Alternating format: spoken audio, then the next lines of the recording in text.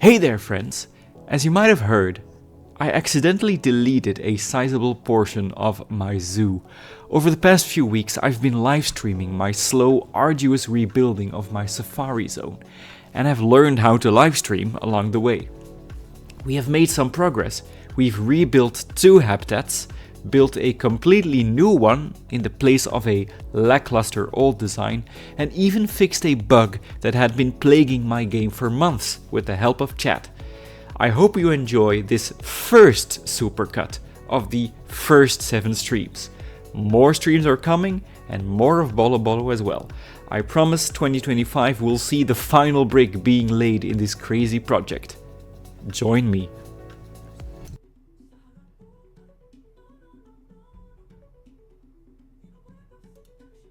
Hey there friends, and welcome to the very first live stream on this channel, and also the very first live stream in what hopefully will be a series of live streams where I rebuild what was tragically lost in this zoo, Bollo Bollo.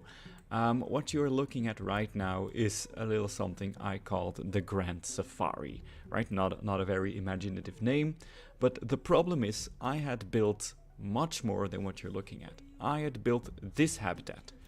I had built a very large habitat right over here.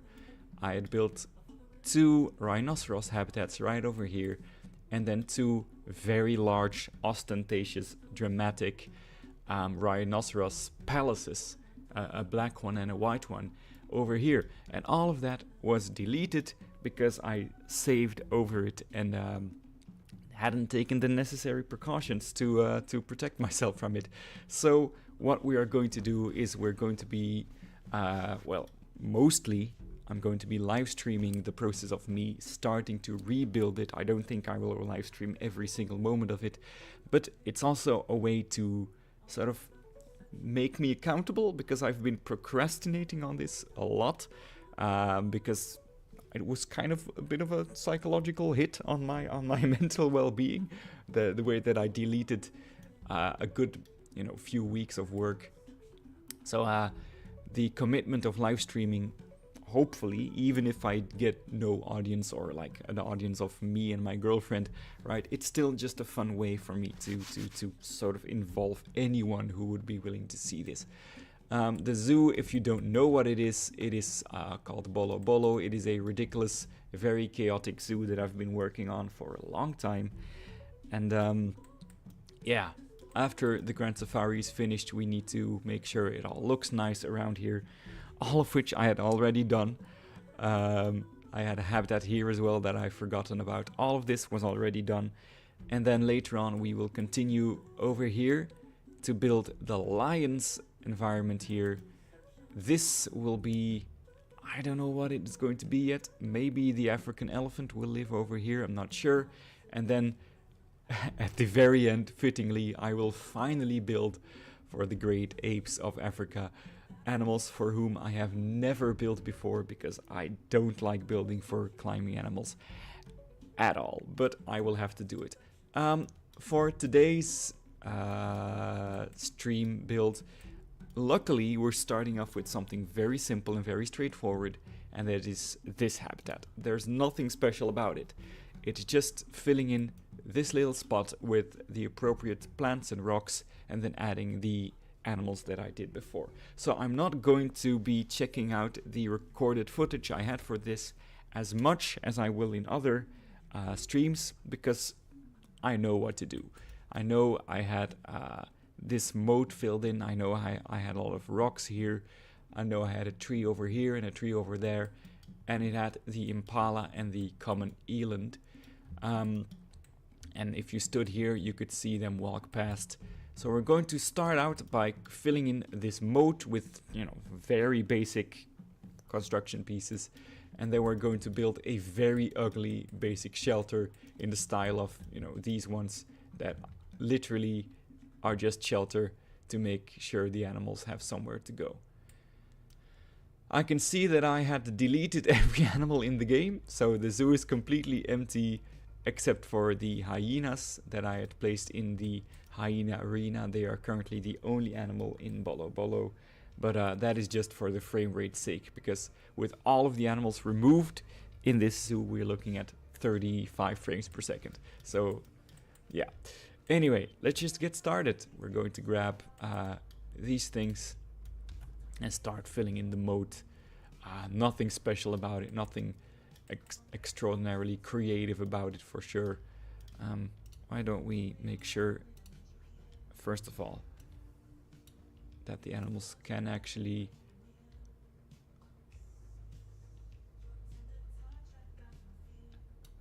there, this feels a bit more appropriate since there is going to be a small shelter building over here.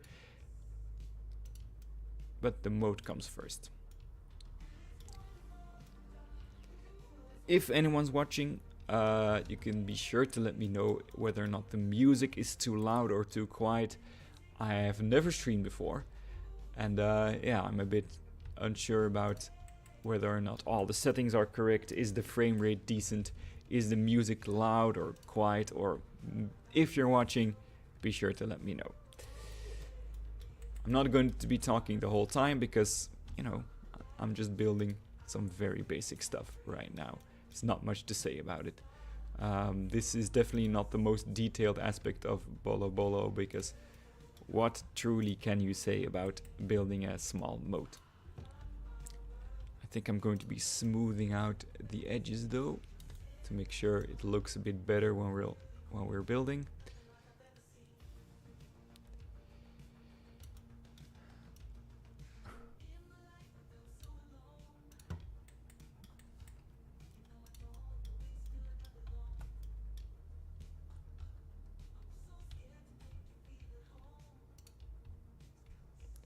We'll be doing the finishing touches on this later, because this habitat is, as you can see, is a very big one, and there's still a lot of work there to be done, just in terms of planting and making it, you know, adding detail. So this moat is literally almost unnecessary.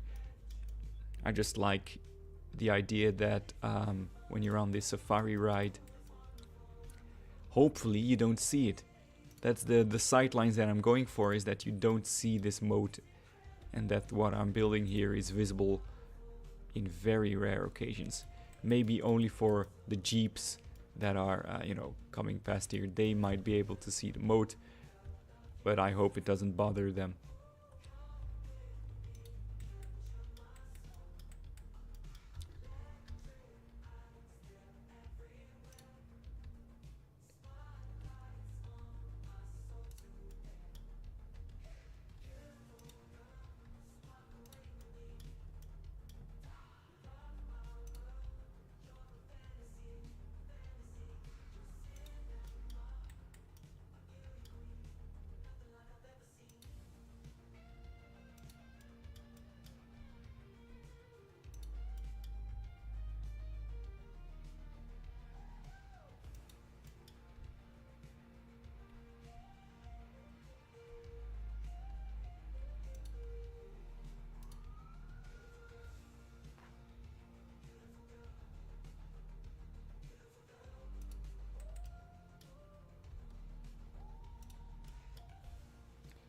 We'll probably be finishing off these edges with some basic rocks to sort of fill in the gaps here. Simply because I don't have the patience to mold the terrain in this way. I've never been a patient fellow, and especially not with the terrain building of Planet Zoo. I'll just throw in some rocks there. So if you are over here, you should not be able to see the moat at all, and that is actually true. And if you're over here, this is another viewing area. The moat should also be barely visible, and in fact it won't be visible because I'm going to build a very basic shelter right now using the same pieces I used for this. Right, so let's just keep it very basic. I'm literally putting the least amount of effort possible into this.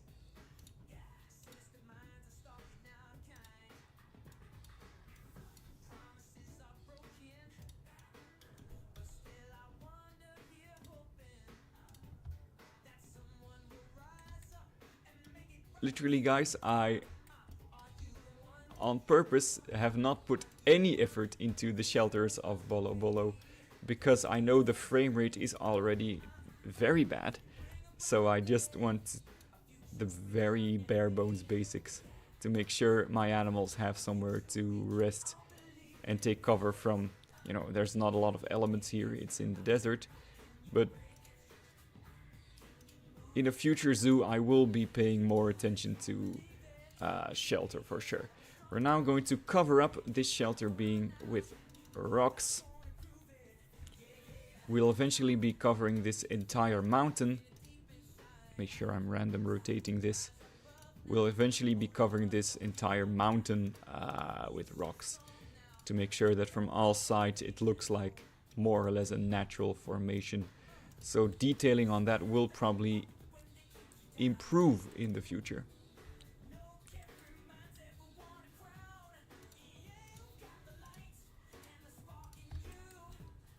Right, if you look at this side, for example, you can barely tell there is a shelter here. I don't even know where it is. Is it in here? Is it hidden? Where is the shelter for these guys? I don't know. They have it. Let's take some more rocks. Make sure we random rotate.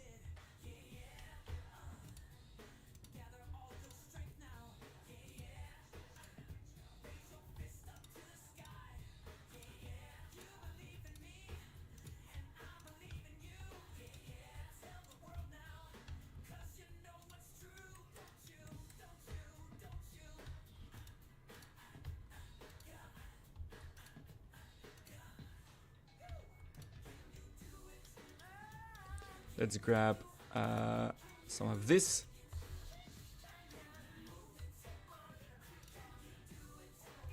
Angle it the right way. We'll actually have to do it like this. There we go. Select all of it. Make it a group.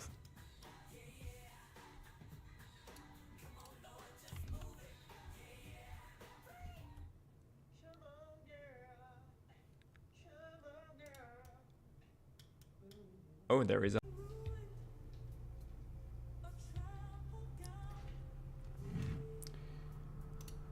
And we're back. Yeah, in the middle of streaming, my internet died, not only of my PC, but of the entire household. And it took us resetting the entire modem and then installing all kinds of apps and everything to get it going again. I have the feeling that me streaming caused this somehow.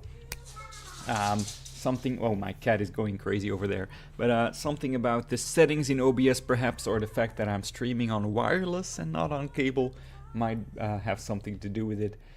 But yeah, I'm just going to start again and see if, you know, it works, see if it keeps working, and if it crashes again, then guys, then I'll have to find a solution. Because I really wanna get into streaming this thing. So again, simple build today, very straightforward. I won't have a lot to say about it, but I'm just gonna get to it, gonna get in groove. I will say, at this point, I was thinking recently about what my favorite video games of all time would be, and I have a very, you know, well-defined 20 games or so that need to go in there. And then I have to wonder, Planet Zoo, how does it stack up to, for example, a game like Baldur's Gate 3, a game like Baldur's Gate 2, a game like, I don't know, Red Dead Redemption 2. But it's come to the point that, to me, Planet Zoo is not really a game anymore. As a game, Planet Zoo isn't all that special, if I'm going to be honest. The simulation is fine and all, and it's fun, but it is lacking in several aspects, right? It lacks some stuff in terms of realism, in terms of depth and complexity, the way the guests are programmed to, you know, enter your zoo and only have the desire to visit one particular animal instead of just following the paths and seeing what happens, which is what everyone does when they visit a zoo, especially for the first time.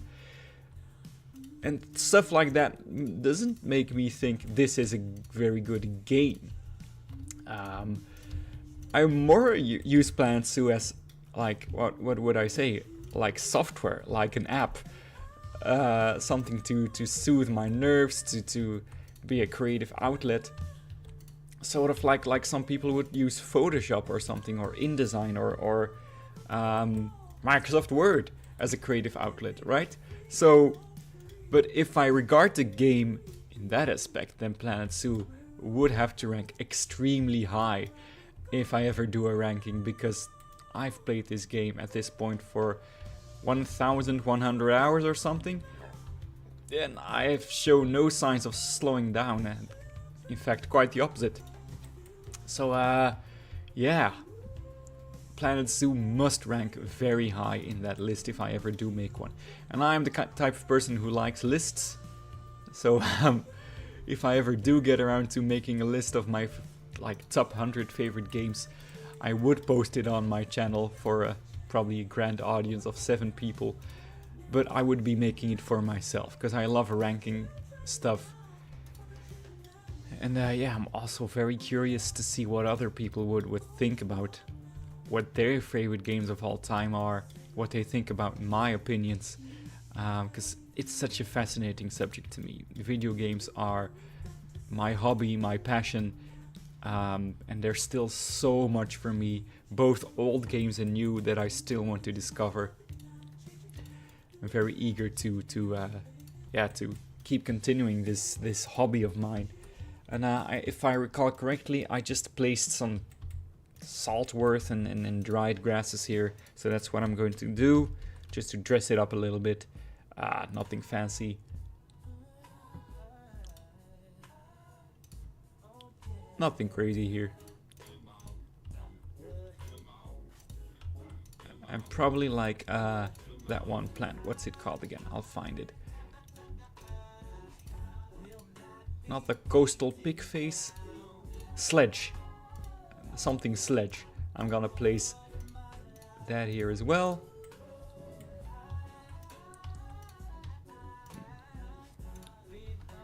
Oh, it's not called sledge. What am I thinking of? It's a dry, it's a plant.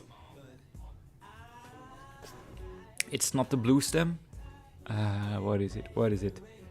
It's completely slipped my mind what I'm looking for, so I can't even type it in the search bar. I know it has a dry version. This is it. Sedge. It's called sedge, not... It's called sedge. I don't know what I was thinking of.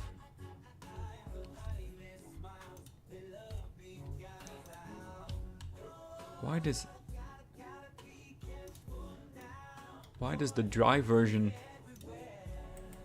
look green here? It's the shadow, alright.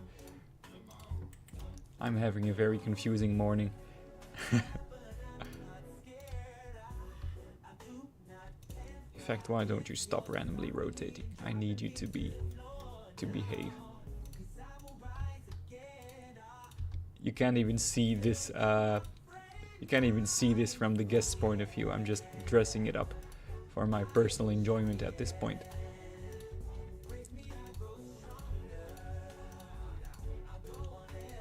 Not doing the frame rate any favors, but hey, we've long said goodbye to the frame rate in this, because I still need to dress up. I almost forgot, I deleted this, I dressed it all up.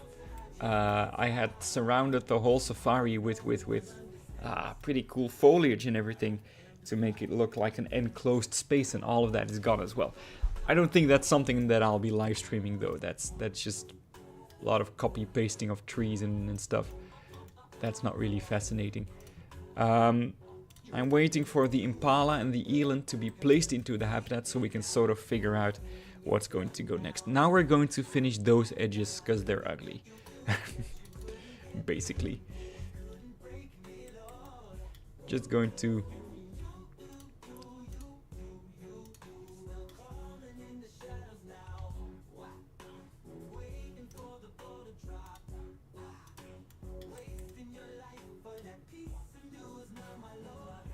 Actually, we're gonna take a different rock for this.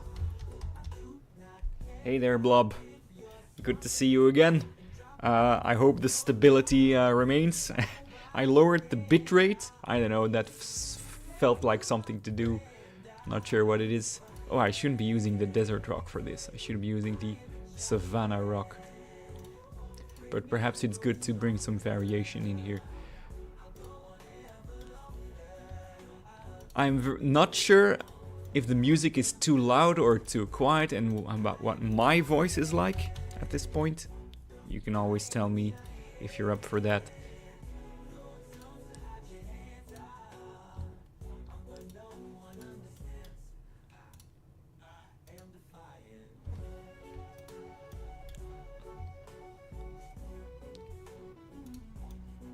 There we go. It's looking a bit more finished already. We'll be coming back to this and giving a bit more depth, because if there's one thing I've enjoyed doing in this biome, really in this zoo, is it's placing foliage. Don't ask me to build a convincing shelter, because you know I don't need the frame rate to suffer anymore. But in terms of foliage, I feel like I've really found my strength.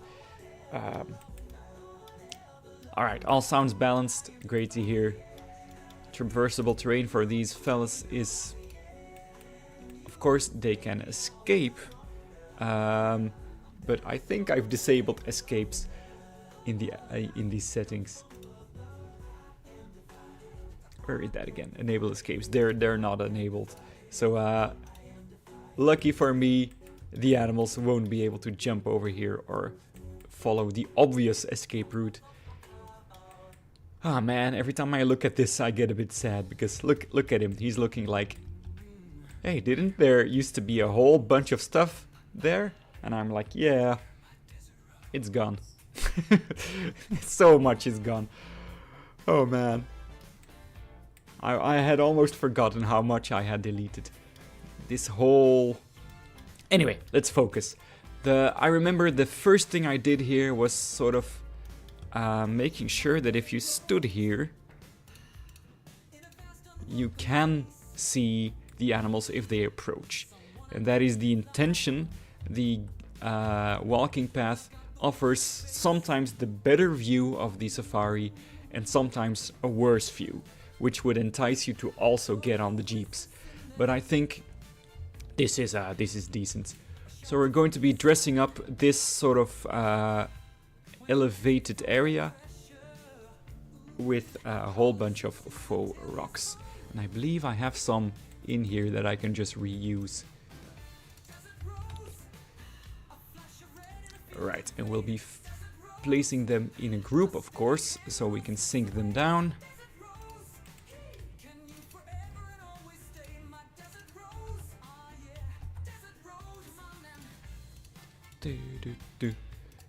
If you catch me singing along to the music, you'll have to forgive me.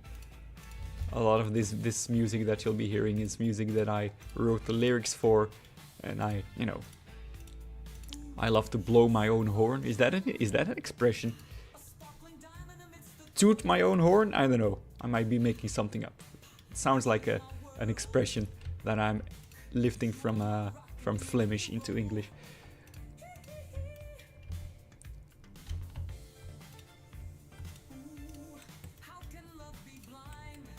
Alright, let's sink this down for a bit more of a natural look. Still a lot more work is needed. How did I do it? I'm just gonna check out the actual video, which is off screen for you. But what did I do to make this look decent? Just a lot of the smaller rocks as well. And then the tiny pebbles. Alright, understood.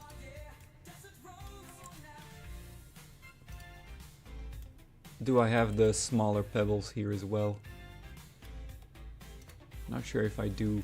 These all look like the big ones. Let's just grab some more of these.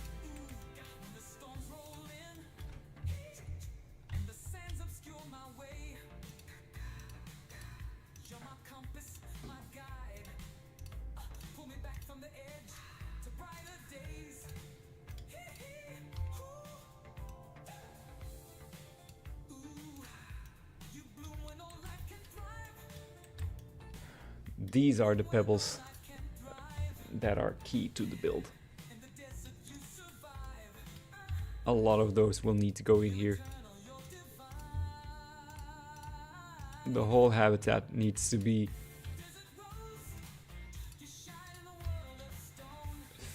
featuring these 4 rocks.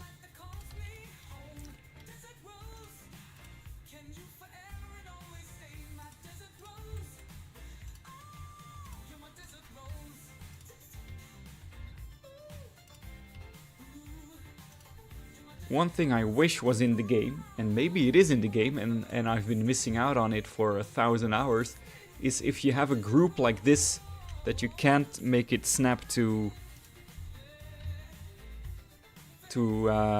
terrain anymore, like adjust itself to the level of the terrain. That's always something, because I do a whole lot of placing these 4 rocks in habitats, and I wish I could make them adjust to the hills. I guess that's where my lack of patience shows. I bet a whole lot of other builders would take the time to adjust this 4 rock cluster to the hills. Believe me, guys, I toured a zoo. I can't call it a zoo. I toured a creation yesterday, and I'm going to upload that tour very soon, of a person who spent, if I read it correctly, 1,500 hours on one, well, park, place, and it is the best, coolest, most impressive jungle build you will ever see. I guarantee it. And the amount of time and patience it took that person, who only has 1 upload on the workshop, is just legitimately insane. Just to put it into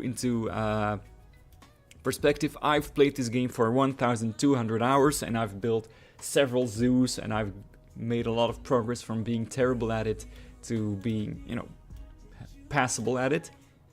This person spent 300 hours more than I have played the game since launch day on one place, one park, and believe me, I don't want to spoil it yet how it looks, but it is absolutely fantastic.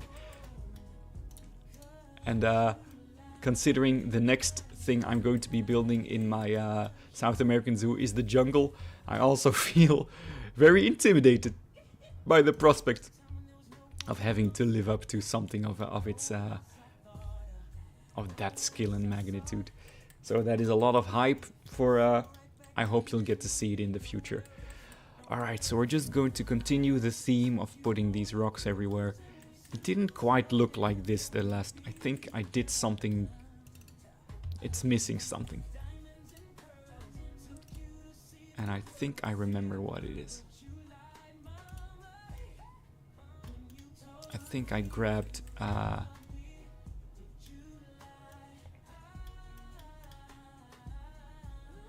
Let's actually check the...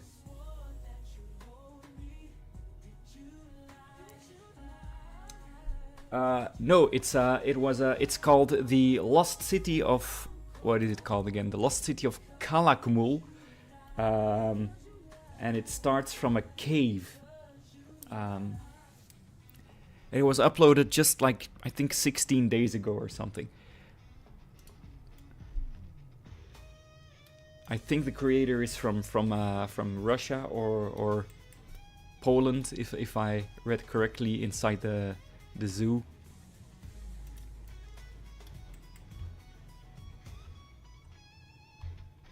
This isn't what I did. What did I use? Okay, I see it.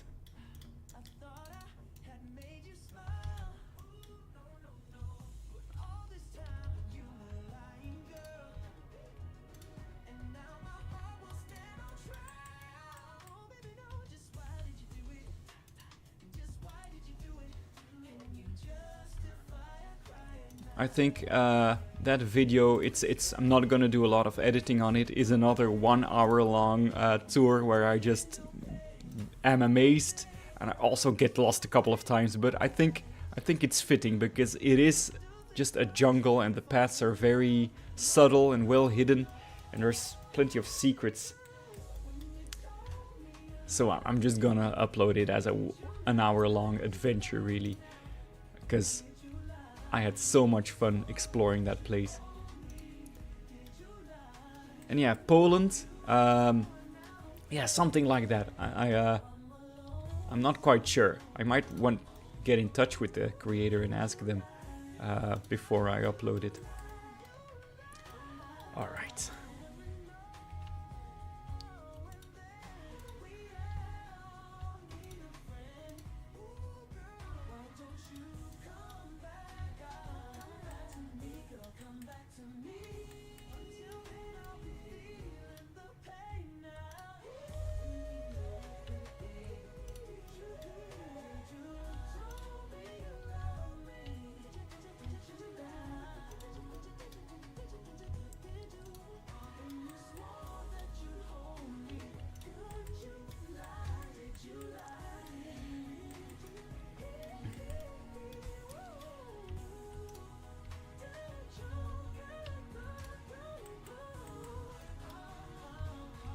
Alright, is there still some elevation? There is. It's just very subtle against the... Let's change it up. Let's take another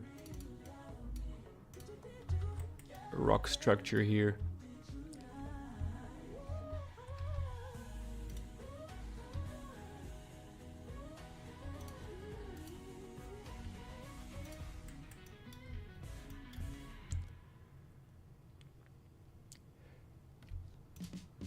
So as far as the selection of animals goes in Bollo Bollo, it is a testament to my impulsive nature that I decided to include not only, or attempt to include, every African animal in the game, but I've also decided it needs to include pretty much every modded African animal.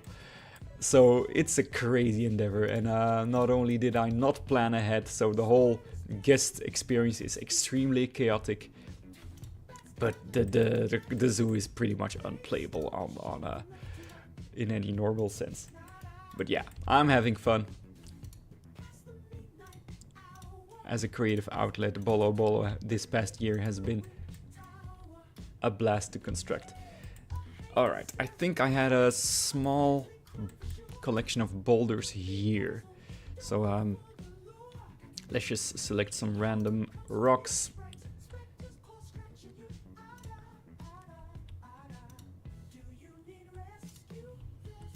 Nothing too crazy.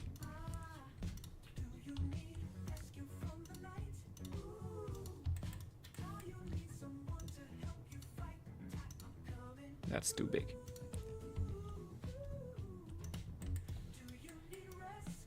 Rescue now.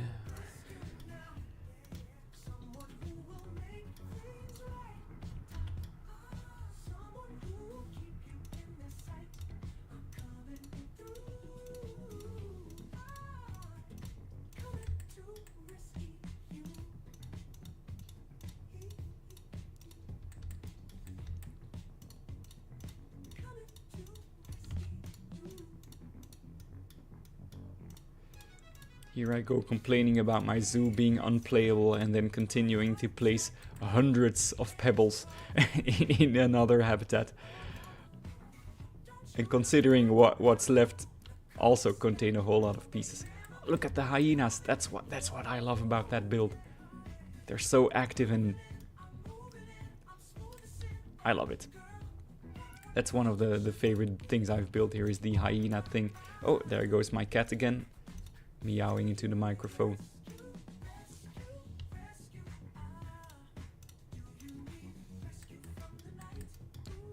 All right.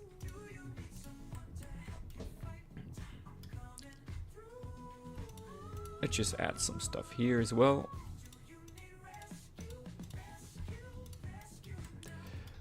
I think also if I really wanted to clean up the zoo, I think a lot of pieces are just literally hidden underground for no reason at all. Like trees and bushes I sank down to the point that you can't even see them, but they're still, you know, they have to be loaded in.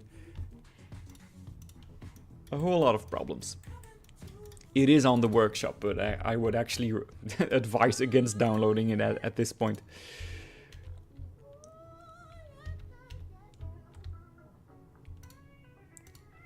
Alright, we're gonna use a little trick by a certain person.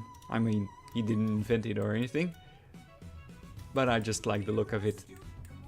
And we're gonna create a 1 meter tall electric barrier to keep the animals from climbing onto the rocks. Since we're in sandbox mode, it barely even matters. But I'm constantly in an interesting struggle between realism and a complete fairy tale in this zoo, so I guess we'll continue the dichotomy of it all. Whoops, camera is being a bit wonky. Let's make sure this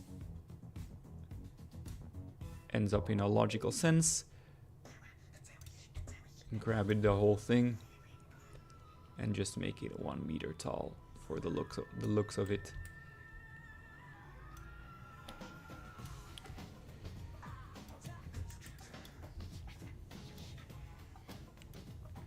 Okay.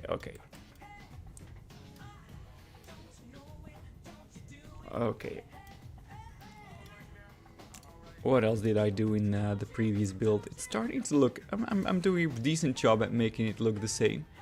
At this point I was spamming Nitraria bushes, buffalo grass, as you do. The drier one on the outside and the lusher ones in the middle. And that's pretty much the idea of the whole build, and then just placing more of the rocks. Alright, I have a very simple task ahead of me. Let's start with the plant that this whole zoo is built on, and that is this one. Pretty much the whole zoo is based on placing this plant.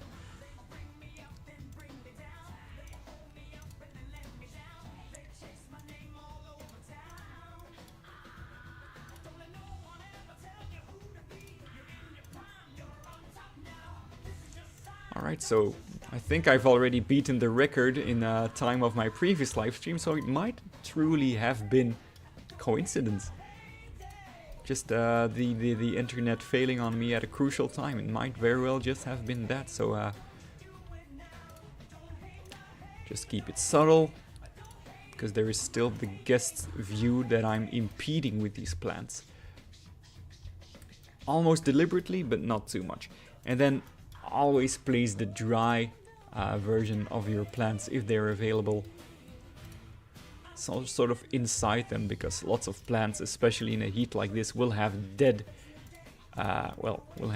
and live offshoots of them. Also just very cool to spam the dry sticks everywhere to make it look rugged.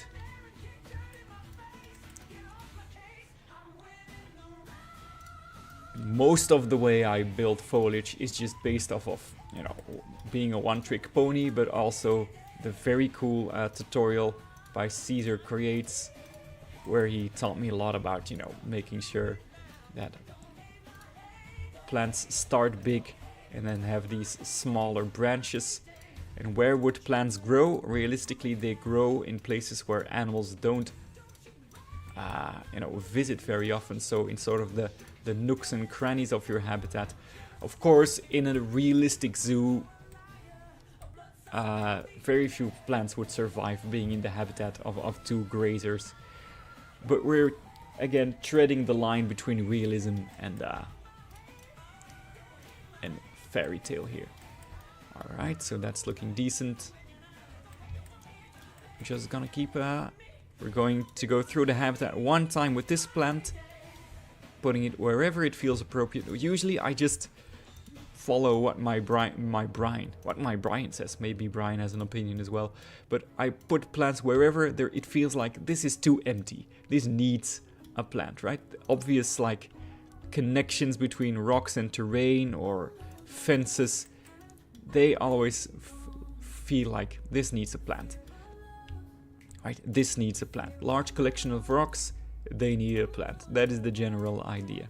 And then you just go through the habitat and you look at those obvious places and you just spam plants. That part of the game has little secrets for me. I could still very much go more overboard with it than I do. It is truly the more, construction human aspect of the game that I've barely bothered learning, I'm gonna be honest. I'm not gonna say I build ugly buildings, but considering what I've seen in the game, I feel like I just lack the patience. I know I keep saying that. Maybe I should stop repeating that. It sounds like I'm angling for compliments, honestly. Right. Now, this is a place where the animals wouldn't come because it has an electric fence. So we're gonna put plants near and around the electric fence because that is where plants would grow more in a more lush fashion.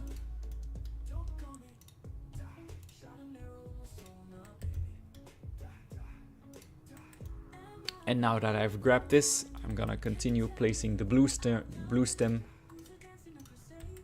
Another trick that I mostly have to thank Caesar for, though it's commonplace these days in Planet Zoo, is painting the terrain, and then you sort of paint in dirt, which is something I should be doing at this point. In dirt you paint certain paths, and in grass you paint others, and you sort of place a lot of plants where you painted it green, because that is where the animals wouldn't hang out all the time.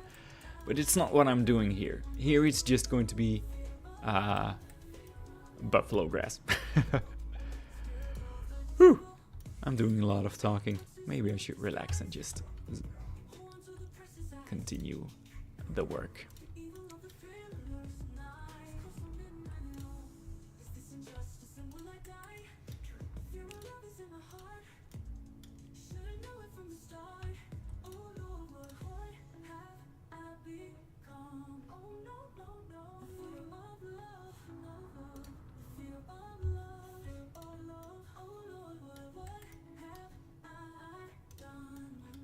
I'm not gonna do it like that in this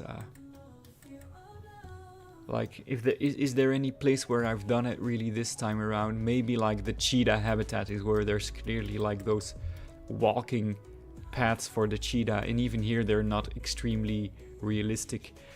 They are kind of a byproduct of keeping animals in captivity, those pacing trails as you call it. Because if you go visit an antelope's habitat in the zoo, it's going to be dirt, right? It's going to be dirt.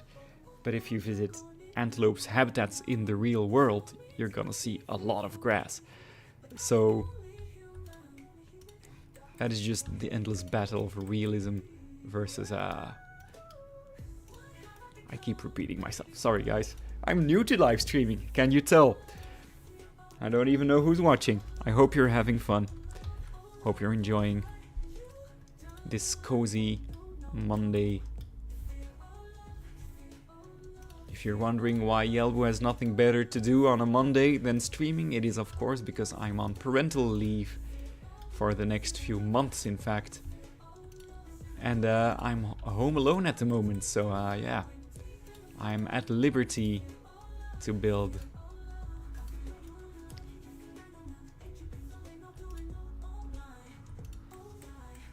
Now around the outside we'll be placing the drier buffalo grass.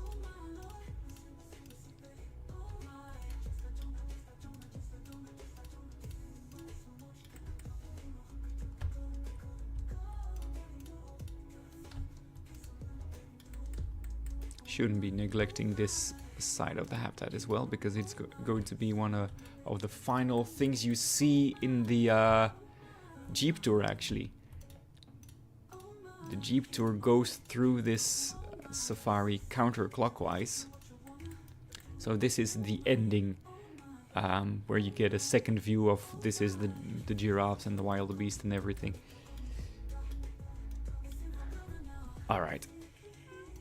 And then my beloved, everyone's favorite, the greatest single thing in the game, buffalo grass.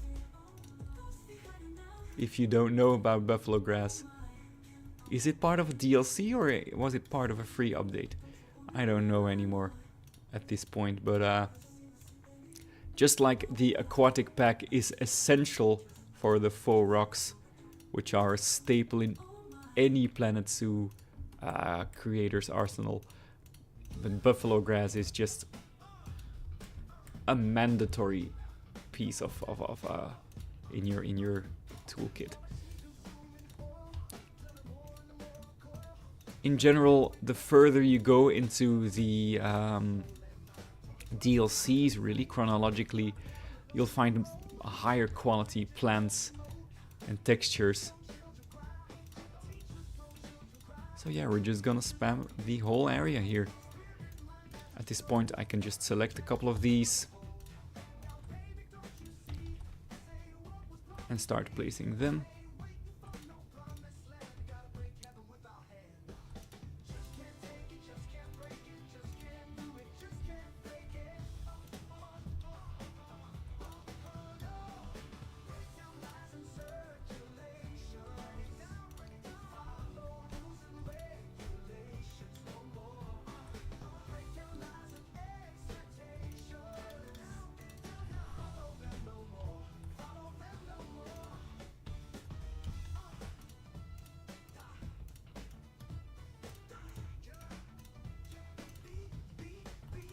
I think it's almost a meme for Planet Zoo creators at this point, just how essential buffalo grass is, but also of course very taxing on my system. I'm not kidding myself here.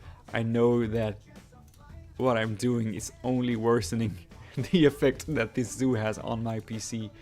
And if I ever decide to upload it, first of all, a lot of habitats will be empty because I'm using mods. But I did not take into account efficiency in terms of piece count. Alright, this, if I remember from the original build, contained 2 trees pretty much. One over there to the left.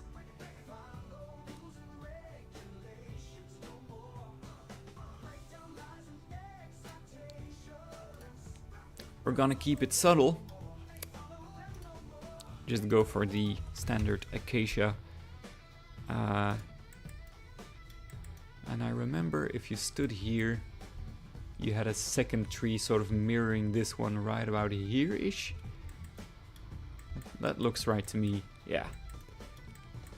That's pretty much perfect already.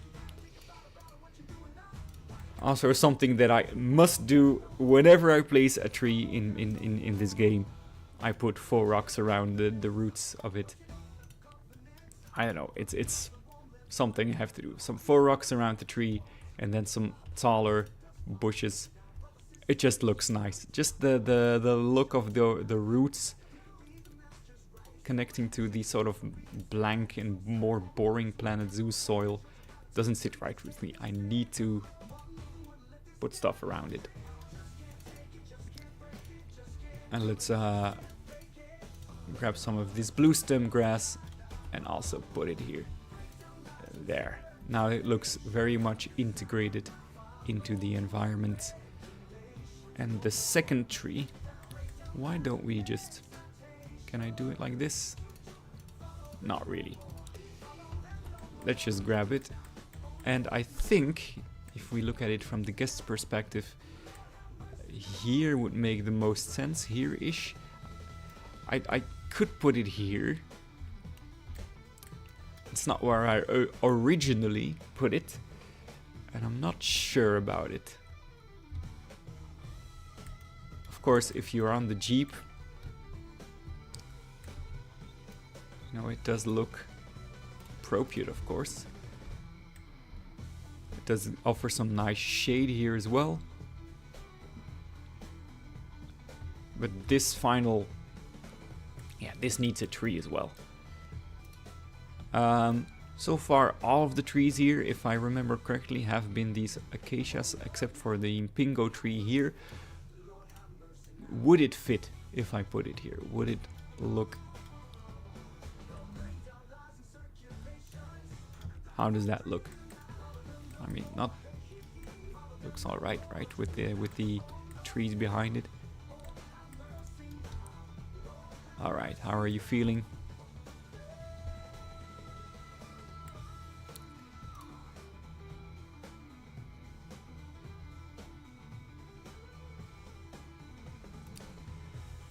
Okay, I mean the build isn't that it's you could almost say it's finished, but I feel like I need to add some more detail. This is a bit too blank for my liking. It needs some more variation in texture.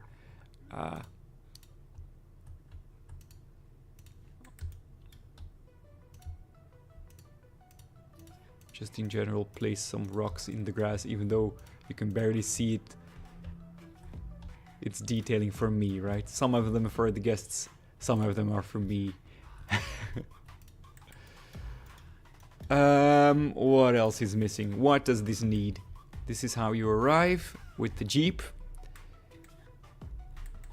And this whole thing will, of course, look much different. This is how you arrive.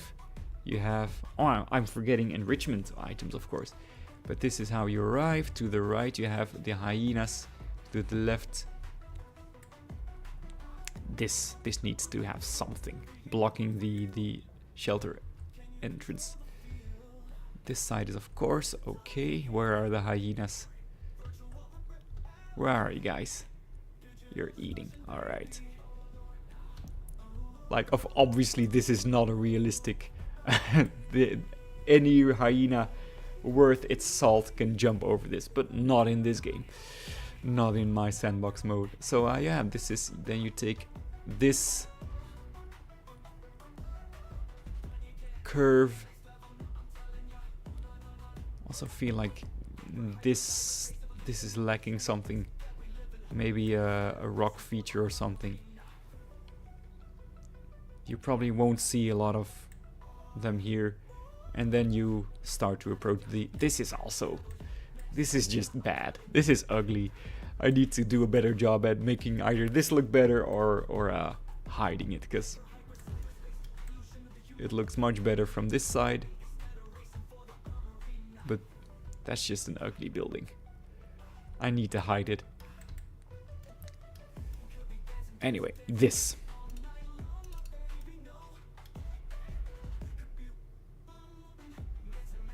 Hang on, guys. I need to pick up the phone real quick.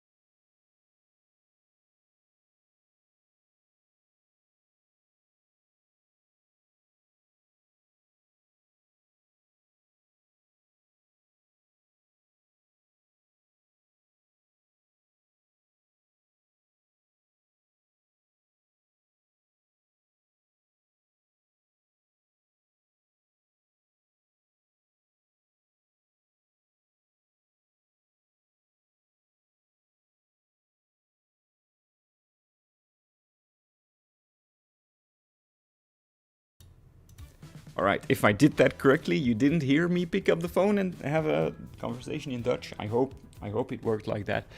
Anyway, yeah, also a reminder for me that I did have some chores to do in the house. So we're not going to be streaming for much longer today. Maybe this evening, because I'm getting in the mood somewhat. Because actually it's already looking halfway decent. Again, just reminding myself that I wanted to put something here, right? Maybe a smaller tree that's appropriate for the biome. Let's have grassland, desert, continent Africa. Maybe a tree that feels, not a pine tree of course, but something to sort of block the sideline here.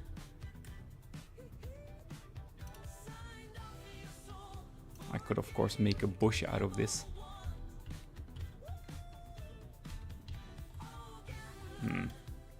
Doesn't feel right to me. The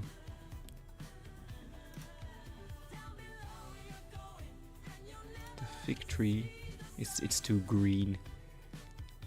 Hawthorn bush, it works.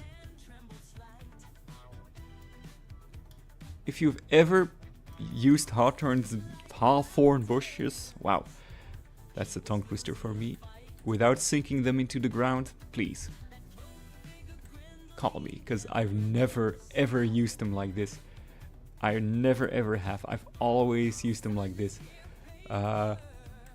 Those poor plants.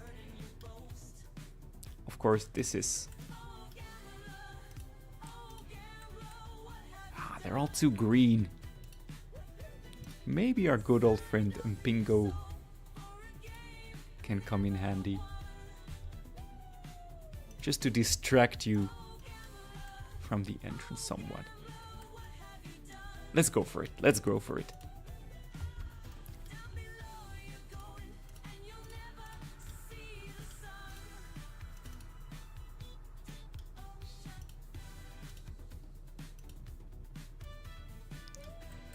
All right.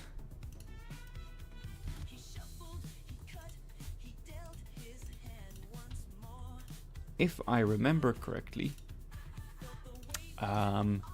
I also put Yorkshire grass in here, in the very center of the grassy areas, to really make sure that part of it was, you know, the most lush, the most tasty, fresh-looking grass. So that's what we're going to do. Make it also a bit taller, so it really stands out and looks very dense. Again, the conservation pack with those grasses really hit the spot for me. So in the center of all of those patches of grass, we'll put the most dense collection of them. I could still continue putting more plants in here. Honestly, if you asked me to build one habitat for 10 hours, I would go crazy with the grasses, but it's looking nice already, I have to say. I am completely forgetting about animal enrichment though, that is true. Poor old dream grass. It used to rule the world. Let's put it in here. It used to be the grass you used. And then buffalo grass came along and you really usurped the chokehold that dream grass had on us. Sometimes I remember it and think, oh yeah. I'll give you another shot, you poor little thing. I don't remember what dream grass came with. Is it an Africa pack thing? Is it a grassland pack thing? I don't know. I don't remember.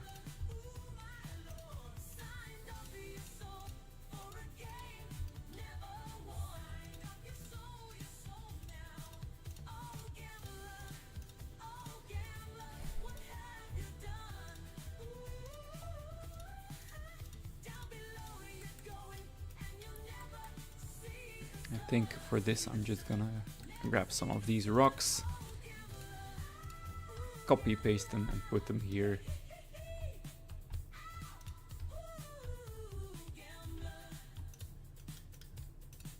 grab some of the grass, make it look a bit overgrown,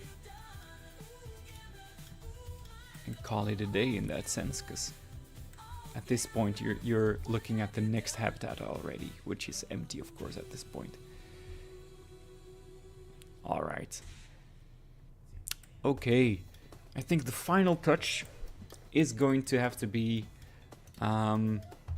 putting actual enrichment for the animals in here. Again, it is sandbox mode, I'm not required to do it, but it just feels right, right? I care about the animals. And I think if you go and watch the video, because this habitat has already featured in a video of mine, you'll find that it looks very close to this with some minor differences. There's really not anything spectacular in here that I had to really try hard to rebuild. Yeah, I think we're just gonna go to enrichment. What are those guys? Because I think we're just gonna take the Springboks enrichment. Wow. Sorry guys, I have ADHD and that means sometimes I struggle with speaking words. And ironically, speaking words is the one thing I like to do very often. So you'll get more of that in the future for sure. And I think this feels like a fair place to put that.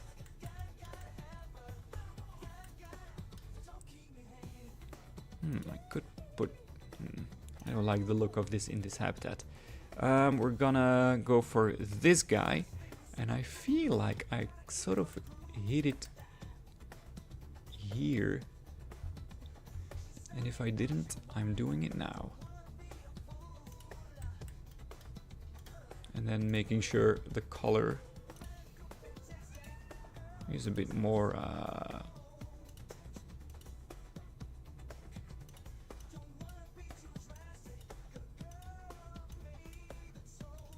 subtle. There we go. Hello cat, what can I do for you? It is accessible. Put one of those weird grab balls, which I've never seen in real life. But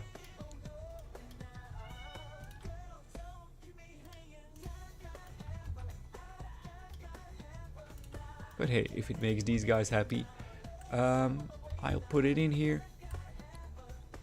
They don't have a drink yet, which is sometimes something I've forgotten at times. I remember going into one of my previous zoos to show it to... there was a kid that a couple we know brought along, and she loves this game, and I wanted to show off a zoo that I had built, and a lot of the animals were dead because I had forgotten to put this in here. So yeah, a reminder. So yeah, this is pretty much what that looked like. I've made some changes, and I think I could very well go back in here and, for example, add this little plant just for the stems. Actually, these ones have a better color. Just put them in here to sort of just suggest some more reed-like grasses. Doesn't hurt to add some variation.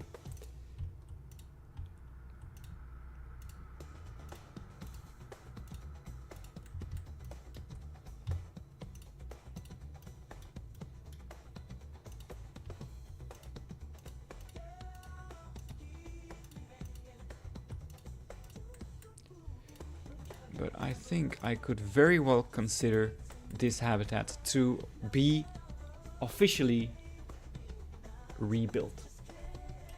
Right? We're back, baby. This habitat is rebuilt. The final touch we're going to do is just add some impalas, some more impalas, and elands in there. Not too many. I think 3 of the elands and 5 of the impalas is a good way to start. We're not gonna overload the zoo once again. So this impala is a female, so let's just have the one male.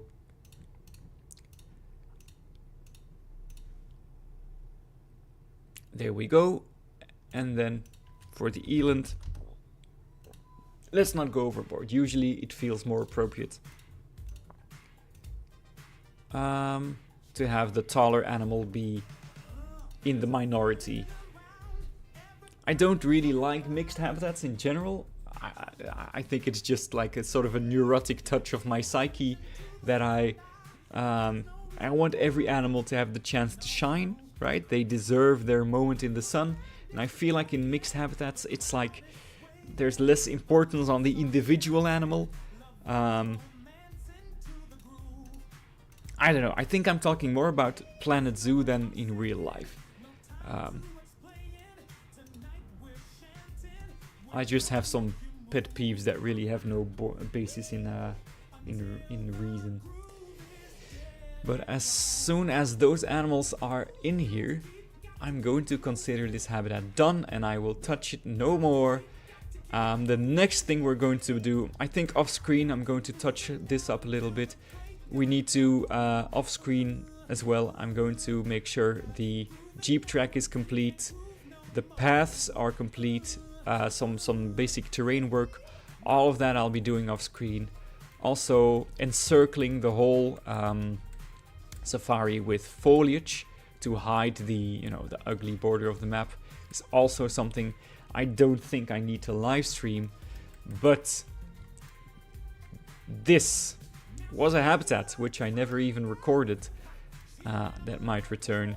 I don't know quite yet what to do with this zone, but this massive habitat, it wasn't necessarily complex in terms of what I did in here. It just took me a lot of time to make, because it's the largest habitat, I believe, in this whole zoo. No, it's second largest after this desert, and the forest elephant does have a lot of space as well. But yeah, what you will definitely see me stream is this giant habitat, and then you will see me building palace number 1, palace number 2, white rhinoceros, black rhinoceros. That is what I'll be streaming, and I hope to do that in the coming days/weeks. And if you enjoy watching that, I hope I hope you enjoyed watching. And I'm going to stop the stream, and I'm going to wish you farewell. Thank you for hanging out in my first/second stream ever. I had to conquer a little bit of stage fright to do it, but I think in the end it actually was a lot of fun. I don't know if anyone's watching, but I'm just going to pretend that someone's watching, and I'm going to wish them a good rest of their day. Thank you for being here. Thank you for watching the video maybe after.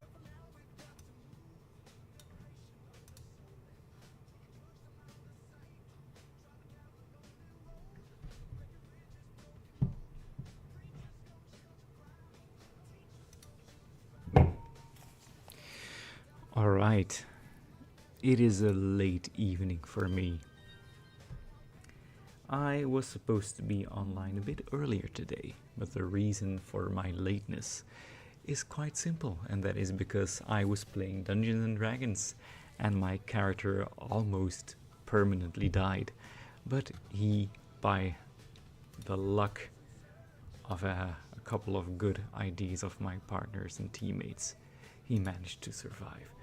But yeah, it's a late night stream. I'm going to keep it quite short. We're just gonna do a few simple touch-ups here in Bollo Bollo, and after that we will simply go to bed. But yeah, and I might even have to close the stream for a little bit when my son decides to wake up. He's right next to me sleeping.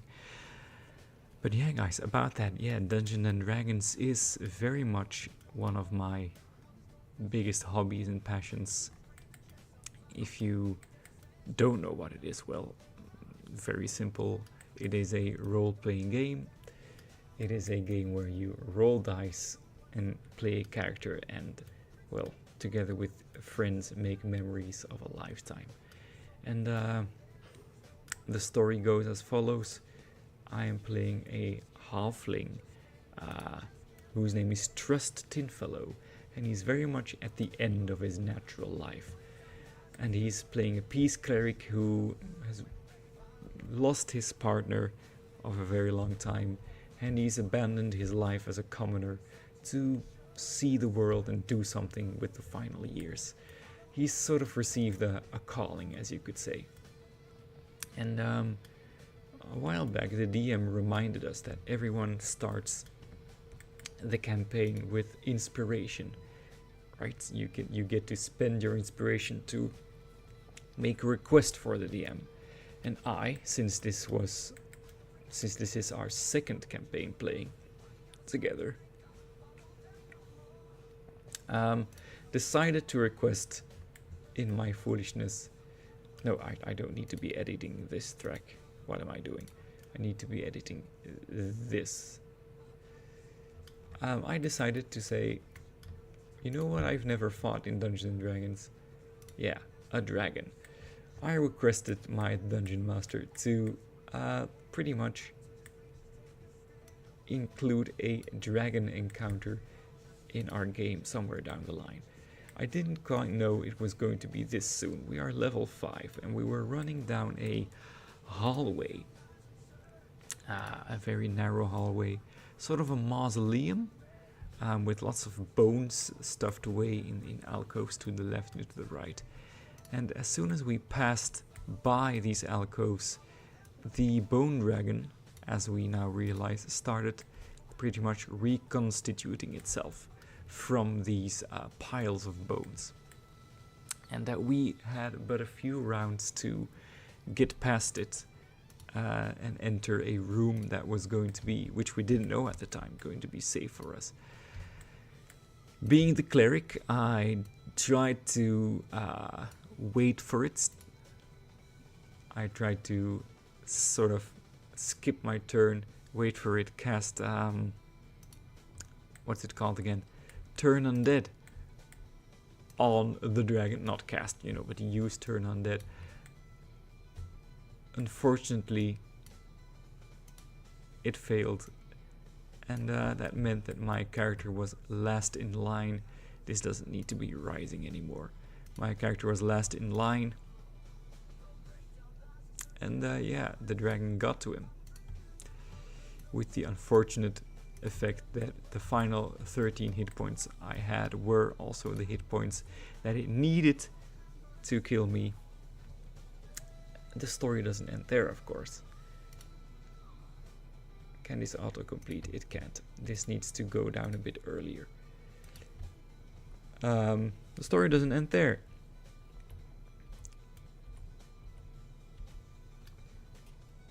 I was standing in the doorway, and another character said, I'm going to try and push him through the door before the dragon gets here. And he rolled with advantage.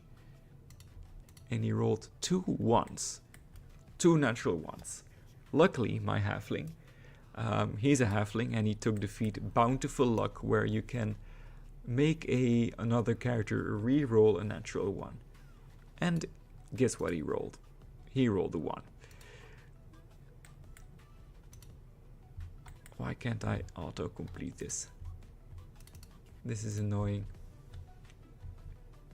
Oh, it was that simple. Alright, we have done a very simple... This is a bit high, isn't it? Was it really that high the first time?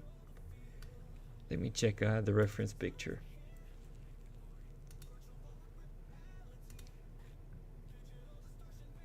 I have in another screen, I have the picture here of how high the road here really was, and I don't think it was as high as this. You can't see this obviously, so it makes for boring viewing.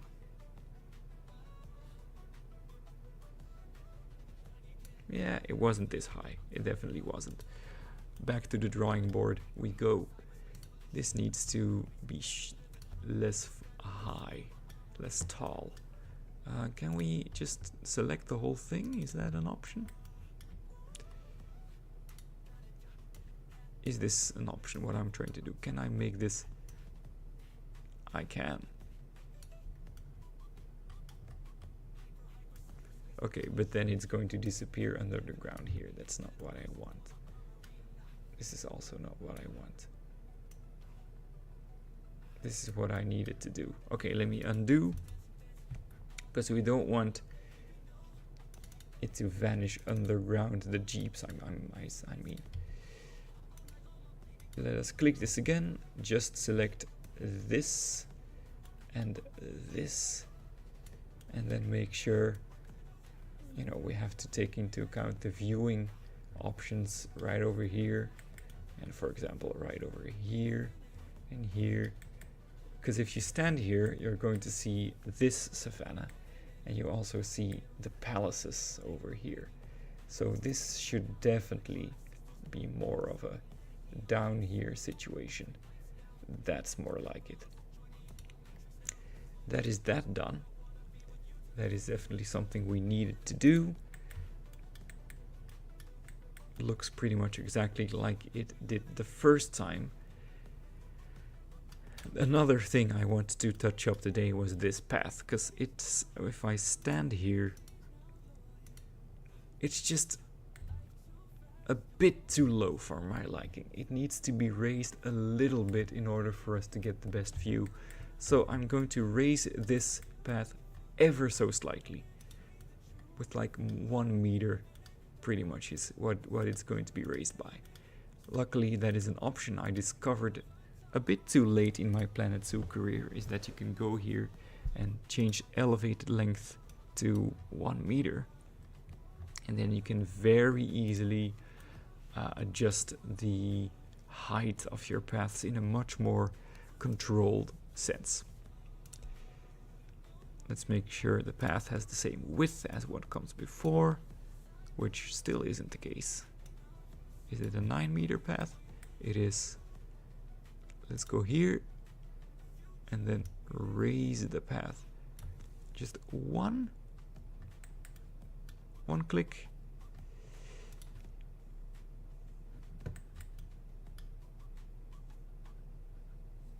Can't I just go? Okay, we'll just go like this. And then we can make sure there's already this fence, which means I don't have to build it for myself. And this is not advanced building, guys. I know it isn't. The point is very much in this this whole experience will be that you're always looking inward. There's really no need for you to be looking over here, and all of this will be covered with foliage anyway. I've long since the beginning of this zoo have abandoned any concept of detail, because, you know, it's a rather big project.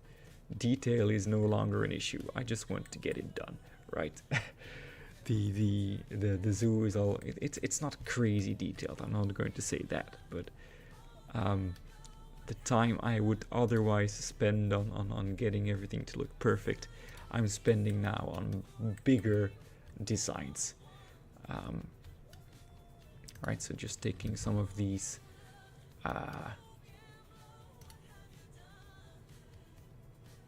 benches.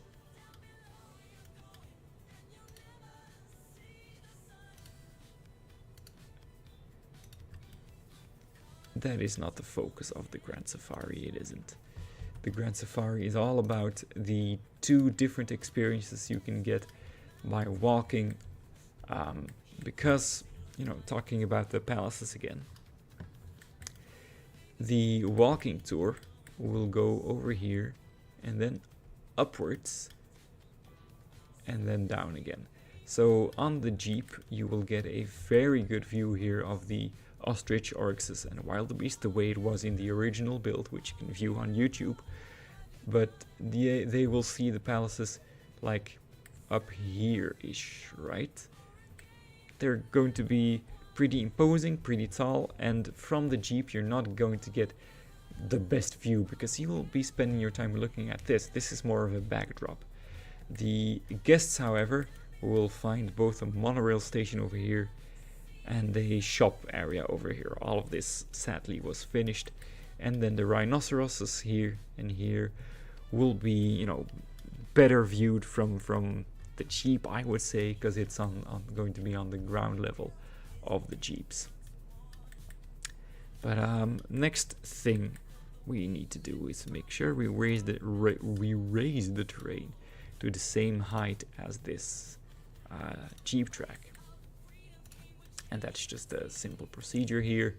Terrain stamp, by the way, anyone watching, if you don't know about this, it is a really useful trick up your Planet Zoo sleeve.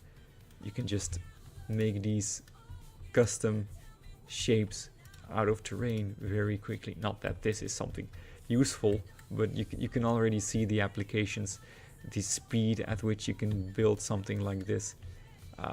You know, slopes and everything, even spheres if you need a round shape somewhere. I didn't know about this for a very long time, but now knowing about it now has changed, you know, has made terrain work a bit easier. So we're just gonna start the basic outline of the palaces here, which was not quite here. And we need to drag this relatively far back and then make sure we have the same rectangular shape we did the first time around. Because remember, if you're watching this, somehow you're not aware of what I'm doing. I'm rebuilding a part of my zoo that I accidentally deleted, and I'm trying to reconstruct it faithfully, more or less. And most of what I deleted is in this area. So this is pretty much general shape of that. I recall putting a waterfall structure around here-ish. So we'll get right on that. Why don't we do that immediately? And I believe it was... which one was it? Was it this one? Or was it this one? Let's take this one and make sure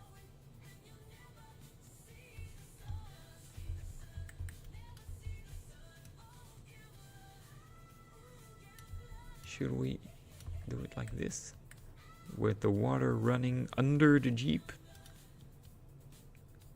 I don't know if this really... I think we're going to do it like this. I built a very simple, like, retaining wall here, and I just want to double check if I can, in the footage, which I have off screen, what I made the wall out of, but I think it's just going to be very simple, like plaster. Yeah, that is what we use, so that's what we're going to do. Alright. Just pretty much make sure we are in the same... this is straight, right? Yes, alright. We're going to take a plaster wall and make sure it has the right color. Oh, I did not see.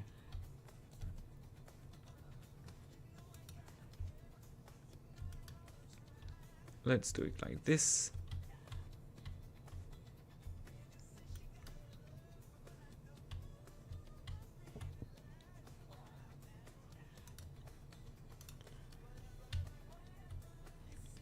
And then we add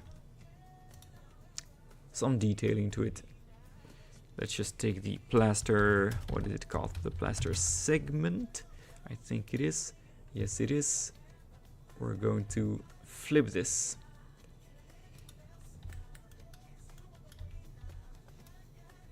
Like this.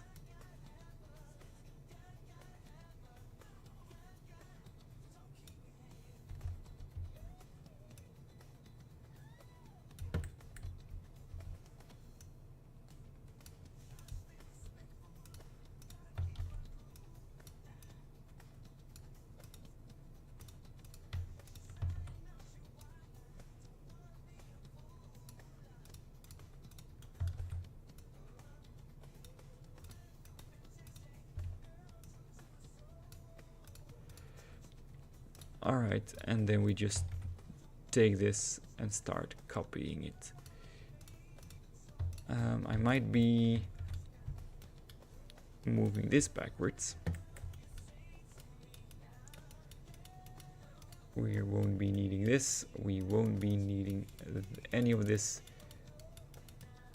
That's what the simple retaining wall is for, to of course, you know, make it look somewhat realistic. Make sure that the whole bunch of animals that will be living here won't easily be crawling onto the Jeep ride.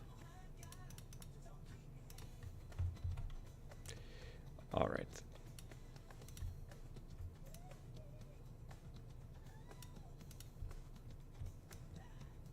So this is pretty straightforward.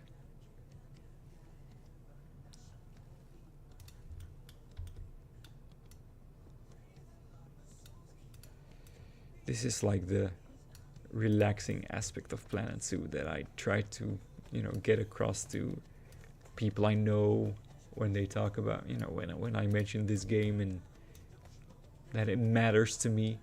I just like to mention how relaxing it truly is to be dragging structures around and making sure they fit. There's a very you know,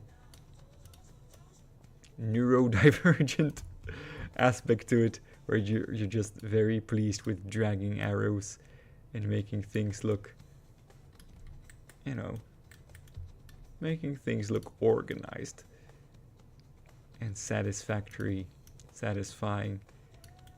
That's what I enjoy in Planet Zoo. You know, in real life I am a bit of a scatterbrain, and I am a scatterbrain in Planet Zoo, but when it comes to, you know, just the way it feels when these models match up and there's no black line between them, that's just, it's nice to look at. It feels nice.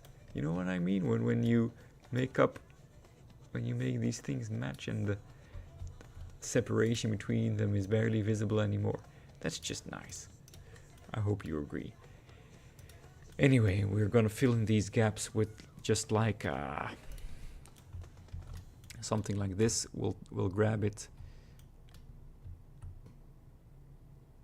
and then I believe it was something very much like, let's just grab this.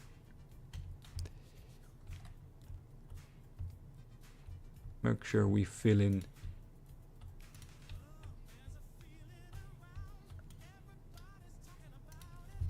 all of the empty spots with some rocks to make it look, you know,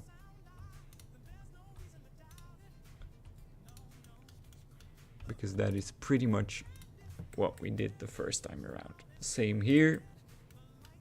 We're just gonna take these things, stack them on top of each other, randomly rotate it.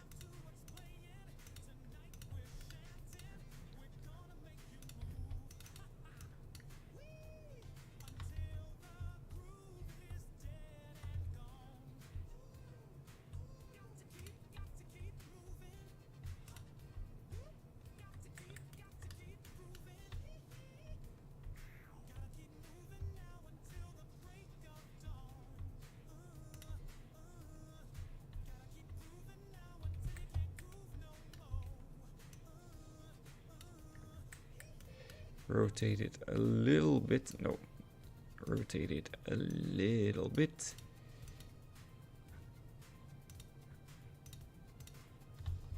And then just fill in everything that's left. Alright, that is looking very close to what we did the first time. The color of this isn't quite right though. I hope I can just select all of them. Oh, it selects the track. I didn't know you could select the track like that. Let's just select them individually. The brown was a bit browner, right? This is very much a yellowish beige. It was a darker brown. And let's see if I can pick it out on the color wheel a bit. Something more like this is what it was. All right. I sort of feel like, how would you call it? Like a fan of an artist like this is what it was, this is the way it was, talking to, you know, about something that doesn't exist anymore. I didn't let it go. I couldn't let it go. I had to complete this part of the zoo again. It's pretty telling that, you know, deleting this has sort of made my brain collapse, and I didn't even bother to just start working on something else, right? We still have this area of the zoo that needs to be developed, and then I will consider it relatively pretty much finished, although I still have no idea what to do here. But this is the general idea. Now I'm wondering what I had this. I think this is relatively pretty much the way I made it.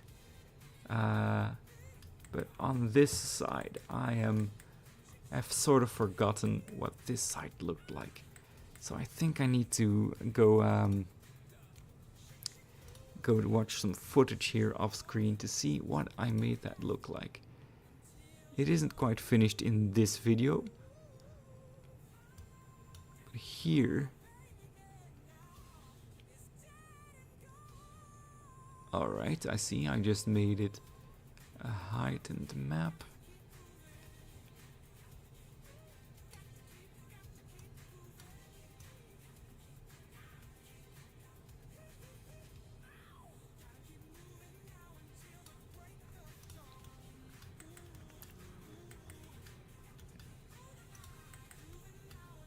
Let's see if I do it like this.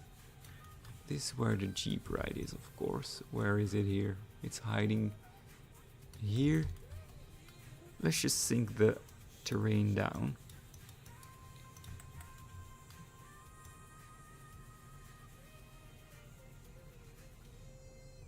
Over here, make sure it has a bit of a cliff going on.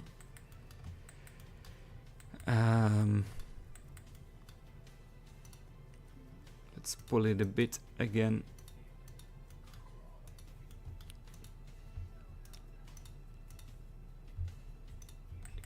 It isn't quite, I don't quite know what I'm really trying to go for with these tracks that are so, what am I doing, by the way? I'm just getting distracted. But these tracks that are sort of hidden in the sand and then they aren't, I can't really tell you what I'm trying to make it look like. Like, is this a real Jeep ride or is it a ride? I don't know. I'm honestly not bothering too much with trying to make it look very interesting.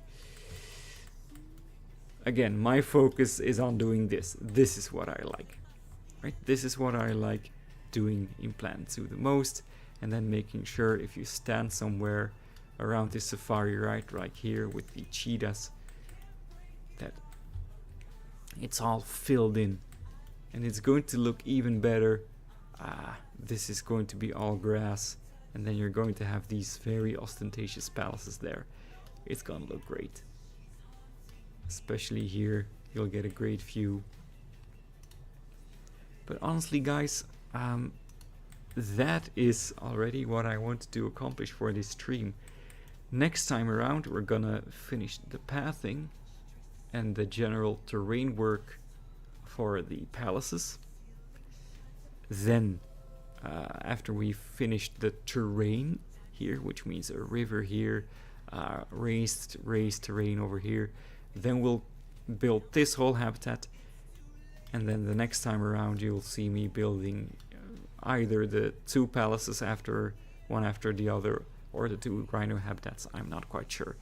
But yeah, very short stream for today, because I'm feeling a bit tired, and that is going to be it. Thank you very much for stopping by. If you did stop by, if you watched later, I hope you had some type of fun. But I'm going to do the responsible thing, and as soon as my son wakes up, I'm going to take him with me upstairs, just to make sure that he gets a good night's sleep as well, and that my girlfriend is currently getting some much needed shut-eye away from the needy newborn. So guys, I'll see you guys very soon. I'll be streaming probably this weekend once again, much longer that time, and I won't sound as tired. Love you, and I'll see you very soon.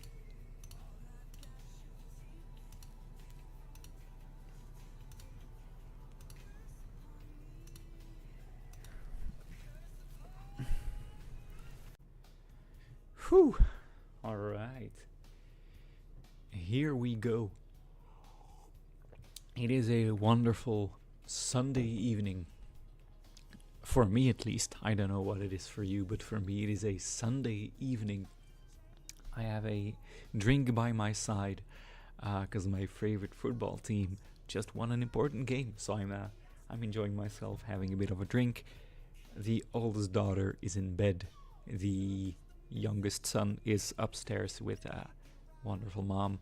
So I set a little bit of time aside for myself to continue working on Bollo Bollo. I am in no way going to get this finished today, obviously. But what you're looking at is a rather large space that was reserved back in the day, back before I deleted it, was reserved for the Gemsbok, the ostrich, and the black wildebeest.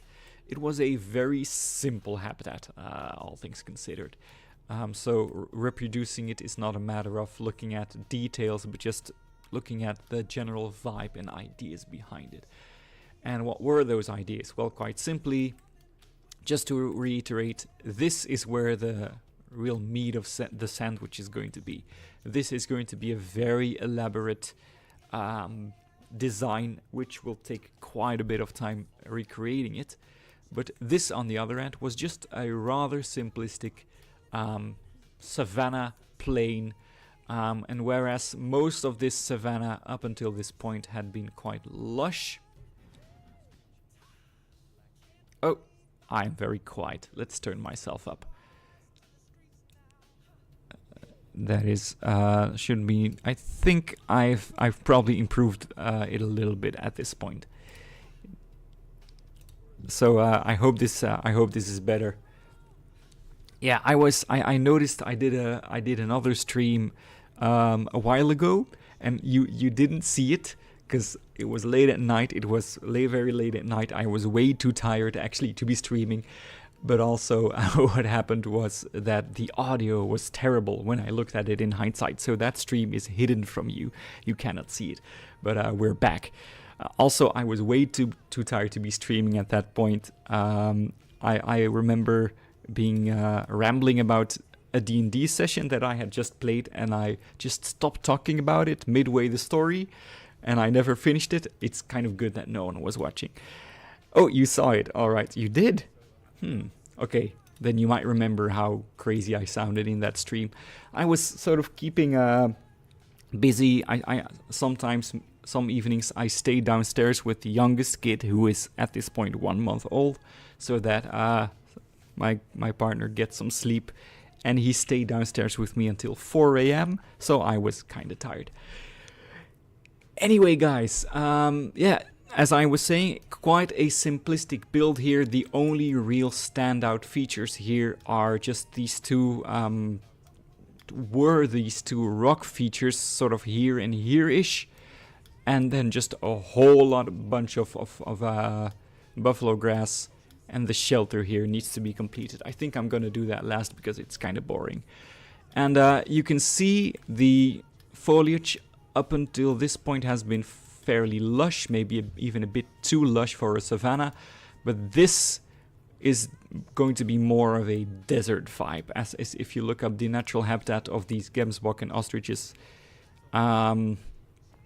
it's kind of barren, right? And that's what we're going to reproduce. So let's just get the ball rolling. The very beginning of this build was based on a blueprint, which I should have prepared beforehand to look up what it was. I think it was this, something called Cliff. There it is. Temple Cliff piece by, I believe, Nicholas Lionrider. You know, it's nothing crazy. It's just these temple pieces made to look like a cliff.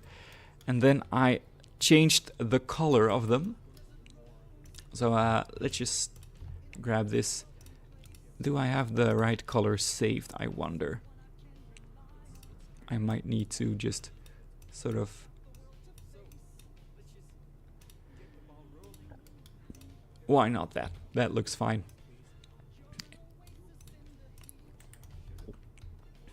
So again, I'm not going to be completely copying what I did last time here. This is not a complicated habitat at all to rebuild. It's just a big one. So the original thing took me, you know, maybe 2 hours to build, and that's not a lot, you know. But was pretty much something like this.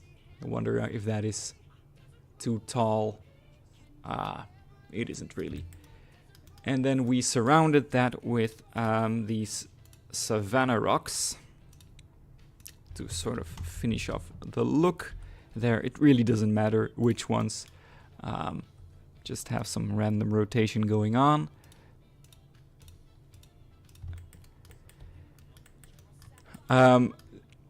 This rock feature is a very lame and weak recreation of a build that in the original video on this, which is still on, and if you really want to be a hardcore Yelbu fan, you can go watch the video where I built this originally. And I do remember referring you to a YouTuber called Zoologo Experto, who makes this amazing rock feature in one of his habitats, and I believe I linked it in the original video. So this is kind of a lame recreation of what that looked like.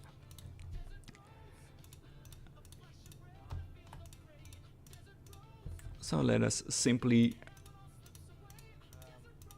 start building these like arms around it.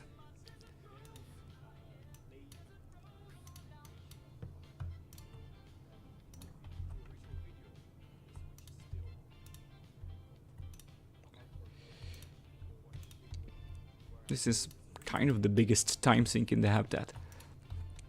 Anyway, guys, how has your weekend been?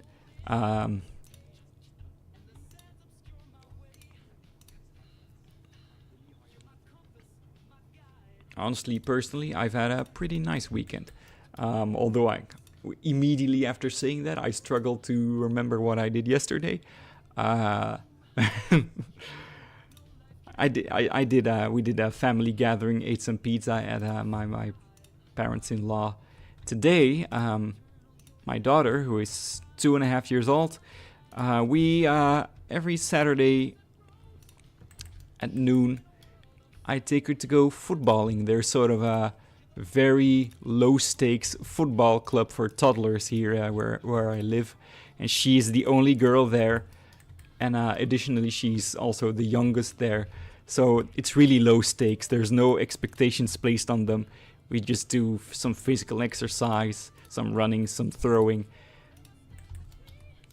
And the first 2 times we went, she really had a lot of fun. Today she was, you know, the complexity of the exercises sort of got to her, and she wasn't really getting what she had to do, which is, you know, it is no problem at all. Everyone's having fun, everyone's high-fiving. But then I took her to have dinner pretty much, sort of as a treat. We went to the local zoo here, which is just 20 minutes away from where I live, a 20-minute bike ride. So obviously I've been there a lot in my time. Alright, another Prehistoric Kingdom video. I look forward to it. It is a game that I truly, absolutely should be playing. I have it in my library, I had it installed for a while, and it is no fault of the game that I'm not playing it, but I just keep thinking like I only have space in my head for one complicated building game, which Plant Zoo is to me these days. It's not a simulation game, it's a building game. And I seem to recall that I did not like the traversable terrain for what I built here, because the animals are smaller than you think and they don't like any of this. So I'm already going to sink these a bit deeper, which might be a bit of a waste. And we're going to grab another sort of 4 rock set to finish the look here. Luckily I have just the thing. I don't think the color is quite right, but I believe in this habitat we were using this sort of collection of 4 rocks. There we go. The color is a bit off here, so let's just change that color before we do anything else with it. We should have the previous color here. Is that the one we just used?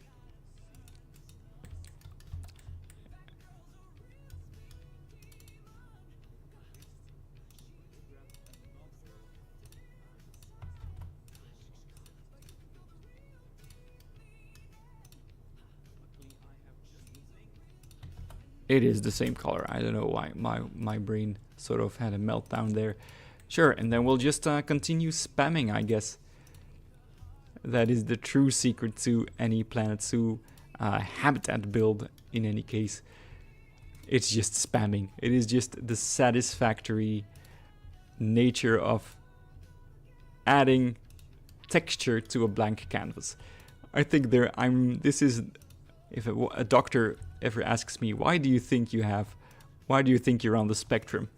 I'm going to refer them to my Planet Zoo playing days. Oh, your new video is coming out in June. That's fair. I have a running series of the Inzoi Life Simulator, which I post once a month at this tempo, so I hear you on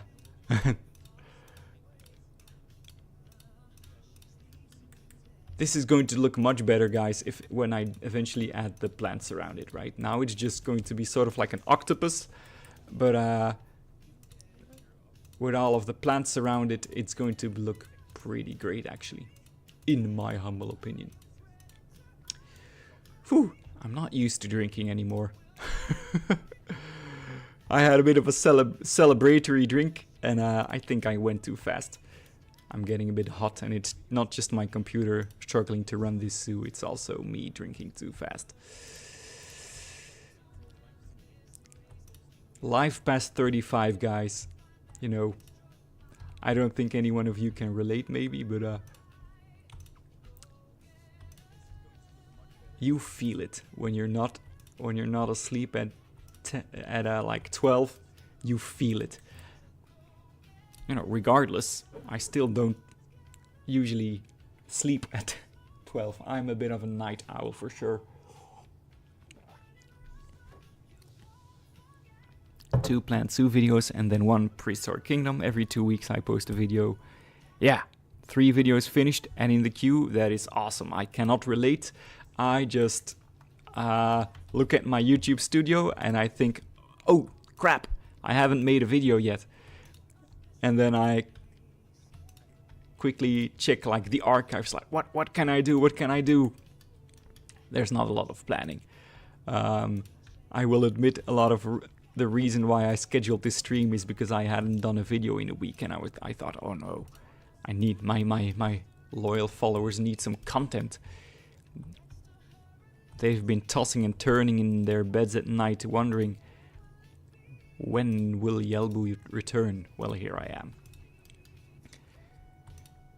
Mindlessly spamming 4 rocks.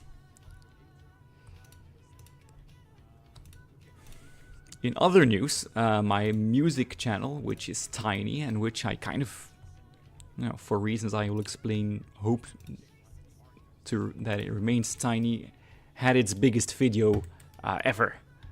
So that's good, but it's a tiny channel. I don't promote it too often because it is just me experimenting with AI generated music, and even I don't really... I have a complicated relationship with AI music. I like my own music because it's lyrics I wrote with a very deliberate goal in mind, and I don't like anyone else's AI music. I think it sounds terrible, I think the lyrics are terrible, so I just like my stuff. But I'm at 40 subs there, and I had a huge for that channel video. Elephant puppet. My favorite build. Do you mean in this zoo or in general? Because in this zoo, I might have an answer ready, but in general, I'll have to think about it.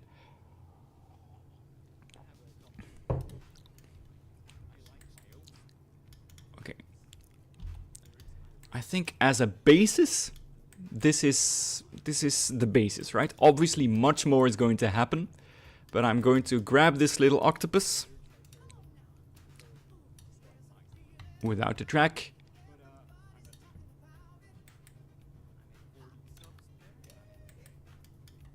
Wait, didn't I just group this? I thought I just grouped this. There we go. Okay, there we go.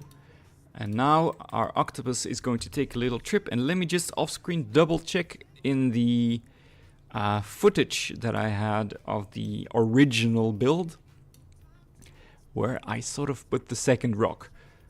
Okay, I see. In the original build, I put it here-ish. Yeah, and then I do remember that I had to sort of change its orientation a little bit. Doesn't quite check out. Maybe a bit bigger. I'll need to do some terrain work around this. That is pretty much where I had put it. So that's just the bare bones effect. You will be on the Jeep, you will going around here, and you see this, and then you move here. Yeah, and there's not a lot going on again. In general, my favorite build in general. That is quite a question. I will say, when it comes to my favorite creators that you can find on YouTube, one of my biggest inspirations always has been Caesar Creates. I think he has absolutely nailed the, how would I put it, the look of a realistic habitat. He just makes dirt and the color brown look so colorful and so vibrant, and just like anything that he makes, but generally his big cat habitats are absolutely fantastic, but also his hoofstock habitats. I remember, I think if I had to direct you to my favorite Caesar Creates zoo, it's going to be his, I think it's called the Desert Adventure, and the stuff in there, pretty much the reason why I started building this zoo, because I really liked it. So I'm just gonna keep my answer that at this point, and say that Caesar Creates builds to me are very inspirational. If something else comes to mind, I will let you know. Okay, we're gonna raise the terrain around here just a tad to sort of make these rocks look a bit more part of the terrain.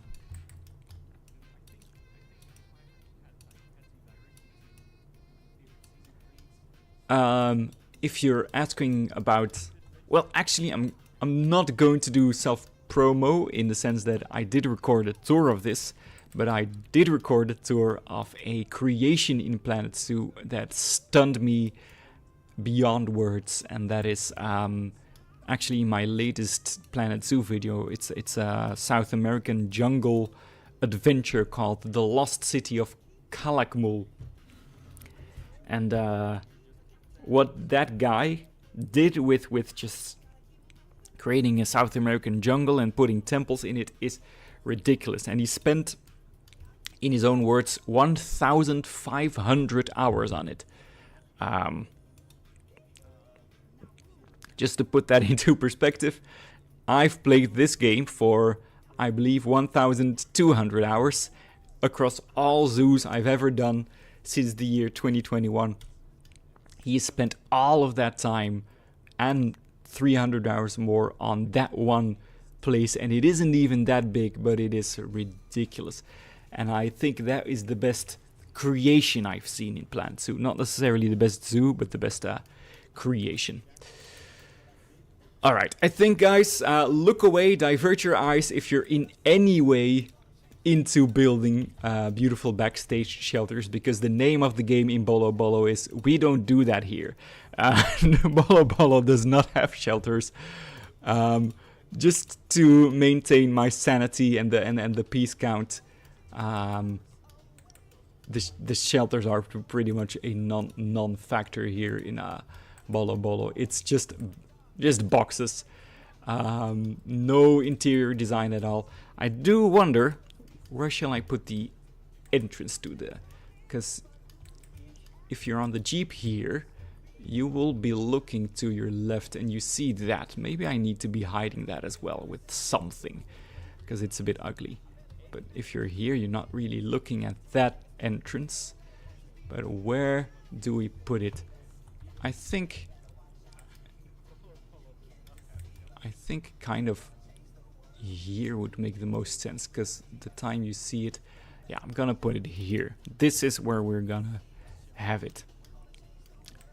And let's just again look away. This is not advanced Planet Zoo building. This is basically me trying to keep the frames per second of my zoo manageable. There's no interiors in this zoo. And also the mountain that I'm sort of going to be building around it is very much a work in progress. I'm not trying to make it look decent. It just needs to. You have to wonder though why, you know, since I'm playing in sandbox mode, why I still bother to. The thing is, I play in sandbox mode, but most of the the settings are still on, so animals still need food and drink and shelter and everything. So I just disabled, you know, some of the aspects of the game that I feel like I've played around with enough, and that I don't really enjoy anymore. The conservation credits most of all, and just the cash and some of the water maintenance, but most everything else that exists in the game is still active in sandbox mode. Not at the moment. What you're looking at the moment is a zoo where I deleted almost every animal except for this habitat, and that's it. And then I seem to recall that I put like an arch here, but I'm going to change it up and put it here so that the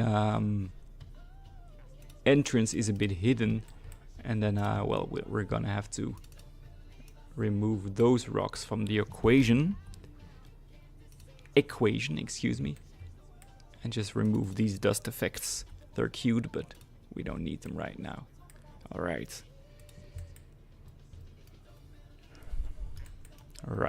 that's that covered. Hello Sparrow, how are you? Good to see you. It's a Sunday evening for me. I don't know what it is for you. It's probably a Sunday. I'm gonna guess that it's 5 p.m. for you. That's just a guess, but feels like it's a kind of Sunday evening for you as well.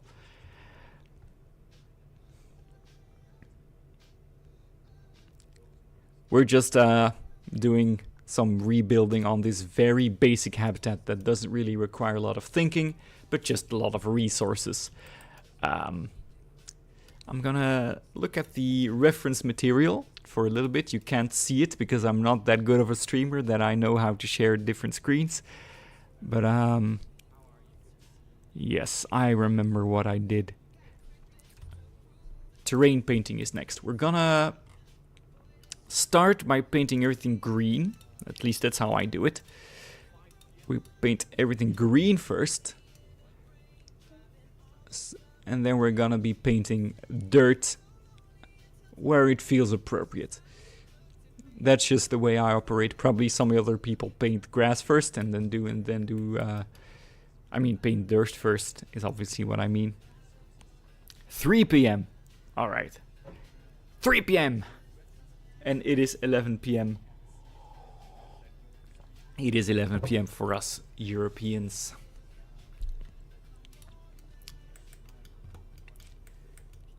I remember as a youngster learning about time zones and just in general being freaked out that how it could be possible that it wasn't the same time for people in another place.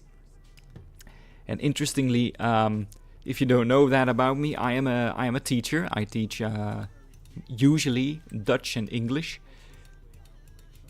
But at one time, I sort of substituted for another teacher, and the course was, how would I put it? These are students that are learning to have a profession, like after school. So not going to study higher education, but straight up finish and go work somewhere. And they're studying to be hairdressers, in fact. And I had to teach them like the very basics of science and geography for a few weeks. And they very earnestly asked me just the difference between left and right and east and west. And like just in general questions about, how the rotation of the world worked and how, what the deal was with the sun and the seasons and everything. And they were these are like 14-year-old kids who, they're not much is asked of them in that regard. The things they have to know and be able to do. But they asked it in such an earnest way that I really set a lot of time apart in that lesson just explaining, very, very enthusiastically by jumping around in the room and demonstrating it, how seasons work. Because it's kind of wild if you don't know it, and you need to have it explained to you the way that it's just simply the way that the Earth is rotated and everything. And they were just like, I never knew that, sir. You're the first teacher to ever explain that to me. Those are nice moments as a teacher when students just earnestly pay you a compliment and say, thanks, sir. I really learned something today. Those are moments I cherish for sure. All right, so from their shelter, they would probably go over here. They would probably avoid these two sort of bumps. I'm just making that up, right? And I think, let's just say that they also would hang around here. And everything else, we're gonna just a little bit with intensity way down low, be adding some dirt to these grasses to sort of blend it a little bit, make it a bit more natural. I don't always do that, but because a lot of this is going to be hidden anyway under entire heaps of buffalo grass. But it's the thought that counts, right? You do it for you. Yes, that is why teaching is amazing. It is a profession. I'm aware that, from what I know in North America, it isn't always the easiest job for sure. At least that's the stories that I hear. I don't know how true that is. And it's the same in Belgium. I think in Belgium, the real challenge in Belgium is just the way that the system works here. Is it takes a lot of time for you to be certain of your job. That is the Belgian way. In Belgium, to really be sure that you will be teaching at that school in the future, it's like you have to jump through a whole lot of hoops and a whole lot of conditions have to be met.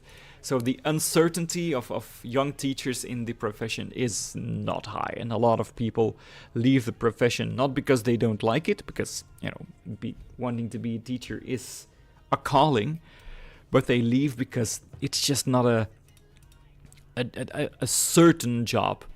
I went to ask for a bank loan to buy my house, and it was summer, so I was between jobs at the point.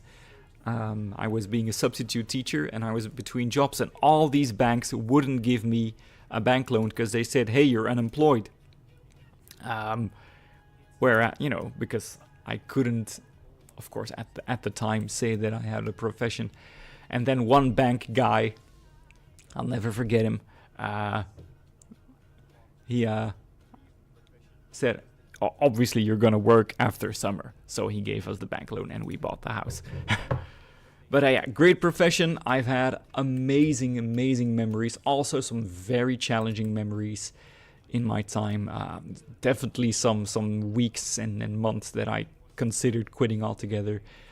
But then those good moments stick with you forever, for sure. I have so many amazing stories to tell you.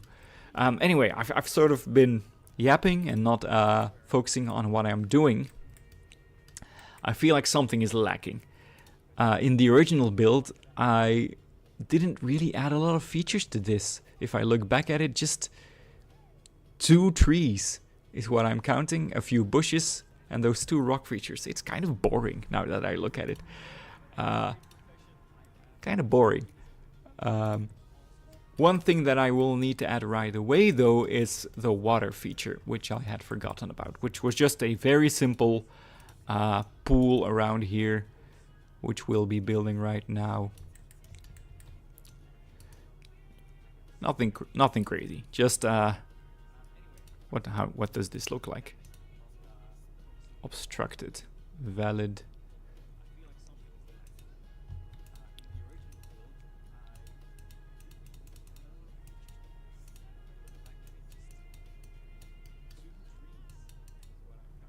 That's too big. That's too big for my liking. I'm too tired for this, to be honest. Why is this obstructed? It should be fine. What is it? Oh, okay, there we go. I see it. This needs to be raised just a little bit.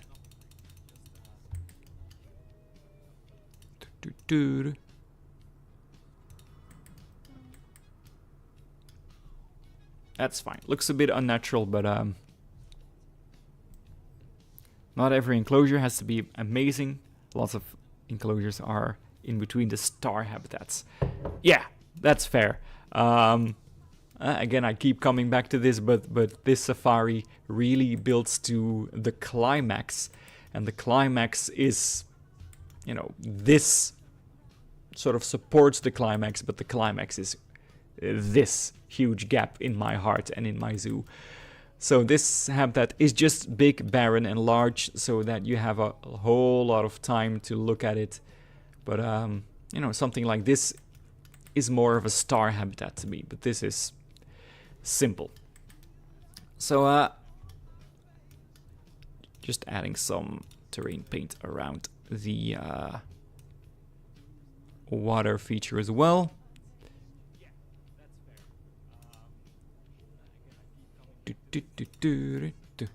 Can you guys even hear the music? I'm not sure if you can actually hear it. It's turned way down low because I'm mortally afraid to get my audio mixed wrong. Anyway, what am I doing next?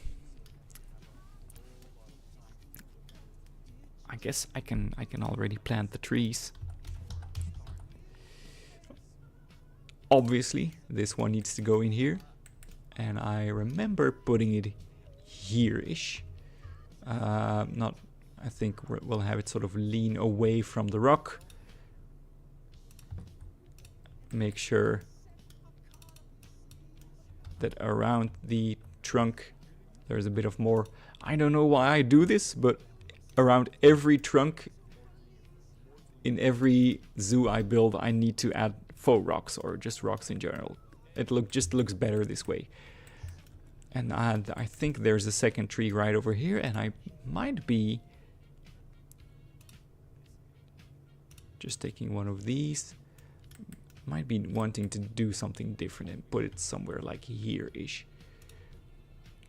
This is the riveting Planet Zoo gameplay you're all waiting for, right? Just choosing where to place a tree.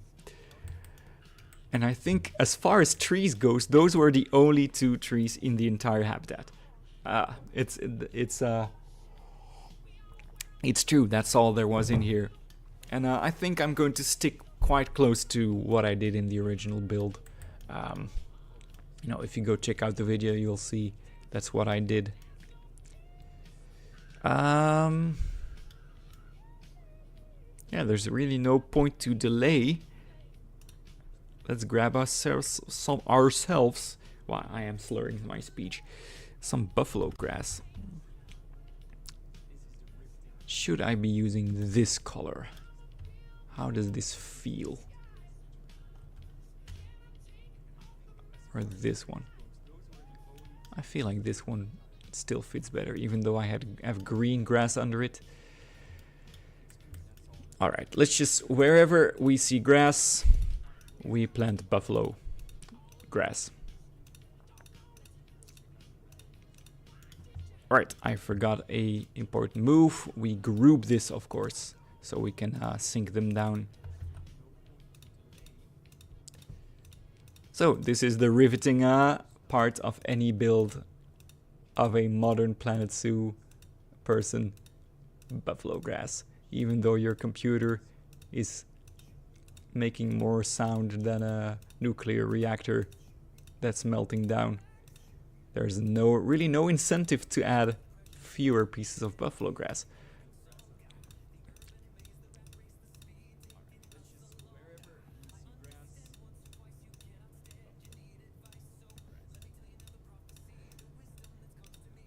So yeah, there's not much to say about what I'm doing. But anyway, yeah. I'm just thinking back of some awesome teacher memories. I think the first half of my career really I spent being a substitute teacher, like replacing people who had like long-term illnesses or pregnancies or like hip replacements. And in the beginning, I really saw the romance of doing that, right? In the sense that I sort of got to be the hero helping out a school that was lacking a teacher. And students always sort of seem to appreciate, like, oh, you're the replacement, you're the guy who's going to be teaching us this and that. And I really enjoyed that. I met awesome students there. I remember in like the second or third teaching job I ever had, I spent like maybe 4 months there. And in my last lesson, they had arranged a gift for me and like a goodbye party. And one guy, I'll never forget him, he shook my hand with tears in his eyes and he said, "Sir, you're the best teacher I've ever had." And I told him, like, "I've been teaching you for 3 months." And he said, "No matter, sir." So at that point, you believe the story, right? You don't see that as flattery. That it was a genuine comment from a teenager, who was overcome with emotions to the point of crying in front of an adult. So yeah, that's something you take to heart. And in the moments as a teacher where you're not having fun, you think, hey, I'm actually a pretty good teacher. If I had that effect on someone in that short a window of time, I'm good at this job. That's things I've told myself plenty of times. Sometimes when that one class leaves your classroom at the end of the day and you stand there staring at the messy desks, you have to talk to yourself and say, you're a damn good teacher. Remember that. These students are temporary, but the memories sort of uphold you at that moment, right? Let's just sink this down a little bit. Just a smidger, that is too much. Just a smidgeroni. Is that too much? I might have grouped it a bit. Actually, we're gonna do it more like this. This is far from all of the plants that I'm going to put in here. Hey, Aussie bloke. G'day, mate. No, I shouldn't have done that. I apologize immediately. Instant regret. Yeah, imposter syndrome for sure.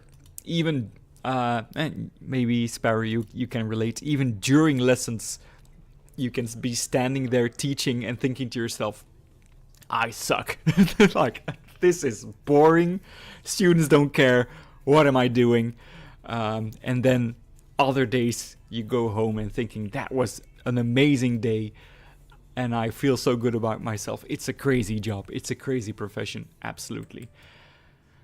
And I can talk about it for hours, obviously. I've come close to quitting at times, and I've come home in absolute elation and jubilation at how good of a day I had. A job of extremes for sure. So that's just laying the groundwork here, just some grass. Nothing spectacular. All I'm hoping to do with... Actually, let's add these to another group before I regret what I'm doing. All I'm hoping to achieve with these particular streams is maybe, you know, serve as some white noise background for you.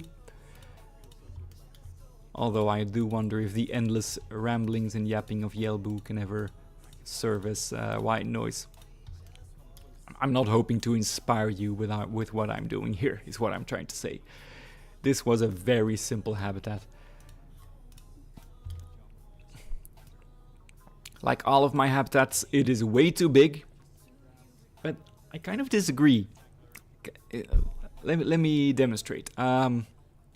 This habitat first, for example. This here is the cheetah habitat. And I think, they're not in here actually, but this is 1836. Maybe I picked the wrong one to demonstrate this.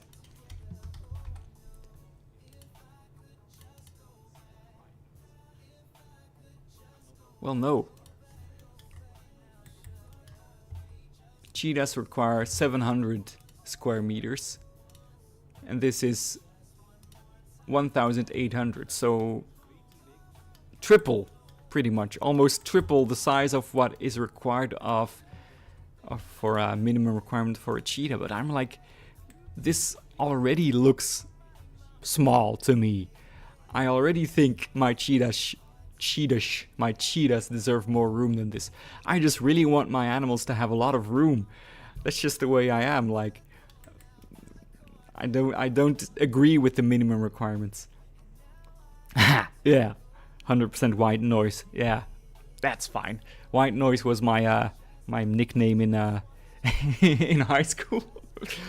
But yeah, I'm fine to be white noise. In fact, I'm kind of honored because I used to have other streamers as white noise. And now I am the one. Building a bush dog habitat, that's so cool. I'm absolutely procrastinating on finishing Tierra Encantada because I was absolutely eviscerated. Let's even say emasculated by the jungle tour that I did. I toured that South American jungle and I looked at the temples and I thought, oh god, next thing on my channel is going to be a South American jungle. I am not capable of you know, living up to that. So I've really procrastinated on that. Just so you know, behind the scenes, I haven't built anything in Tierra Encantada since you saw it. Just because I don't know what to do. I'm kind of stuck. And having said that, if you were wondering why there hasn't been more Bollo Bollo besides this rebuild, I have no real reason. I could very well be building other parts of this zoo while I do this, but I'm not, right? I could be building the great apes, but my relationship with great apes is quite complicated. I could be building the lions, but my relationship with lions is not complicated. It is one of pure adoration to the point that I'm afraid to... Hey, don't you escape. Don't escape. I have that turned off. You should not be able to escape. Anyway. Wow. My ADHD is doing a number on me at the moment. That and the tiny smidge of alcohol I have consumed, I will be honest. Sorry, YouTube.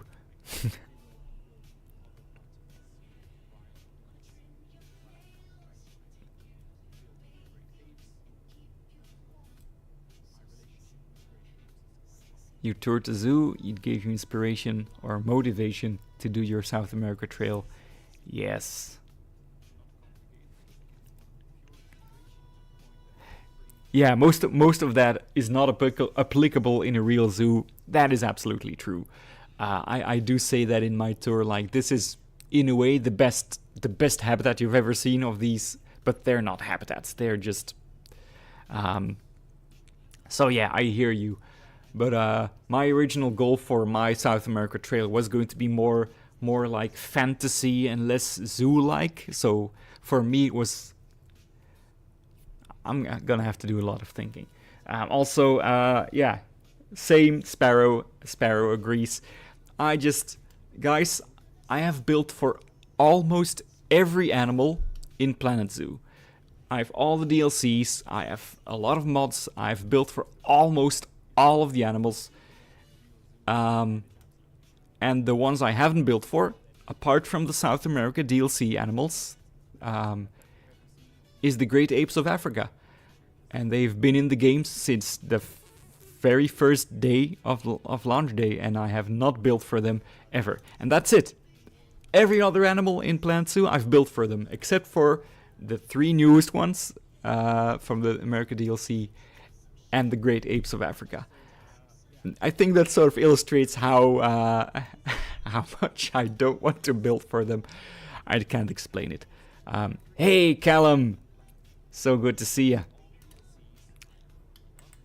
I've been loving your videos lately, by the way. I think I've said that in the comments.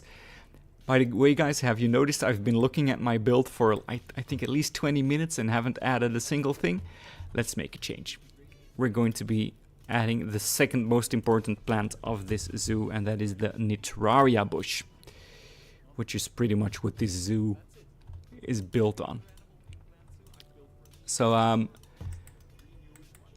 we start building from these rock formations, because where do plants grow? In habitats, in places where they would be less likely to be eaten or trampled, where there's more shade, or where there's more stuff for seeds to be caught on. And then we sort of will start sinking it down as it follows these rock trails. For that I have no real scientific basis, except for that it looks cool.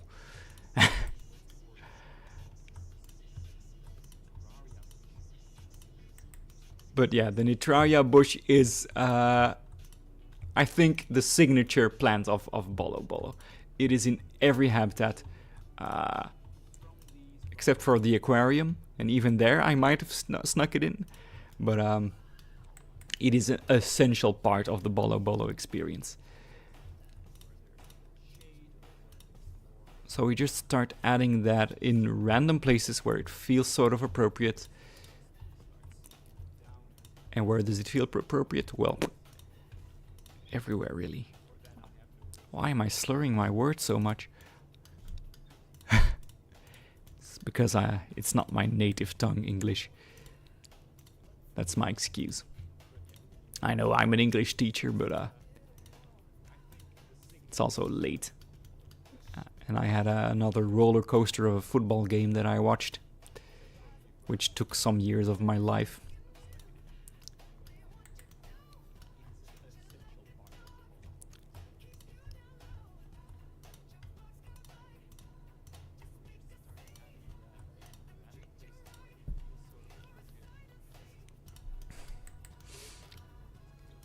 It looks like we have a lot of other Planet Zoo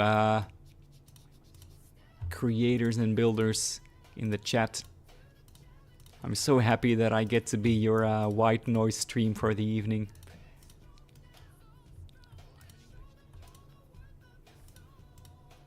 Again, please do tell me if the music is too quiet or too loud, or anything. I'm not quite sure how these big streamers check that themselves. Do they have like a feed somewhere that they get to replay? I'm not sure. Anyway, then I should have done this earlier. You take the dead Nitraria bush and you sort of add it inside the live Nitraria bush, because every plant that grows also has dead branches. That's just, you know, look at any plant in the real world and you will also see dead branches. So wherever we just put Nitraria bushes, we're going to be adding the very dry ones. Again, this is only the very beginning of the foliage work in here. I could, you know, if you don't stop me, I will probably be planting until my PC explodes. I'll have to be reasonable about it.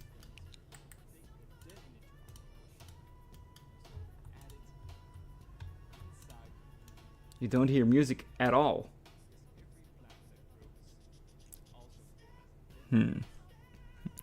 That's funny. I want to change that because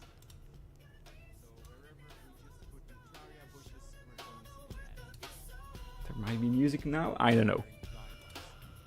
It would make the more the merrier Yelbu, give the animals more room. Yes, I since the very beginning of playing Planet Zoo, I've been giving the animals so much room. If you I sort of joke around with my girlfriend who has been along for the whole ride of my Planet Zoo experience. If I see like a very big building like IKEA or something, like an IKEA store, I say like, oh look, it's my it's a Yelbu pangolin indoor shelter. Like the scale is completely off, but I just want to give my animals space because I feel like they deserve it. So yeah, and of course Bollo Bollo is not meant to be a city zoo. It's meant to be a crazy sprawling project by some sort of millionaire who did no planning beforehand. So I think it makes sense. Okay, let's check my reference material. What else did I put in here?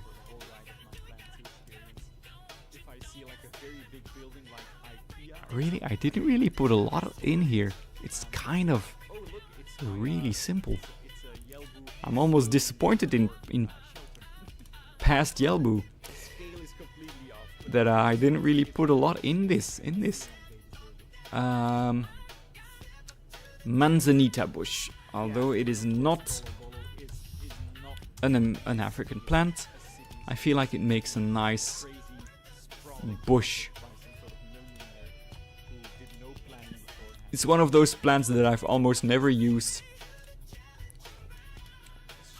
You know, reach out to me if you've ever used a manzanita bush like this, like with its entire trunk visible. Same for the blackthorn bush. If you've ever used the blackthorn bush not sunken into the ground, please reach out to me or reach out to a professional. Because it's like those pieces are begging to be sunk into the ground, even if you just want to use them as a bush.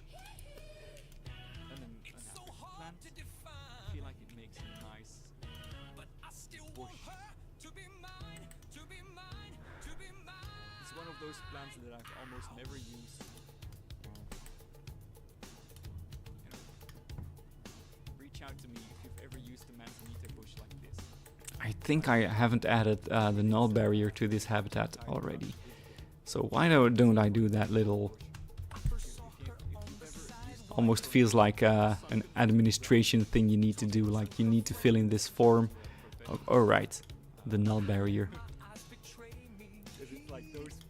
By the way, guys, give it up for the null barrier. Honestly, the best thing in the game.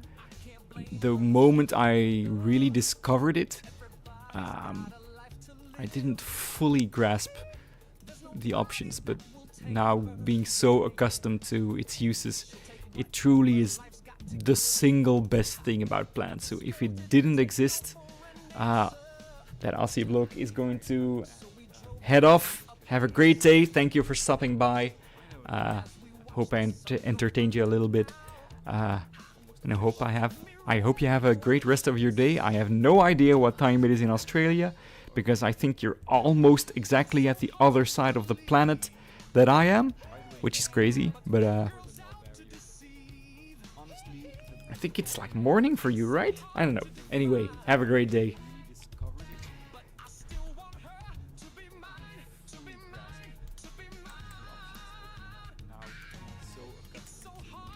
Alright, we are going to be grabbing these 4 rocks collections. Hang on, not like this. Not like this. Like this.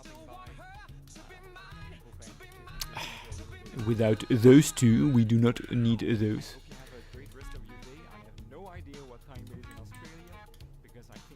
At least that's something that, being born and raised in Belgium, it's something they always say, like Australia is at the other end of the planet. I'm not sure if it's true that if you would dig a straight hole through Belgium, I don't think you would actually end up in Australia.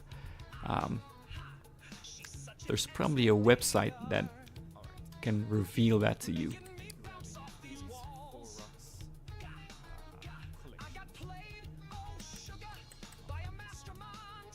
I feel like there is a website for that. In Australia, it is between 4:30 a.m. to 7:30 a.m. depending on where exactly you are. Alright, I'm going to assume that Aussie bloke is one of the 7:30 a.m. people and they're off to work or school or something. And I hope that it's not the middle of the night for them. And that it's just an early morning Yelbo stream, right? Yelbo and coffee.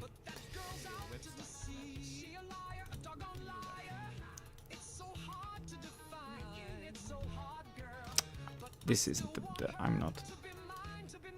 I feel like I've complained about this in a previous stream, but the one thing that would completely change my playing of Planet Zoo is if groups like this could snap to terrain, could you know, would adjust to the level of the terrain below it. Because I don't have the patience to be playing around with these X, Y vectors. It's just something I don't bother with, so. And it's kind of evident in a lot of the builds I do that I don't really bother with it. So you'll get these like things like this where I should clearly be adjusting it to the level of the ground each time, and I'm like, I'm fine. Like, it's such a hassle. I don't like doing it.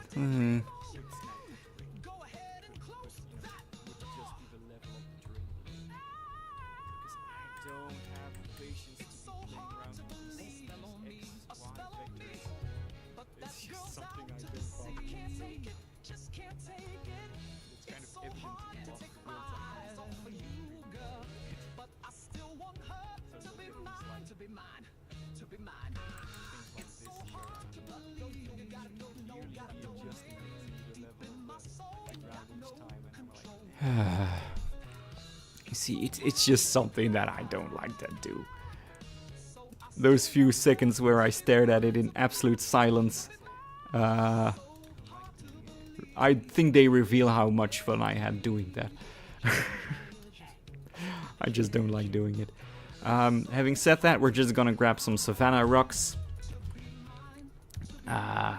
These ones, the cladding, and we're going to be sinking them into the ground just for texture, just to, you know, make the ground look a bit more interesting, add some shadow to the ground, which I think is the main goal here. Just this grass field here looks a bit too barren. We'll need to change that as well.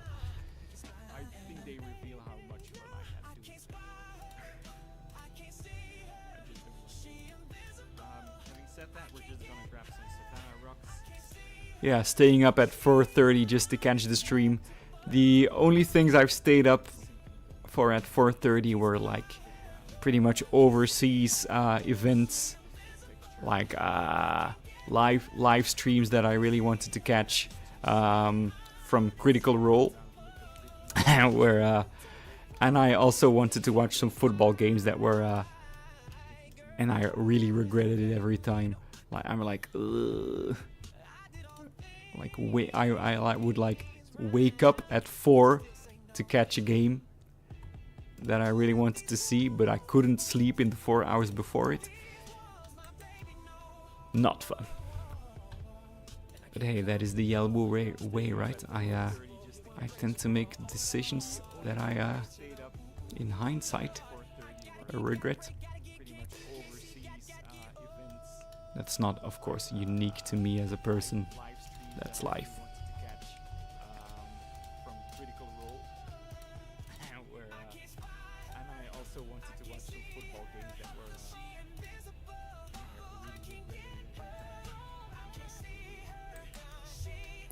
Anyway, I think I interrupted myself there, but Captain Callum, I've really been enjoying your videos as of late.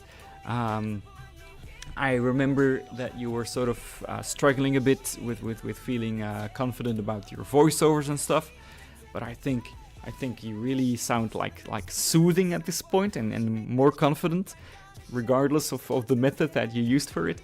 But just your builds, both the reproductions and your original stuff is so cool. I really look forward to seeing your new videos every time. You've been on a roll for sure. Anyway, I think I interrupted myself. Like the whole Pantanal build with the like the Jaguars and the Rheas and everything, and just amazing stuff. I didn't even know for a very long time, even though it's quite clearly indicated that you were doing recreations. But honestly, you really do make those habitats your own. But like, what was it again? The bald eagle habitat that you made, the aviary.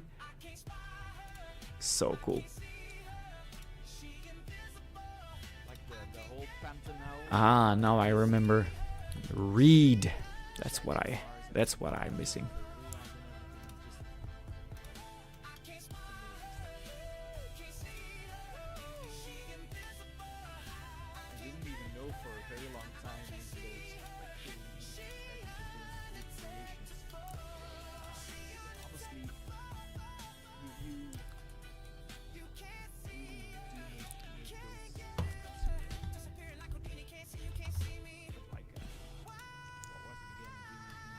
Okay, here's a question. Question time for any other Plant Soup players. The papyrus plant. How am I supposed to use it? I don't understand this. Is this a water plant? I know in real life it's connected to water, but it's such a weird design, especially this one. It never looks quite right to me. I've always struggled with making this plant look appropriate.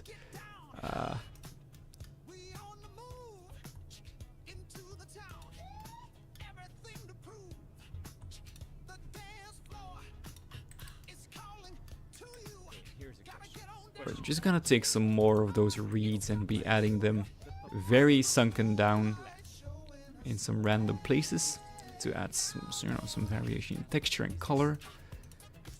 Just in random places here, be adding these very sunken down reeds. I think I'm making it a bit more lush than last time. If you remember the build from last time around, if you do, by the way, that's so cool. But I think I'm making it a bit more lush than last time around, which I don't think is that bad, because the whole safari is quite lush. So it doesn't really hurt that it sort of retains that lushness. So if you do a quick explore mode view of the Jeep, you just pass through this habitat. And then you see the grass is becoming a bit more dry and sparse. You check out the warthogs one last time. And then you get this really grand, more lush view. What I like, and it wasn't deliberate, is that actually maybe I don't like it. If you're here in the Jeep, you can't see the other side of the habitat. I'm not sure if I like that.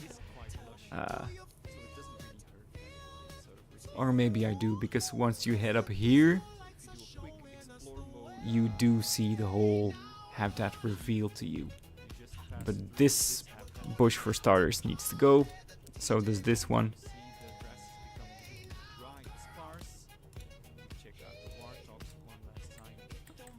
What else really sticks out? I think it's always a good idea to check out the sight lines in your habitat and see what stands out. You know, from the guest point of view, what doesn't look quite right. I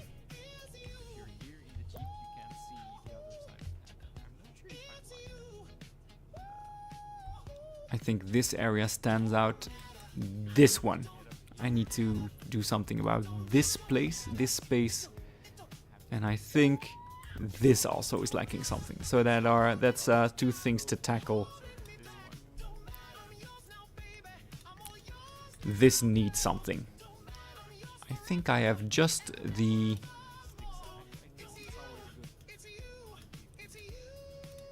idea. Says Yelbu as he does the least groundbreaking thing known to man, and he adds some rocks. But hey, you know, rocks are actually in real zoos a staple of building habitats. You know, go to any zoo and you will see rocks and just wood and trees and everything. That's just what you put inside animal habitats, even if the animals don't really care for them. It's just something to break up the especially if your zoo doesn't have a lot going for it.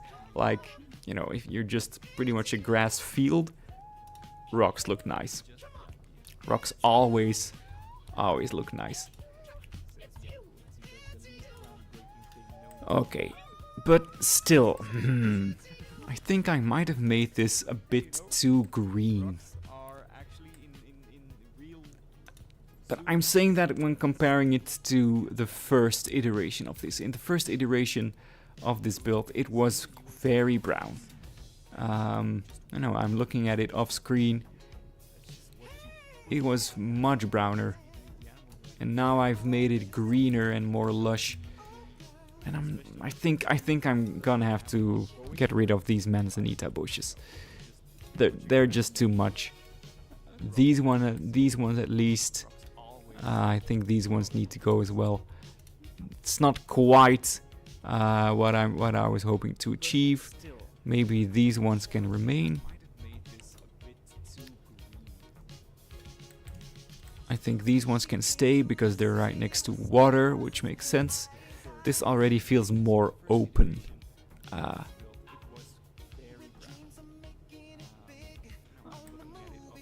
Yeah.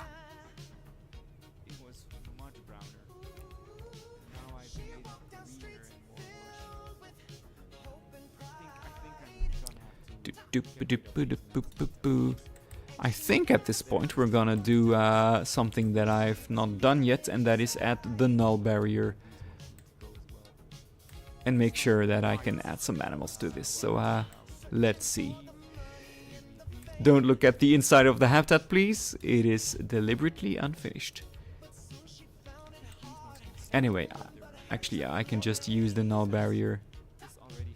I can just use this null barrier.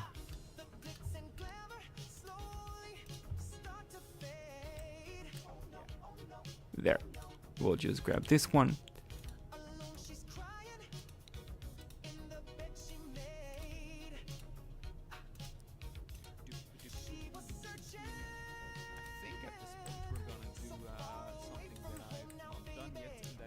This habitat is the home to 3 species, or at least it was originally. I might yet change my mind.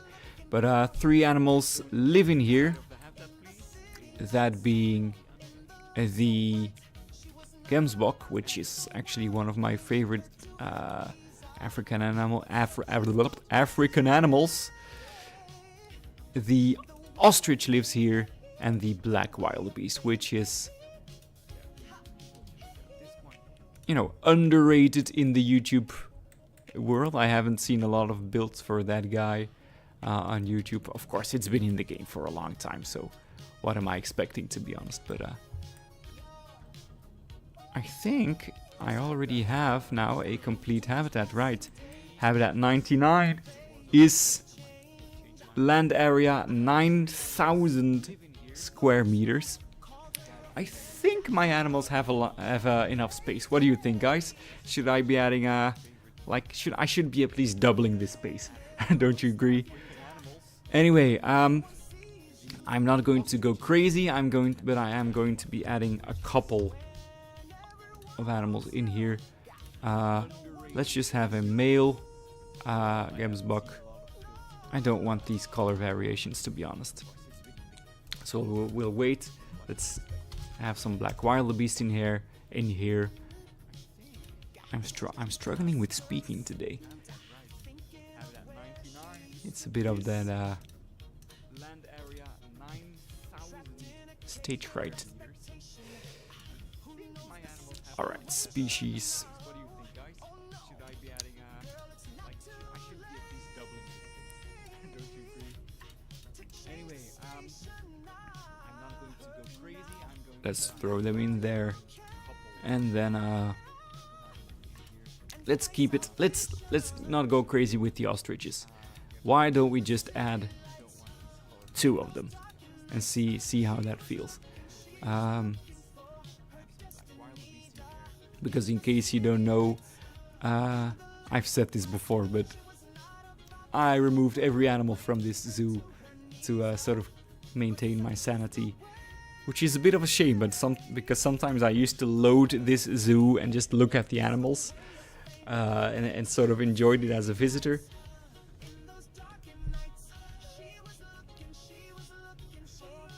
But I think I at the very least am going to add all the safari animals back, because one of the best things about this is, you know, if you're in the Jeep, this is what you see, right? When you pass, you see, if you're in the Jeep, you can see at the same time, if you're lucky, you could see the cheetah over here, you could see these antelopes, you could see the giraffe, you can see the hippopotamus shop. Actually, you can see this habitat, you can see that one, and you can see the hyenas all in one go.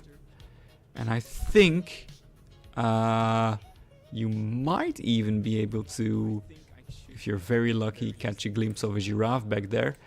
And then if you look to this side, you will see the rhinoceros, the black one and the white one. So this is what you see, right? When you pass, you see. I don't even know why I started that story. I think I need a drink. Because I mean, there's really not a lot left for me to do here. I know there's a couple of plants I still want to throw in here. Some of the dead Nitraria is going to go in here. I think the Trioda grass, the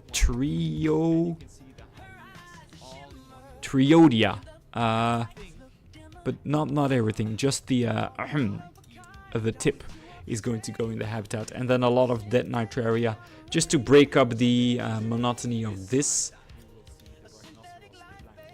And then after that, I'm going to call it almost a day. For now, I'm going to get a quick drink for myself, because I need to hydrate myself. I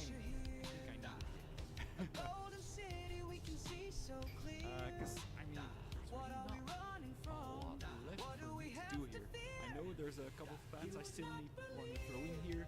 Some of the dead Nitraria is going to go in here. I think the Trioda grass,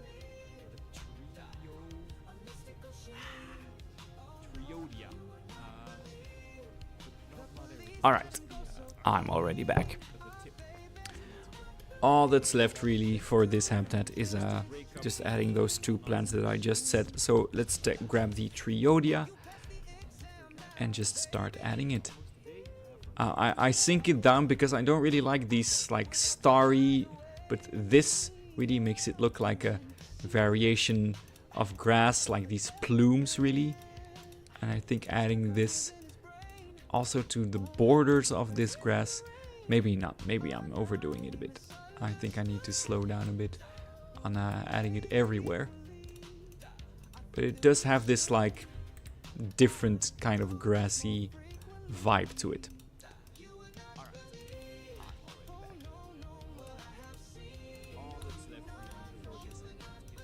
Again, we don't want to overdo it.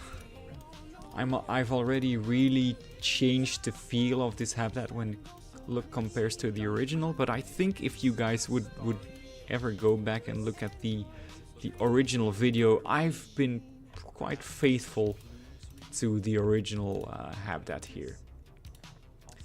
I did, of course, you know, study it beforehand to see what I was gonna do, but we've been quite faithful to it. So yeah. Big W's in chat for staying faithful to my original ideas, I guess. Again, we don't want to overdo it. This does look nice. This needs something.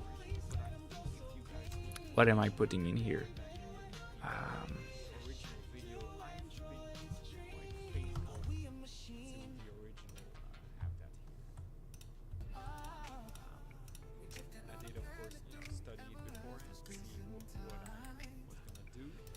Alright, now to these dirt patches. Just subtly be adding these dead nitraria, just the very tops of them. Just to add the slightest bit of texture to them.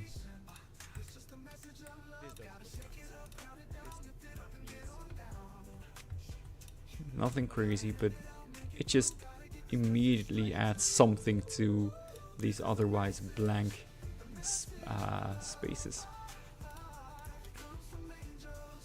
Ah, look at it, Gemsbok. I absolutely love this animal. I think they're beautiful and gorgeous, and whenever I see them in real life, I am amazed. Truly one of the most, you know, truly one of my favorite animals in the world.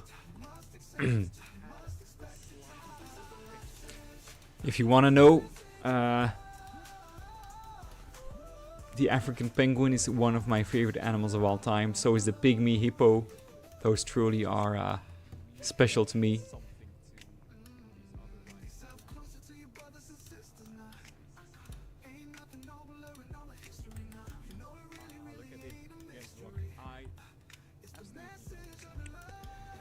I think I shouldn't really do much more in here. I think I should be very careful with adding more plants, because I've already pushed it to the limits. I think... I don't know, guys. I don't know if anyone's listening to that extent, but here's the deal. When you're over here in the Jeep, your vision is blocked as to the other side of the habitat, right?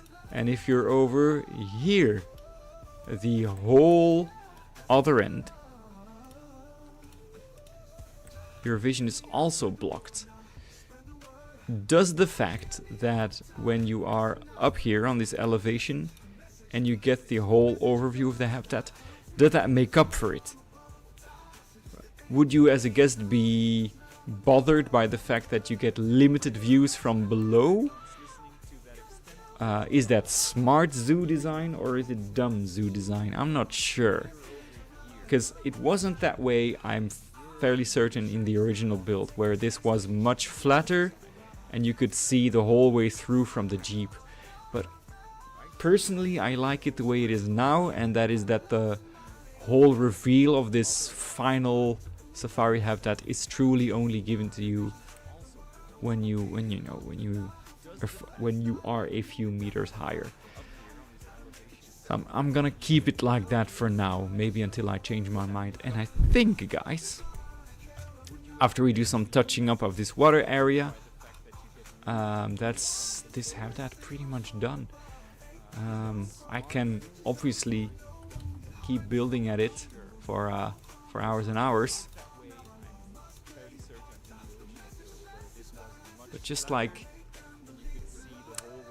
Ian Malcolm in my favorite movie, Jurassic Park, I could say I've been thinking so much about whether I should be thinking about whether I should.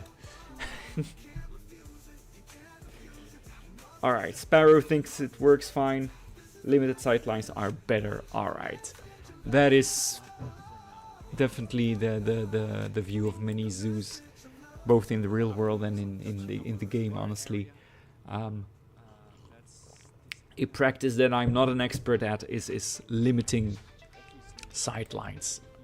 You know, you don't want to break the immersion too much. But I think the view from up here in the Jeep ride more than makes up for it. It's still one of my favorite views in the whole zoo, especially if I haven't added the animals back.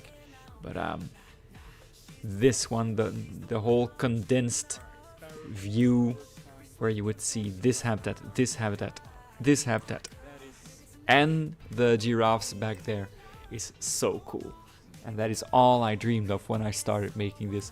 I have to credit someone who is actually, or might have watched the stream today, and that is Jean. Because I did not know what to do, and she really planned out the idea for this safari, which it's not a crazy idea, but it kickstarted me building it, and it really came together well, in the sense that those habitats look connected to each other. The barriers in between are very subtle, and it just looks like one large field, but the antelopes don't mix too much. I think in Plant Zoo, mixed habitats, they're just too chaotic for my liking very often. There's just too much going on. Anyway, some slight detailing here around the water area is something we're going to do. What am I doing? Not water. I need to write savanna.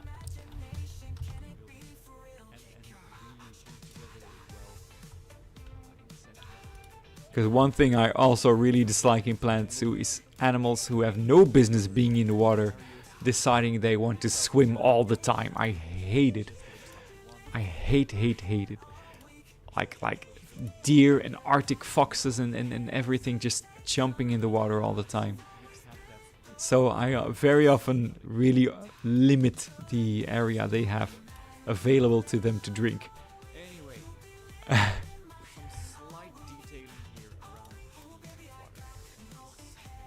Which is the philosophy of what I did in this drinking hole. Of course, we need to change the water to the trademark Bollo Bollo Azure. One thing I also really dislike in Planet Zoo is animals who have no business being in the water, deciding they want to. Are the ostriches in? Where are the ostriches? They're just back here chilling. Okay. I shouldn't be adding much more. I think at this moment I'm going to let it rest and not be adding too much more. Might have watched the stream, you're still here. Alright. I was struggling with my verb use there. I think I will say, you know, I am an English teacher. But even I noticed that when I'm speaking for 2 hours straight, the mistakes start showing. So you were watching the stream, and you still are. You have been watching the stream. That's the one. That's what I'm looking for. Anyway, guys, I love the black wildebeest in this game because they, I don't know why, but they seem programmed more than many other animals to stick together in herds, while the Gemsbok clearly don't seem as inclined to do so, and I appreciate that they're always grouped together. We have forgot to add enrichment items for these animals, so let's just make sure we have the wildebeest selected, and we're going to add the basic enrichment. Just recolor it a little bit, sort of hide it inside this tree. We are going to be adding the rubbing pillar. Anyway, guys, What feels like a good place for that? Where would a rubbing pillar need to go? Like more of an elevated area, or just more of a blank space here? Does it look nice here?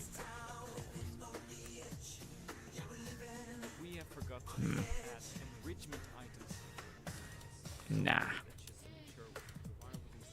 It needs to be here, so that when you are turning that corner with the Jeep, you might get lucky and see them use it. Yeah, that looks nice here.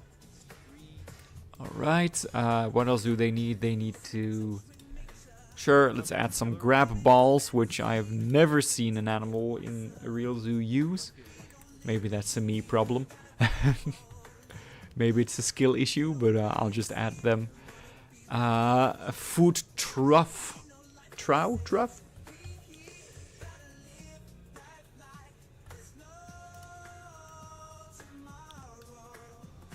A drinking fountain, which we will place inside. I'm starting to think the ostriches don't have space to move out of this shelter. Let me double check, because they're just sitting here awkwardly. Ah, they cannot leave the shelter. Let's maybe that does the trick. Maybe we should make the ceiling a bit higher.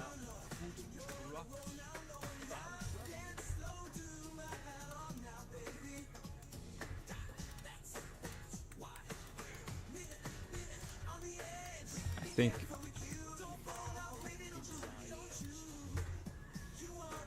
this might do the trick. Alright, ostriches, can you now move? You have... Yes, they can. That did the trick. Okay. I think, guys, I did a quite faithful job of recreating the original habitat. And I'm going to stop myself from adding much more to it. Like... I think it's done. I think we can consider the habitat officially rebuilt. Yay! Big applause for me. It is exactly midnight here in Belgium. Very well timed, if I say so myself. I think, I don't think I'm going to bed yet, but I will halt the stream right here. It's been so much fun hosting whoever watched. I hope you had fun watching. I hope you learned something. I hope I didn't... Yeah, congratulations. I get a congrats. Thank you so much. It is rebuilt. So in the future, the next stream will probably feature me doing the terraforming here. And I think I think this time around I'm going to start with the rhino habitats instead of the palaces, because the palaces are the biggest thing of them all and I need to really plan ahead. So next stream I cannot guarantee when it will be, but it will be building the rhino habitats here, probably somewhere next week. Thank you all for stopping by. I hope that you will have a great rest of your day and a great week coming up for all of you. And yeah, I'm just going to click end stream in a bit. And yep, I clearly don't know how to end. It's like two people in love on Skype, right? Don't know if you can relate, but I used to spend long nights on Skype talking to the girlfriend, and we would just be like, bye, and then start talking about something, and then so, oh, we should sleep. Yeah, we should. And keep talking. And we would just be on Skype for a very long time. Anyway, that being said, thank you guys for watching. This video will be on my channel if anyone wants to rewatch it. And I'm gonna hop off. See ya!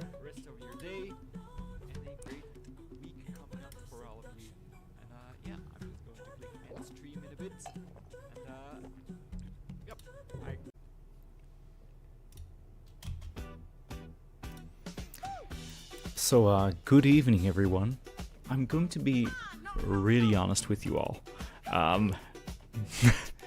I planned this stream a few days ago, thinking that by the time I would start streaming, I would know what to do in this stream. And the truth is, I don't. I am very much not prepared.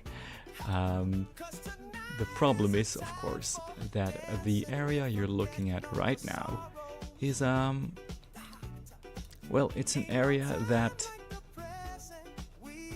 in the original conception of Bollo Bollo, it was an area that I never planned to be a habitat at all. And then when I built the path towards the rhinos here, I had this little pocket of space left here. And that is really, truly what I have to fill in. And yeah, I think today we're gonna have a short stream, half an hour or something.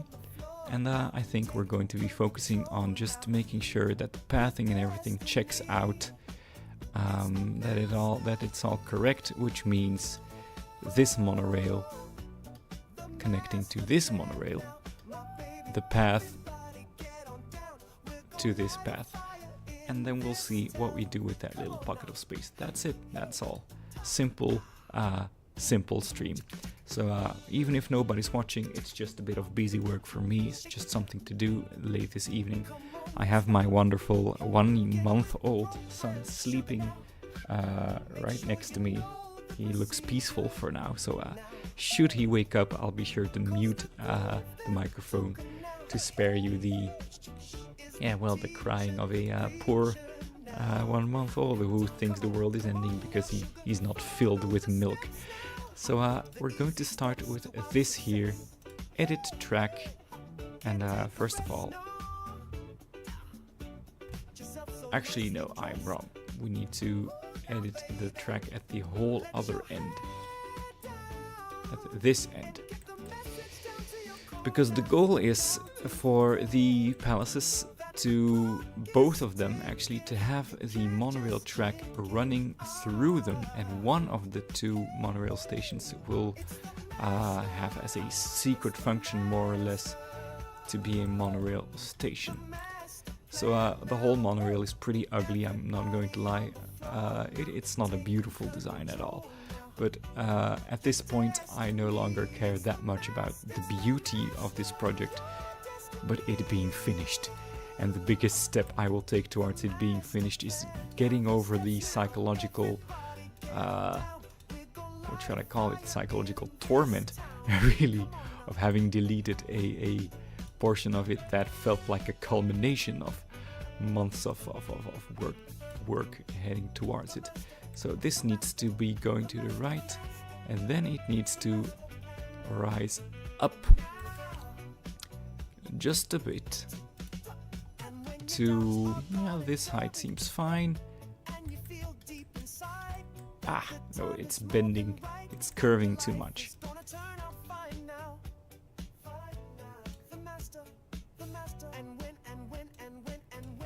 Let's have it like this. And then make it level again. Is this too tall for what I'm planning? I'm not sure. Maybe I need to stop comparing it to what was here before.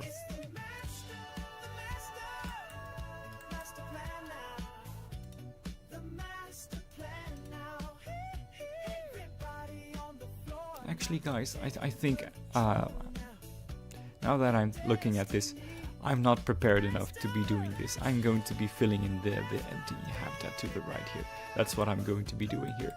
And the plan for this habitat is for it to contain the jackal. This is a modded animal, but this is an obvious savanna animal living in Africa. And just to do a little bit of research towards the black-backed jackal, they live in clearly very separate, distinct zones, mostly sub-Saharan Africa, as you can see, then around the drier East African areas here. So this is rainforest where they do not live. And then here again, in southern Africa, a very large population of them. Their habitat requirements, if we want all 6 of them in here, they will need this 1,100. I have the nasty habit of building habitats that are way too big. So let's just do a little trick that I've learned from a couple of creators, and that is just in general try and calculate the size of that this habitat needs to be. So we're going to grab some walls. It really doesn't matter which ones. And with the knowledge that each of these walls is 4 meters, we can work with that, right? So, oh, that is a panel. Let's grab an actual wall, right? So we know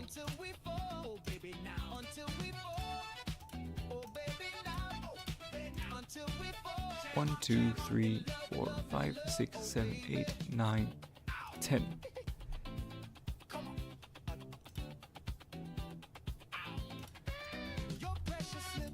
One, 2, 3, 4, 5, 6, 7, 8, 9, 10. Alright, so that is 40 times 40. This is already too big. This is 1,600 meters, right? If you catch my drift. If we remove this, we'll get a 40 times, what is it? 40 times 32, and that is pretty much the size of habitat we need to be looking at. So, right? So if you just complete this box, not that we're going to aim for this habitat to be the shape of a square, but we know that if we build generally within this box, we'll have a habitat that is big enough for the black-backed jackal. That is the general idea, and it is some just a creator's trick that I've seen and I've learned that really, you know, is useful for a person like me who tends to build way too big. So this will obviously be removed when all is said and done. So we know that we'll be orienting this habitat here-ish, right? Very much like the warthog habitat that is over here. Let's see if a couple of them are out and about. It is a sunken habitat with just these mud walls separating them from the antelopes. Realism be damned, there's nothing keeping the antelopes from jumping in here. At this point, honestly, I will forgo the realism. I don't care that much. And same for here. I think here I'm going to add a couple more barriers, but it's still going to be a sunken habitat with the backdrop of the antelopes. First thing we're going to do, very simple, is make sure that there's a shelter for the jackal. And again, we're going to be doing it pretty much like the warthogs here, just a wooden shelter hidden under the guest path. That is the goal. So if you're expecting a elite tier Planet Zoo building when it comes to the shelter, please look away. It will not be anything of the sort. Let's already be sorting out the null barrier, so we can get that out of the way. I'm going to use the one that is already present here, and let's just take this one here.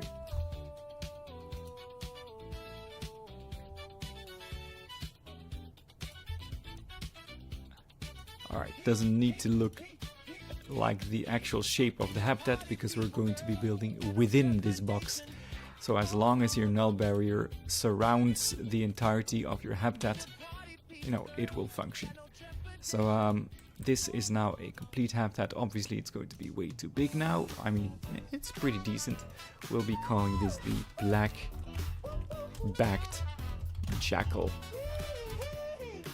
Their models in the game are pretty small, so I was thinking the way to make this look attractive is just going to be, I think this path is going to go sort of into their habitat and go inside like a rock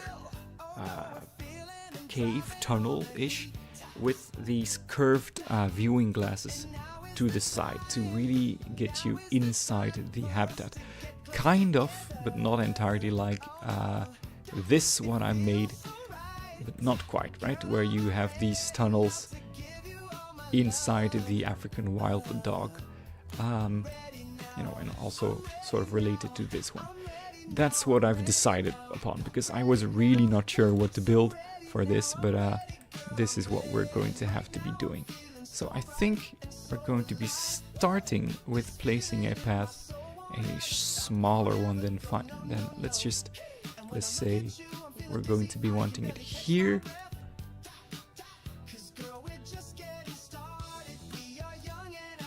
And have it curve a little bit along with mud walls.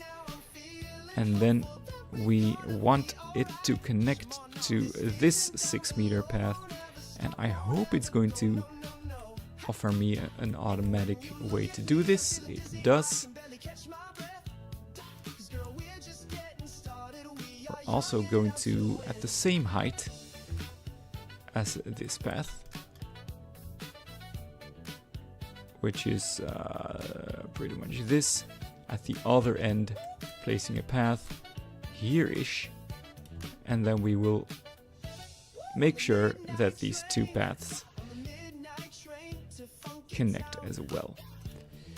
You know, that's the general idea.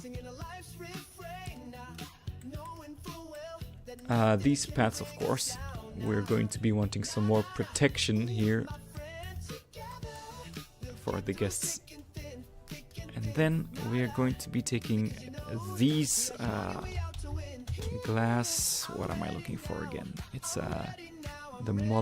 modern glass, and it has this curved look. Let's see if I can find it quickly.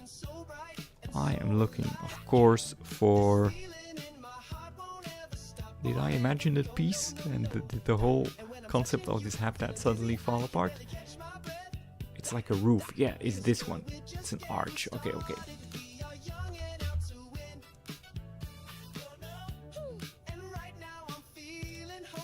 Hang on, I thought this existed in normal glass pieces. Did I make that up? Does this not exist in normal glass pieces? Did I make that up? Okay, let's take a look at all the arches, because I feel like it exists, and I'm having a bad dream. I feel like I even made the habitat that I'm describing. Hang on, is there not a modern glass arch shaped like this in the game?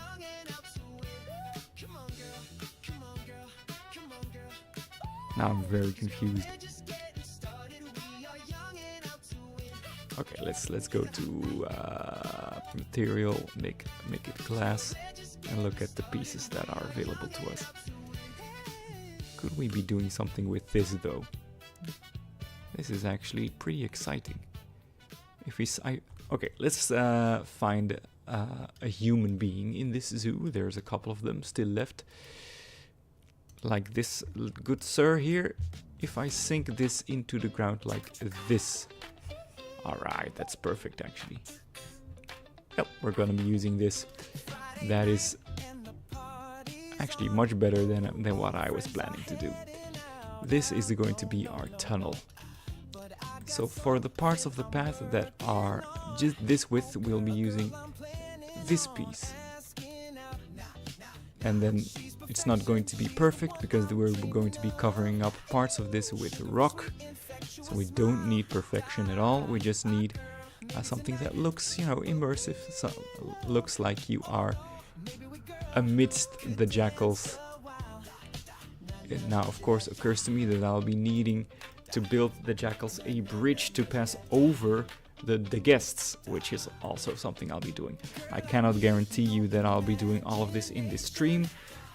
Pretty much as soon as I feel too tired to continue, I'll be hitting the bed, or as soon as if my son there has a little meltdown in his crib, I'll go and assist him as well. But that is the general idea, is that you come down here. Oh, that's not the button I needed.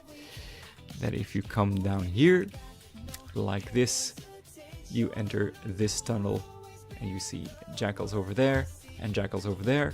And since you decided to not pay for the Jeep ride, you also don't get... Oh, that's actually really cool. Pause shot of the Gemsbok. But you don't get to see that part of the habitat anymore until you come up here. So same for the Jeep, of course. If you're in the Jeep, you look to your right and you think, hey, that looks cool. Hey Dad, can't we go on the walking tour as well? That is the general idea of what I'm doing, if you catch my meaning. So I'm just gonna look at my reference material real quick to see how all of this is lining up. Yeah, that checks out.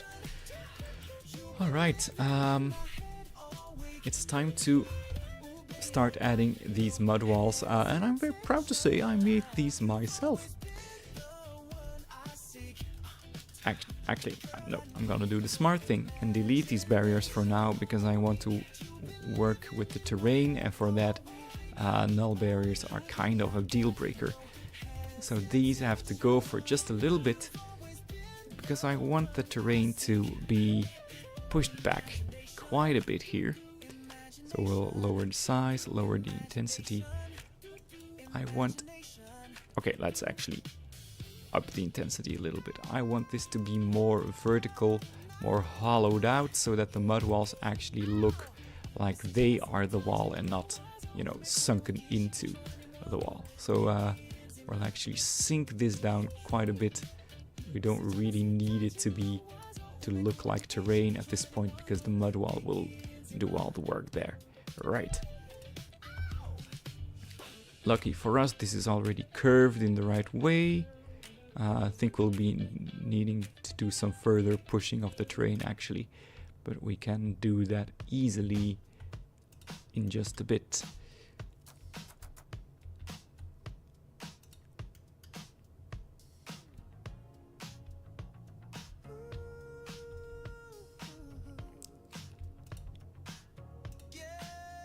All right. We want to see a little bit more of these mud walls, obviously. Such a classic staple of the Planet Zoo game, honestly. I remember it's sort of entering the meta, if you could say, right? So it's sort of entering the consciousness of Planet Zoo players. I cannot tell you who really, you know, invented these, but at this point they're such an almost a cliche really to be putting into your zoos, but they just look so cool. You see them almost more in Planet Zoo than you see them in real zoos, but it doesn't matter. It just looks cool. It looks like an obvious part of the Planet Zoo ecosystem, right? This section is not going to be a habitat. It is going to be sort of a planter box kind of thing to separate the two habitats. You know, if you're walking here, you need to really have the transition from the warthogs to the jackals and sort of block your view of this just a little bit. So yeah, that's the idea. I shouldn't forget to be adding the shelter. I almost forgot, but I can make the shelter out of, you know, I can make a shelter out of rocks. We have a chatter in chat. We have Eerie or Airy, or I'm not sure. There's an accent there, and they are sipping coffee. I hope you're enjoying this. It's intended to be a very chill stream of consciousness stream. Don't expect any genius to happen today. I'm just building Bollo Bollo, the parts of it that I deleted, as you might have gathered, the parts of them that I accidentally deleted. And yeah, Bollo Bollo is nearing completion, if you can believe it. And I've sort of abandoned detail in favor of just getting it done, if you understand. Hi there.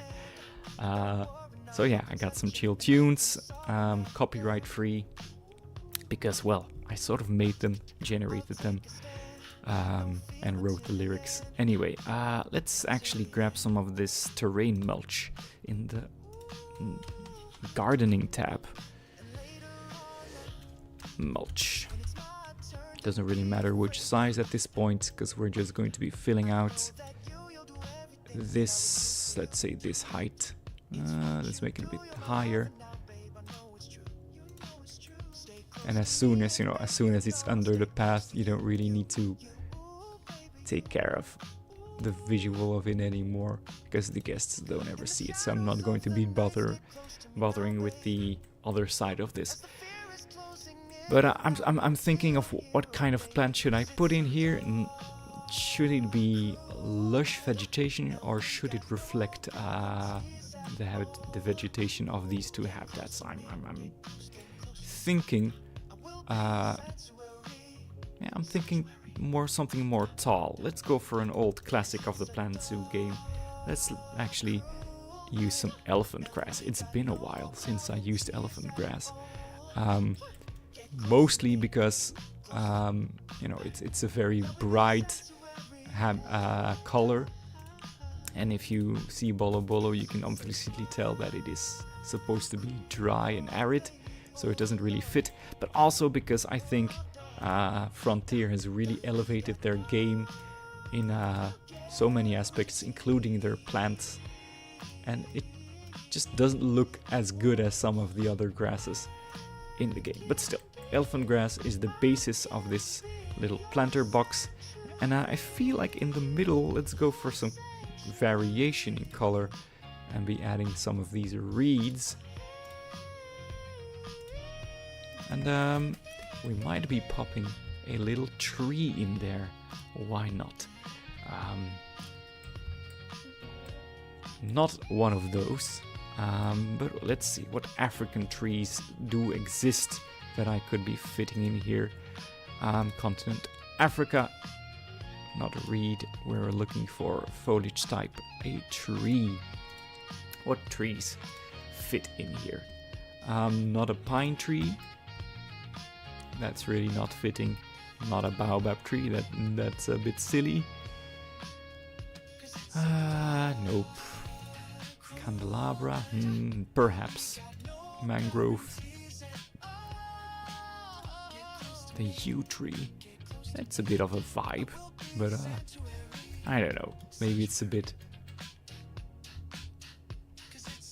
Maybe it clashes a bit too much. The cork oak tree is a great tree, to be honest. Custard apple, doom palm, a fig tree, dragon's blood. Hang on, this is okay. Dragon's blood tree is an option. Hook thorn, excuse me. Yeah, not bad. This is a front runner. I might just go with my old favorite, the Impingo tree. If you watch my videos, you know I'm addicted to this tree, and I have to be honest, it once again looks like the best option. Oh, hang on. My wonderful baby son is stirring right next to me. I might need to hop off in a bit. I'll be gone only for a few minutes if that is the case, but still, I understand if you want to hop. Hey, this is nice. This is a vibe. I think we found a winner. No, not this one. This one. Should I make it higher or lower?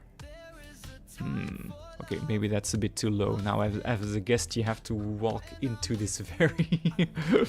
I'm not sure if all the guests will appreciate walking into this sort of pink phallus-shaped object.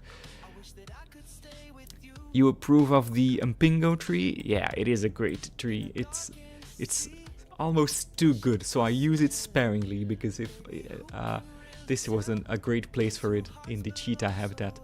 But I think the sausage tree is the winner.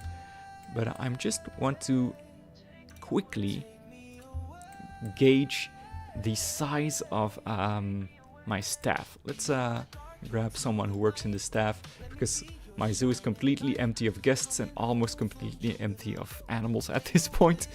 because I'll let you guys guess the frames per second of this zoo. It's pretty okay since I removed all of the animals in all of these habitats except for these ones, and all of the guests. So I'll let you guess the frame rate of the zoo. But I want to see if this sausage will hit this poor man in the face if he walks here. That's too low, right? We need to give the sausage some space. We're going to have to ensure that as guests walk here, they won't be assaulted with mysterious sausages. This seems like appropriate sausage room. Wouldn't you agree? But I still appreciate the fact that the tree's hanging over the path like this. Right? Yeah, I think we're going with the sausage tree. Anyway, that's a lot of time spent now on the planting here.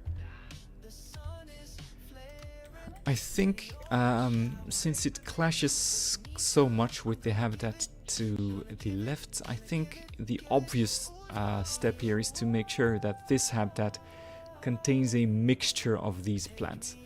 And also we're going to connect the vibes by adding my favorite plant in the game still to this to sort of bridge the habitats after all. You know, because you're going to be on a jeep ride as well, and we still want that connection. What if we can have it like popping out of the wall kind of over here as well. And then the smallest nitraria. Is it called nitraria? I usually just type NIT and I find it. It is called nitraria, yes. Alright, I know something. Let's have a couple of those over here. Alright. So, alright. It already feels a bit more based in the rest of the zoo. Yeah. I don't know, what is actually the function of the sausage tree? Of the sausage tree's sausages, I mean. Are these like the fruits or the seeds or the... Why don't we look that up together? Can I take you along for this trip? I don't really know how streaming works, to be honest. Can I capture sausage tree? There we go. What is a sausage tree? Alright, flowering plants. They do grow these sausages, but I've already seen a quite problematic word in here. It is a poisonous fruit that is up to 60 centimeters long. So I don't just hope that they don't fall on guests' head. I hope my guests don't eat the sausages. Let's put it that way.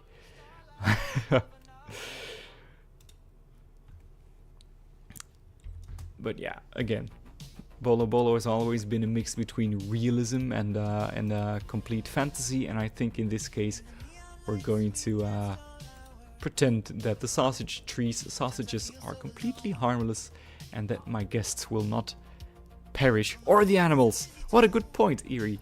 Oh, as a zookeeper I should obviously be thinking of the animals, but well, I think I have another sausage tree somewhere in this zoo.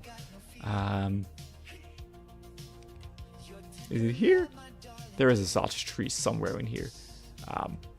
But you know, let's just say that Bollo Bollo has done some genetic engineering and has disabled the poisonous aspect of the sausage tree.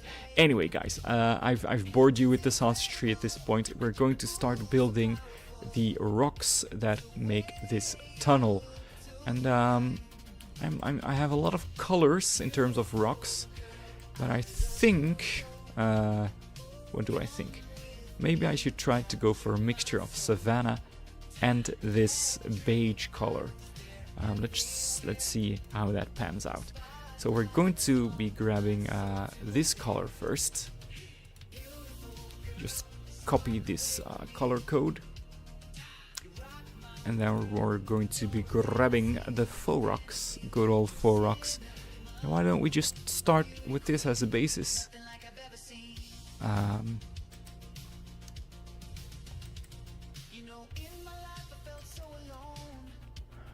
This seems like an obvious place to start it.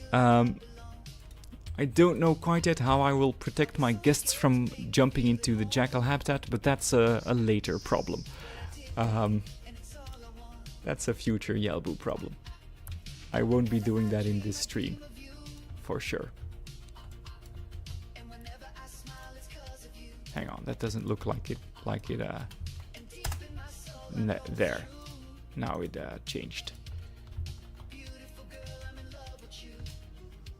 Okay, now we have that color sorted.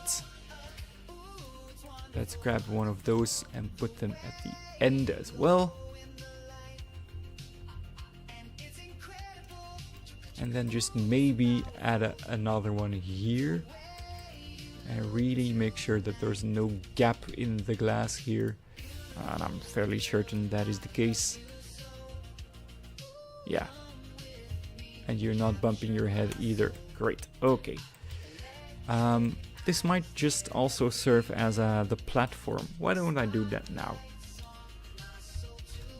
Not it's in nature tab. Why don't I already think of sort of the platform for these jackals to traverse? I wonder if they can get up these steps.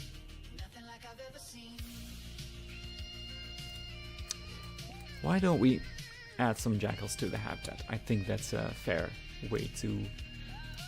If you're wondering about the traversable terrain in your habitats, only one way to really be sure of it, and that is to add the animal in it. So it's gonna take a while because the zoo is huge, and you know, I don't have a lot of trade centers, so somewhere over here a worker is grabbing the jackal and is beelining it over here. While we wait, let's make sure. I think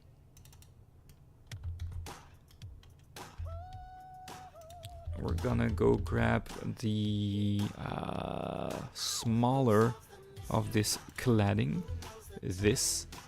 I'm just adding it on top of this.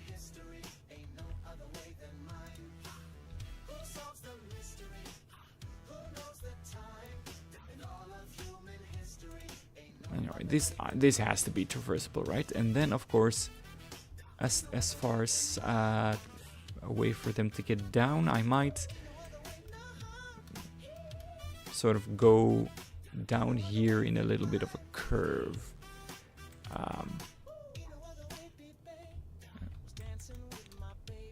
Not too steep.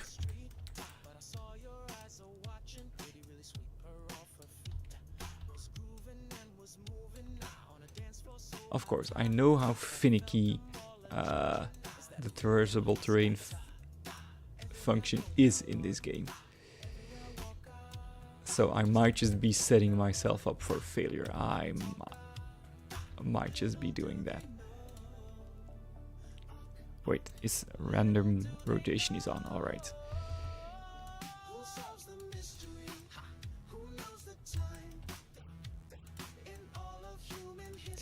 Hang on, you know,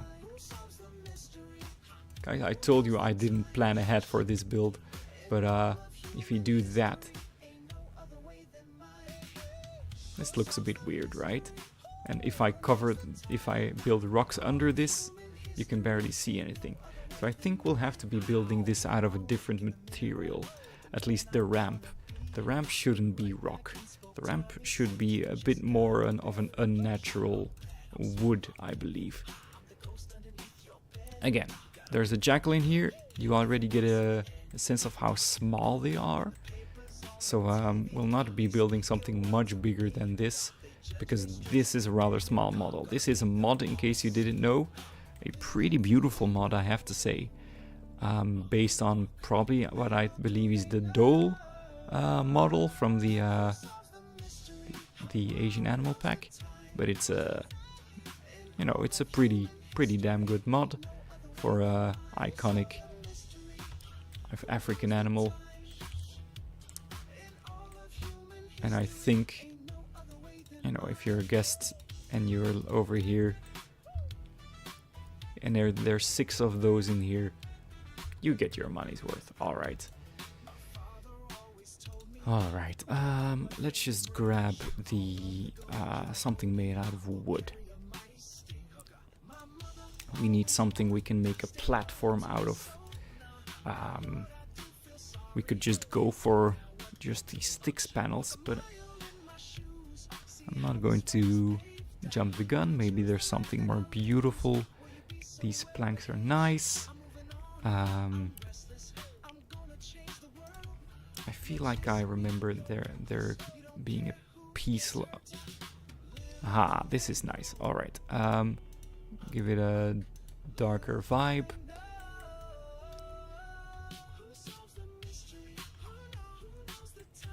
This is a pretty nice color already. Okay, let's do this and build them a little platform.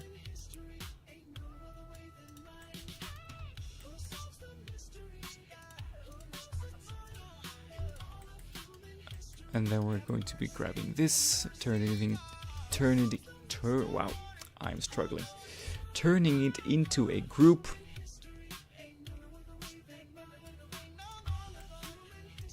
This might not be, now that I'm doing it, I think it's a bit ugly. It might just be a bit ugly what I'm doing. It's going a whole very big part of this habitat at this point is going to be a wooden bridge. I'm not sure if I like it. I might just scrap this whole idea. Again, this is a stream where I'm sort of planning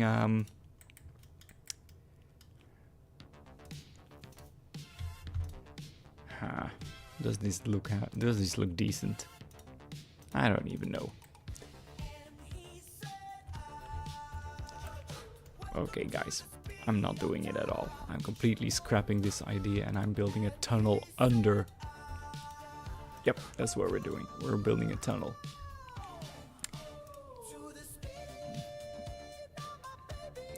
Do I have to sleep? Well, here's the thing. If you have a young kid like I have at the moment, sleep is relative. And the time when you have to sleep is really not, it's not necessarily night.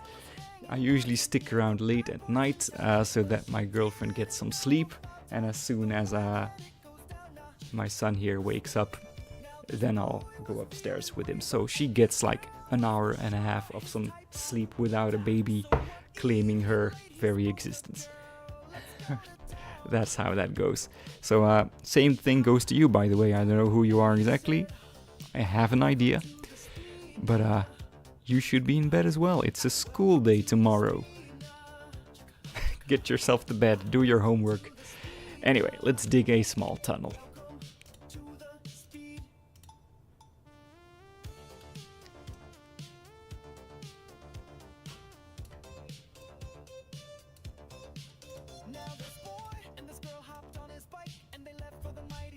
Oh, I know. I have a better way of building a tunnel. What am I doing?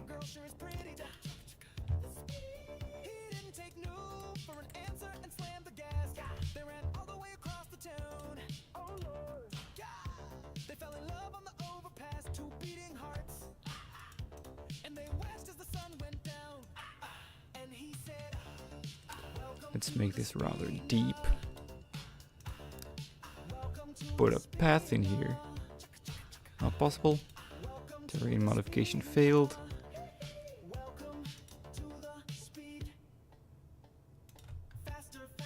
Can I now? It's not working the way I want it to.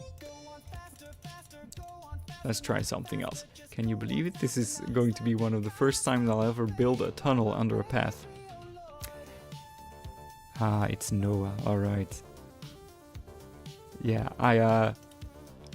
I'm enjoying it, but I will tell you, having 2 kids is crazy. It's intense. So I enjoy the few hours I have to myself, and even now I'm not alone, of course. I have the little baby boy there to my right.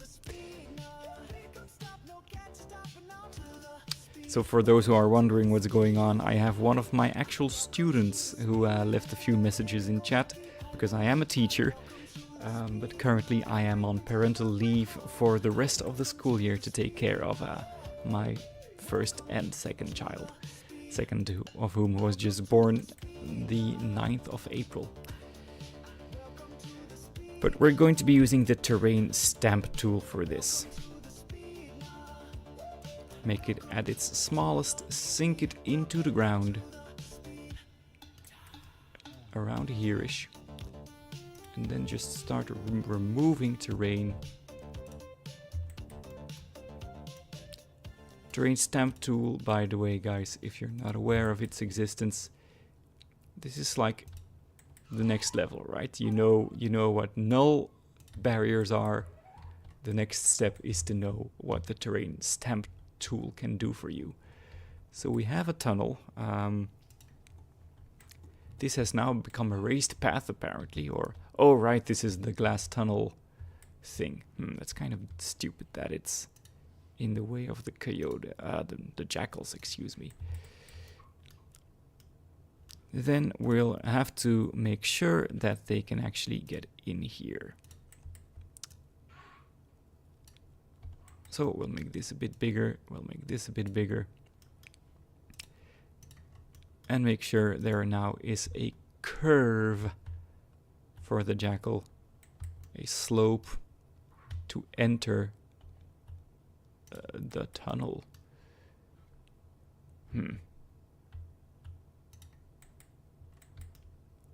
This might really be, I might not going, right, wow. That was a complete fail of my English. What am I doing? No.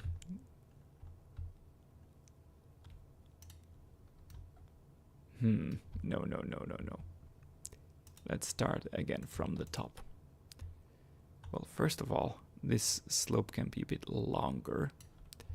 And then we'll just put it like this, and put it like this, and see if we can sink it down. And then see if we can sink it down again. Okay, and then at the other end, we'll need to repeat this step.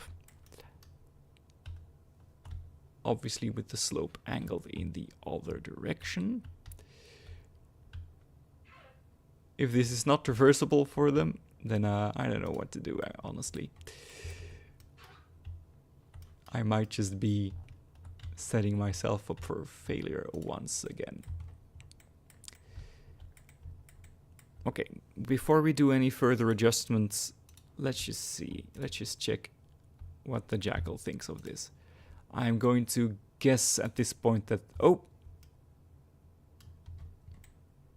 they can traverse this. Obviously they can escape, but I have escape turned off, so they won't. But this tunnel is already a functional tunnel. We're going to be dressing it up a little bit, sort of hide it from the guests. I think I don't want the guests to really know how the jackal is going to be going from side to side, and also make sure that the traversable terrain for the jackal inside the tunnel is small and narrow. I don't want them to really spend a lot of time in there. At the same time, this is effectively their shelter, so yep. I'm pleased with this idea, so I can remove this ugly thing. This always reminds me of, I don't know, maybe it's because I'm Belgian, but this reminds me of gingerbread. I don't know why. The shape, the general color of it. Let us build the rest of this rock tunnel. Give it that one color again. To connect it to the mud wall. That is very bright. Wow. Can we make it a bit darker? Yep. So for the tunnel walls, we're just going to be using a variation of faux rock pieces. And wherever the tunnel has these round elements, that's where the arches will come into play. Actually, this is one creator who really deserves more attention is called Misaki SZE, which I believe stands for, for Czechia. And she has this really cool habit of creating these towers out of these raised faux rock pieces. And she uses them all throughout her zoo, and it's like their signature piece. And I think it's a really versatile thing to have these randomly rotated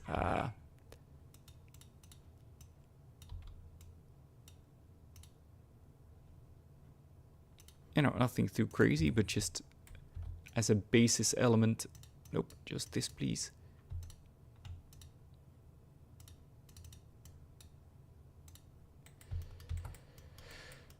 Just as a basic element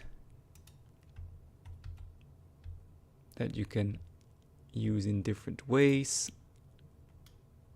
It's pretty nice, right? You can use it like this to create these walls or outcroppings inside your habitat. You catch my meaning, right? Yeah.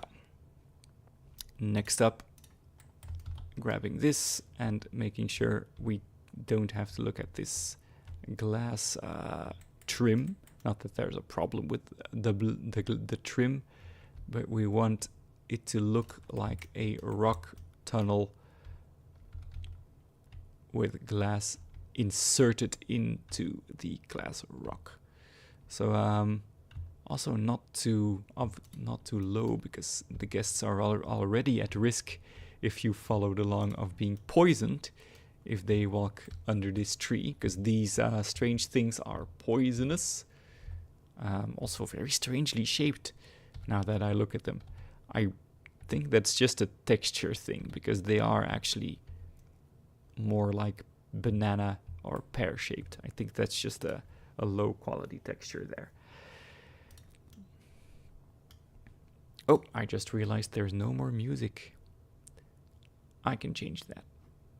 Give me a sec.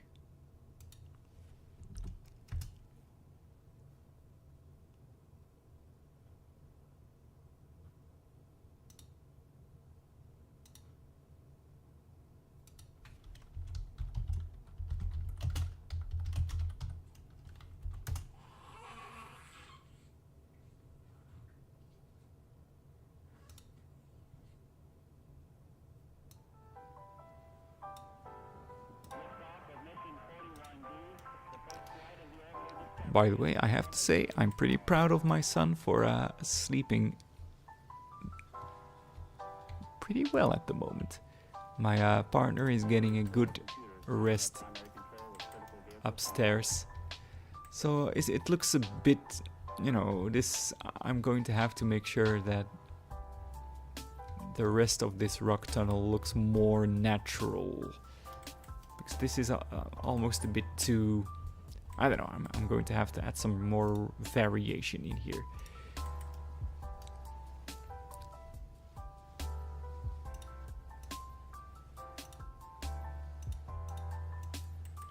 Starting here with this rock piece. Make sure that it's randomly rotated. Which I did learn there is a hotkey for, but it doesn't work on my computer. The hotkey, and also the time I pressed the hotkey, I accidentally, my stream died within seconds of doing it, in my very first stream, and my whole internet in my whole house actually died. And for a good while, I thought that I had pressed a hotkey that, I don't know, disconnected my internet or something. I don't know what happened there. I have played around a little bit with some of the settings in OBS, and so far there hasn't been an incident like that anymore where internet died in the whole house for a few hours, you know, even like the TV, the digital TV wouldn't work. So we had to reset the whole modem thingy. It might just have been coincidence, but I think that me streaming and having some settings probably just set way too high or something of the sort crashed my internet. All right, this now.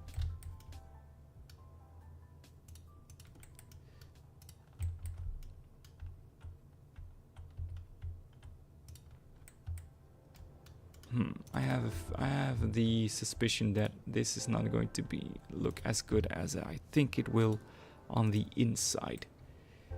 First of all, you're clearly going to bump your head into this. This needs to be way higher.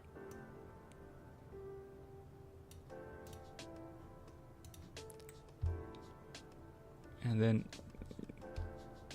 yeah, these are all hazards. These are all asking for our zoo to be sued by people bumping their heads. I think we're in the clear now, and you know, this looks like a pretty nice fake rock cave. Do we like this though? That's not very, you know, African, right? I think we're going to have to cover this up with something. So find something that is more themed in the area.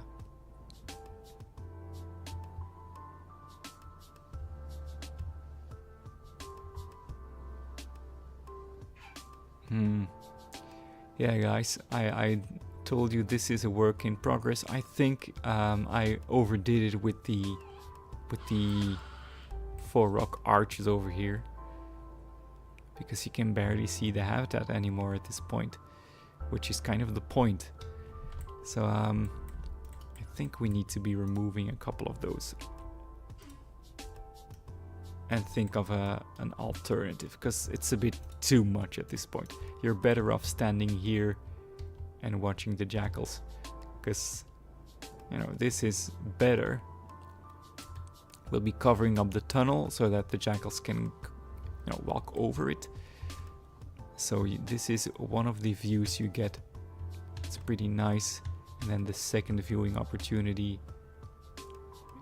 hopefully the jackals will spend more time here than here. And yeah, I think maybe it's just okay that your view of the jackals is limited. Maybe it adds some excitement. And you know, having said that, you'll actually have pretty decent opportunity to look at them from over here and over here and at the other end, you know. So the tunnel is like the immersive experience, but you can definitely get your fill of jackals from the higher raised environment. Then let's cover up this tunnel entrance.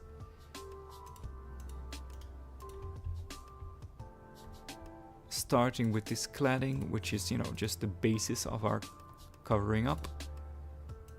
We do have to be careful though.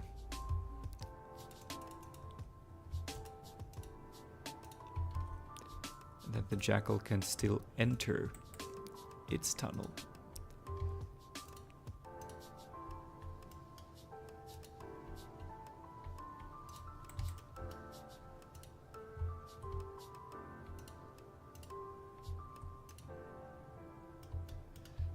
Can it? Let us check. Where is the little guy? Where is my jackal? Has it escaped? Could very well be the case, as I was distracted, that my jackal...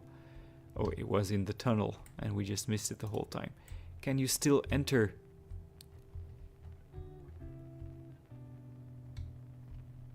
Yes, he, or I believe this is a she, is fully capable of entering the tunnel. So let's just be lazy, copy paste this and put it over here as well. This might be a bit more tricky in terms of traversable terrain this side, I just have that feeling. But let's see. We are still completely fine. The tunnel works great. And from inside, it looks at the moment like this. So you really don't know that that there's a tunnel there. And I'm fairly sure that jackals also burrow, or at least use burrows.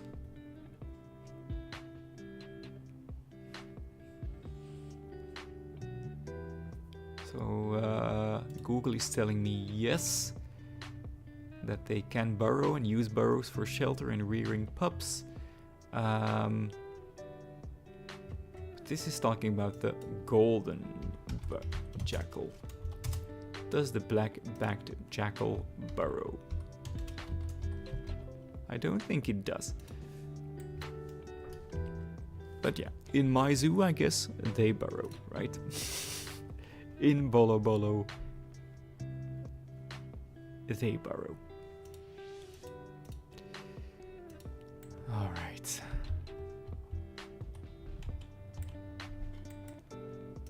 I'm just gonna do a quick save here, and you will be my witness that I'm not saving over another zoo, which is what I did with Bollo Bollo. I saved Tierra Encantada, bless its heart, over Bollo Bollo. Speaking of Tierra Encantada, I really need to continue building it, and I will, I promise. I'm just really daunted by the prospect of building the jungle that I'm planning to do.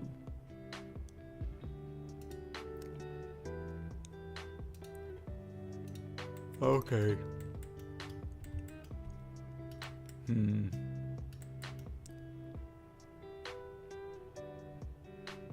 I'm gonna do something quick.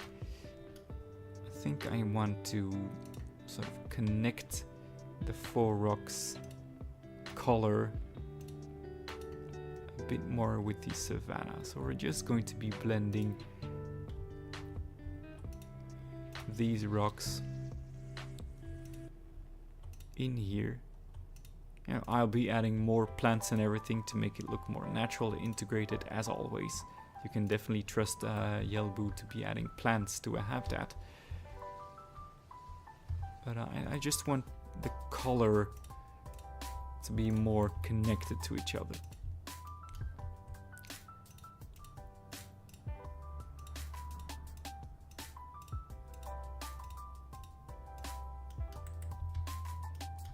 Jackals in the wild don't necessarily live in desert environments. They are definitely a savanna animal. If you're like me, you've seen them in nature documentaries, sort of always pulling the shortest straw, if you could put it like that. Pretty much all the other predators in Africa get their turn before they do. But they are, of course, hunters themselves. But when it comes to their competition, you know, the lion, the hyena, will very often be the first one to get their lion's share. And it's very often jackals have to share their food with the vultures at the end. That's at least the iconic sort of pictures that I remember. Okay, guys, I'm going to quickly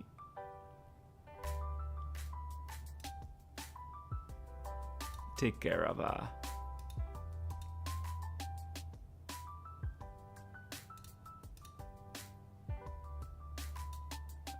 my boy, my wonderful boy. So it's a baby break. I'm gonna take care of my son. It's only going to be a few minutes. I'm going to do my parental duties and bring him upstairs. So if you check in in the stream, this is what you'll be seeing. I'm not going to be streaming for much longer after this, but I promise I'll only be gone for a few short minutes. See ya.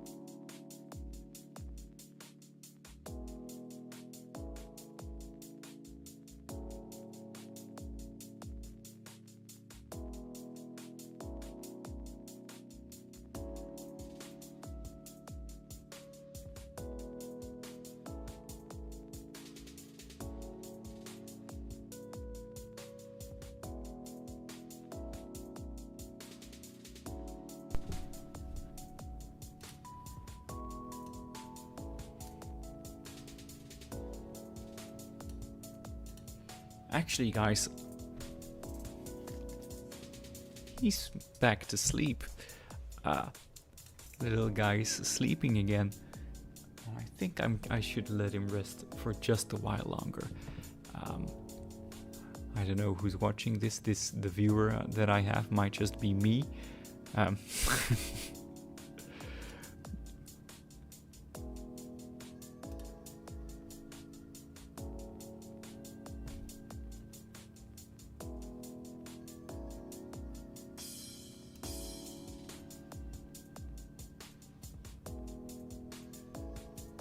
Oh, hang on, I just connected some dots. I think I know who's watching or who was watching.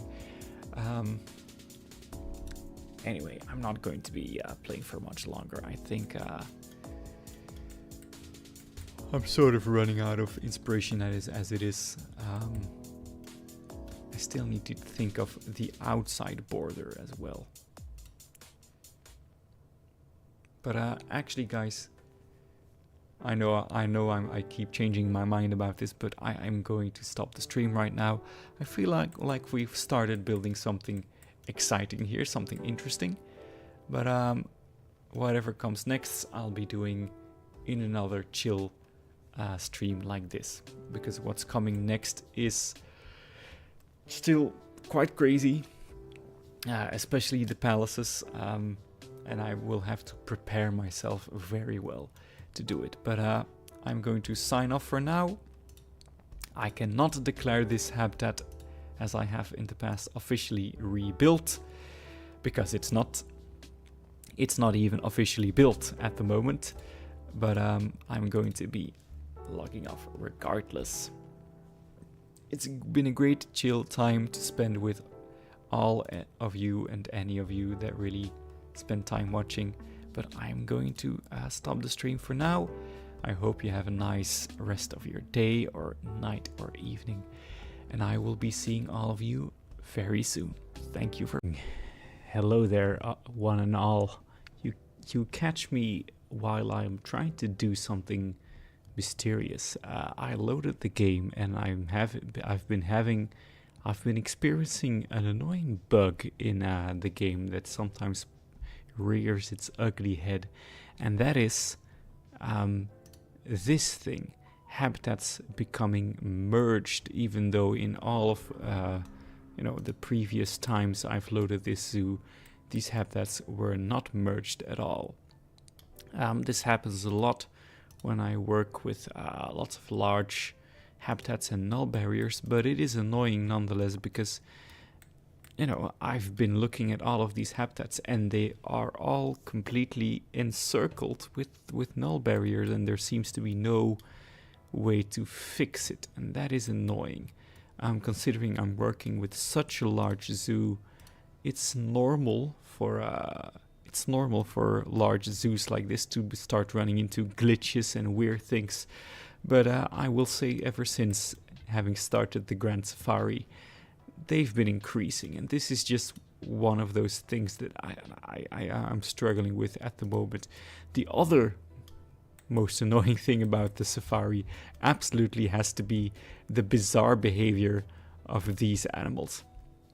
Ever since I made this habitat and placed these zebras and giraffes in here, they will roam around the habitat for a while and then walk to this spot and stand here. And I've removed these zebras, put other ones back in, I've removed the giraffes, and they all show the same behavior.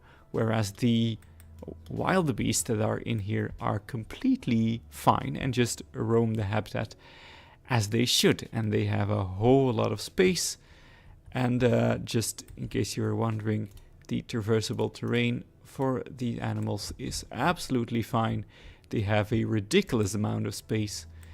I just, for the life of me, cannot figure out why these animals, the only ones in my zoo to have ever showcased this kind of behavior, but they just go over there and they stand there, and it's the most annoying thing. But yeah, this is something I'm gonna spend like a few minutes to try and fix this, but if it's not fixed, then I'm just gonna move on. But yeah, let's see. Habitat 99 is the wildebeest, ostrich and gemsbok habitat, right? Let's call it that first of all, so that we don't get confused the whole time. Wildebeest, ostrich and gemsbok, right? But it is saying I have multiple habitat gates, and I know for a fact that simply isn't true. So let's try and find what the problem here is. I know these null barriers are connected to the null barriers of adjacent habitats, but as far as I know, and I've been playing the game for a while, that shouldn't be a problem. However, alright, okay, this is problem number one. This might fix a lot of things. If I believe I accidentally removed this barrier and didn't put it back last time. I believe that this will fix a lot of my problems at the moment. There we go. We've gone and done it. It's fixed. So we can now direct our attention away from the malfunctioning null barriers and to the jackal habitat. For starters, I'm going to sink this even deeper into the ground because, well, I don't think we even need it that much anymore. We know the general shape and size of the habitat, so we are good to delete this. We now know, using these barriers, that this is the good size for a jackal habitat. So I'm going to have to decide really soon what kind of barriers I want to put around this. But for starters, I was sort of wondering how I would keep the guests from jumping over this into the jackal habitat, and I've just decided to go the easy route and not have the jackals be present there at all. We are going to grab this and just continue working with it. That means the space we're taking away from the jackals over here and over here, we'll have to add it over here. But those are problems for later. So we're just going to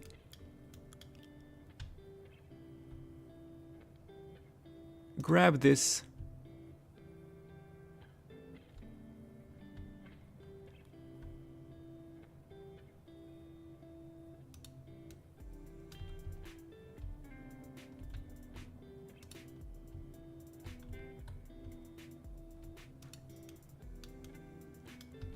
same principle over here.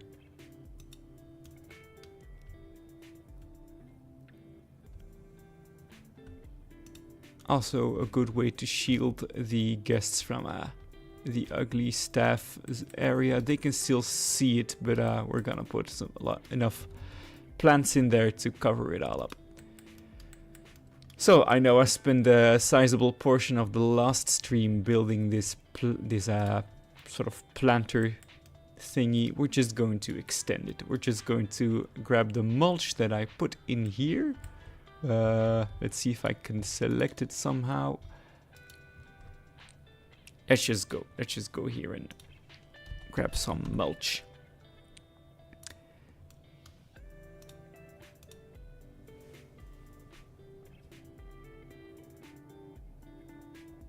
There we go.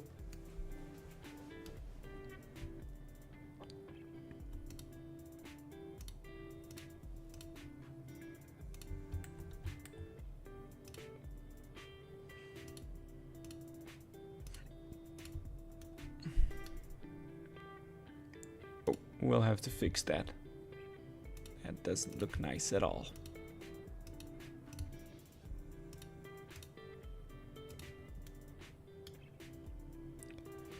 And then some smaller strips to finish this off, even though you won't even see most of this in the final product. It still sort of levels the concept a bit and grounds it in reality. There we go. And let's just continue the theme of the Nitraria plant. First of all, let's add it to here and here as well.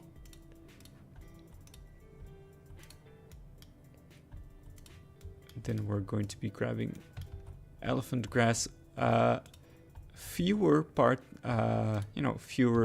portions, if you could say, of it than in the other planter. Can I grab a bigger piece? There we go.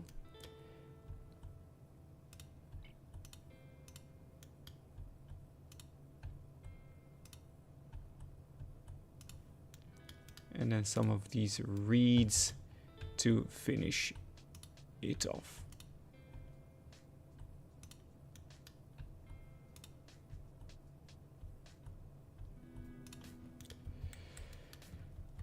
There, I think that's an acceptable look. You come over here and you don't quite see what's coming. And then you head into this tunnel. Is this actually a health hazard for the guests? I'm not sure. Then you enter this tunnel, don't bump your head, and then you will get to see the jackals on either side of you, and you really don't know how they cross the tunnel. That's because they have a tunnel underneath. All right. So, next step is in terms of shelter, I'm just going to have them use this as shelter. It's not really a beautiful space, but if you haven't been following with Bollo Bollo, backstages are not a thing in this zoo. I just don't use them, just to preserve my sanity and my time, and I need the frame rate for other things. But we're going to have to start thinking about what the outer barrier here will look like, because this is the only barrier, the only habitat in the entire safari that is outside of the path, as you can see. All of these other habitats are limited or bordered, I would say, by the path, so I didn't have to think about that. But in this case, we do, and I'm sort of torn at the moment between a natural design. It's just some rocks and everything, which is probably the easiest path. Could just spam some of these rocks and then create a barrier out of them. It's very possible. But the other part of me is thinking maybe just like a natural, not natural, maybe a fence, an actual barrier with rocks behind it or something. And I'm going to postpone that decision for now, finish up the tunnel and just start planting, and then we'll probably get a feel automatically of what to do. I wonder, by the way, where my jackals are.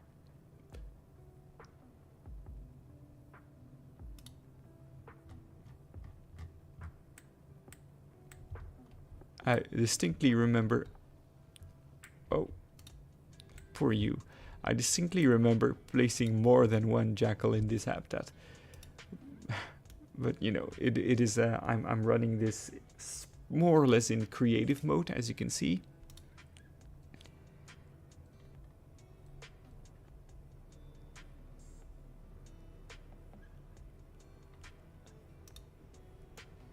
So let's just first of all make sure the jackals have something to drink.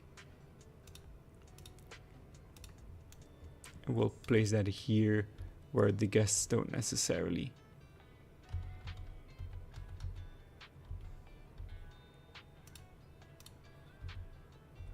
That's odd. The key to flip it around malfunctioned. Anyway, we're just gonna start planting. Make sure this all looks a bit more covered and lush. And let's grab the same grasses that we've been using for the larger habitat. And then we just start doing the old buffalo grass trick, which is, if you don't know the buffalo grass trick, it's quite simple.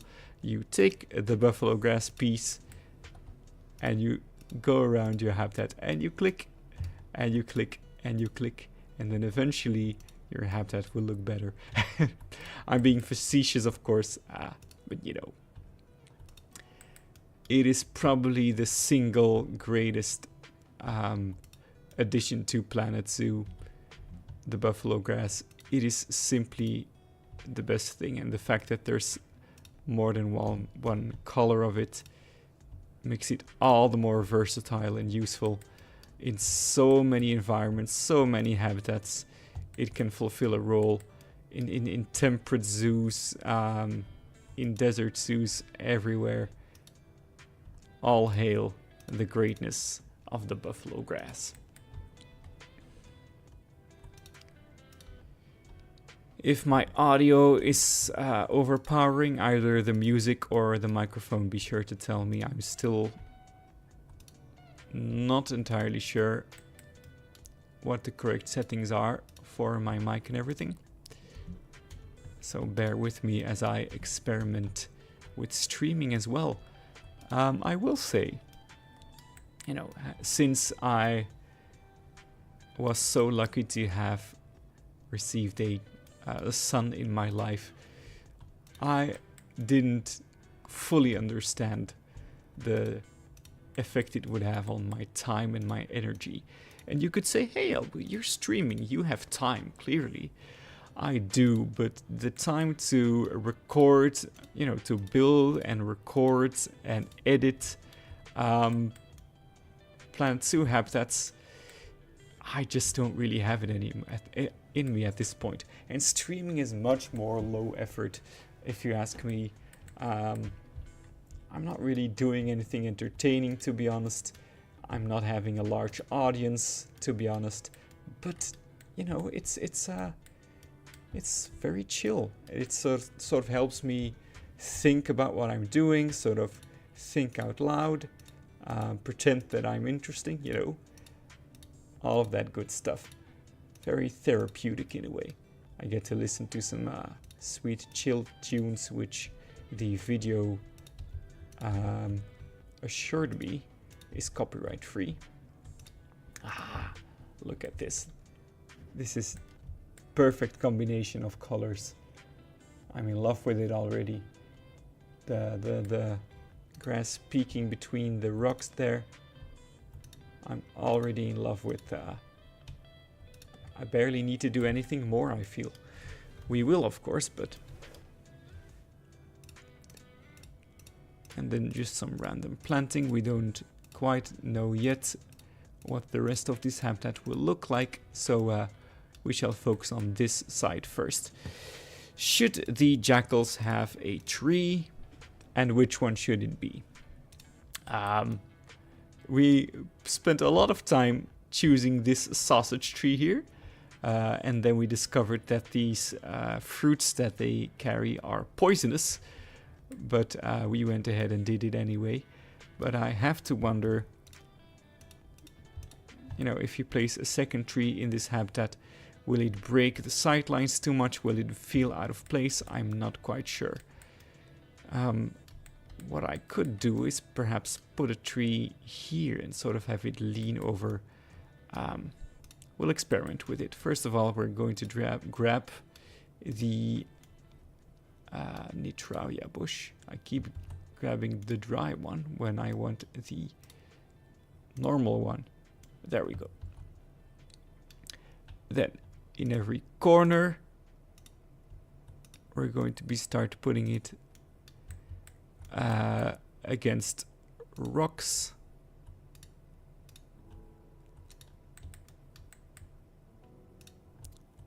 You know, where it feels appropriate to have plants grow. That's where you put them. There's no real rhyme or reasoning behind it besides just, hey, this looks too empty, I will put a plant here. Oh, let me in, let me in.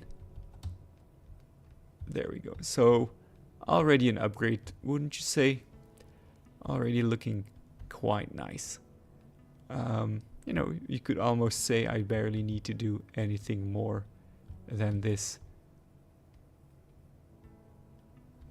Yeah. Standing here, I realize now that I want to make a... Yeah. Let's actually make a hole into this faux rock wall. We want a window here. Wouldn't you agree? Even if it's just the smallest. Let's see if we could rotate this a little bit. Sink it down a bit.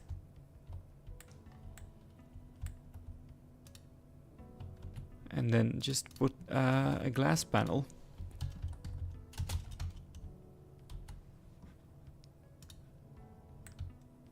Oh, shouldn't have random rotation on. Let's try again.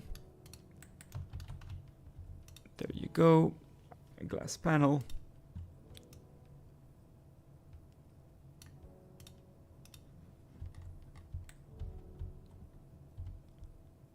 There we go. Of course, from the guest's point of view, yes, it's more of an intimate viewing window, but I like the look of it. We need to be moving this plant backwards though, because that's not a natural behavior for a plant. There we go. Yeah, this feels like a nice intimate spot, and we might need to do it at the other end as well. Also, another thing about streaming is I build much slower, of course, doing this. This is the sixth stream I've done. And I've noticed that with all the talking to myself, I build much more slower and methodical than I normally would. But, you know, that's not necessarily a problem. Maybe it slightly improves my habitats because I think more about them. Who knows? However, yeah, it's fine. Let's put some glass in here.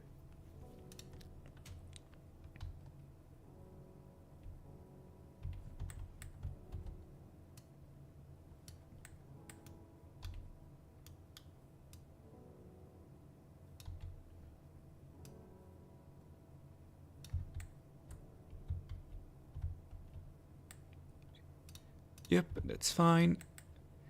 Let's make sure the bottom looks also supported by something.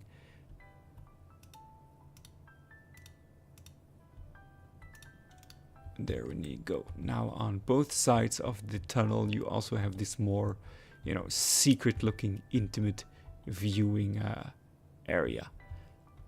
We're not going to be putting one here because, yeah, you already get more window on that side than you do over here. So, yeah, that looks awesome.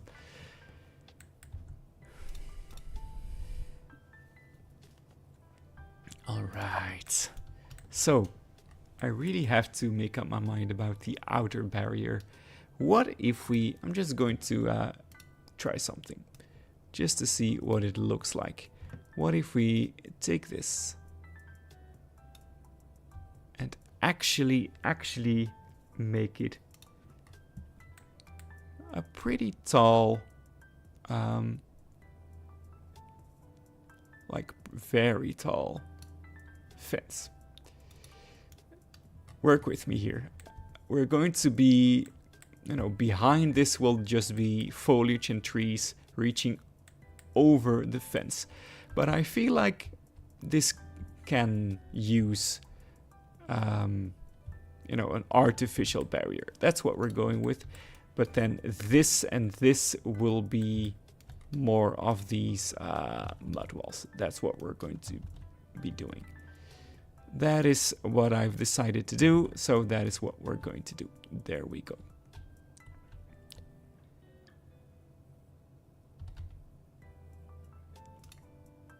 I might be overusing this particular mud wall blueprint that I made myself.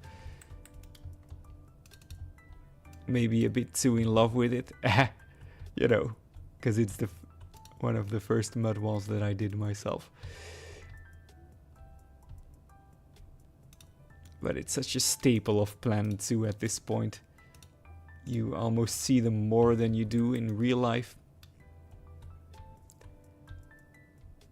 But they're a huge part of the design language of a Planet Zoo habitat at this point.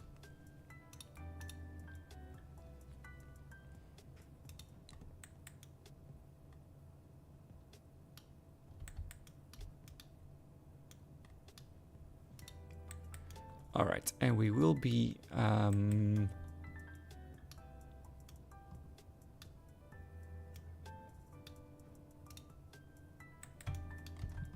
right, we're going to be doing it like this.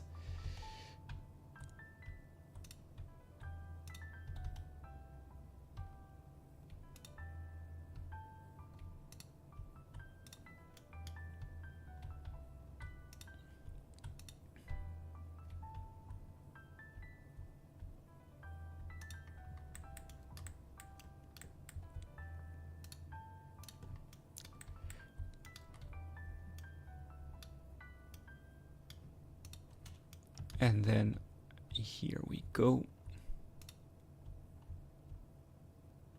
I don't want the guests to be checking out the jackals from the stairs, is pretty much the point here.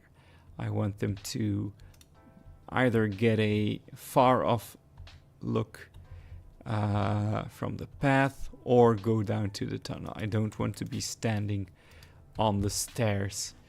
So that's why I'm trying to limit their view here. In order to see them, you know, you could awkwardly stand here, but you need to get down there. All right. What's going to be behind this? That's worries for later, as they say. Let's just add. First of all, I really believe I put more jackals than one in here. Where are they? It's just the one.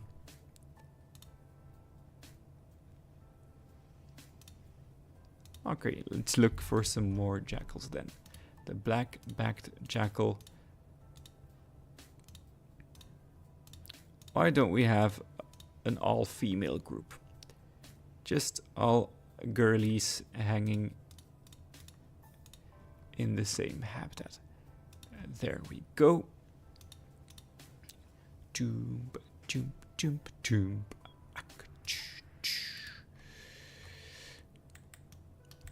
We won't be putting a tree here, but I feel like this is more of a spot to put a tree. Let's try out some trees. First of all, What about grabbing that very same sausage tree and putting it somewhere?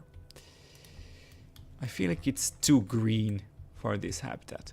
We need something that's a bit, you know, still African, but more of a brownish tint to it. Foliage type, let's look just for trees, please.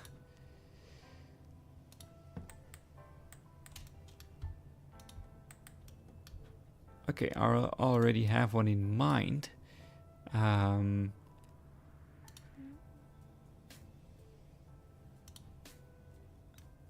But it's smaller than I had. It's actually much smaller than I remembered it being. I could always use literally the best tree in the game. I could always do that. This has a vibe, though. This certainly has a vibe, the olive tree. What would that feel like if I put that here?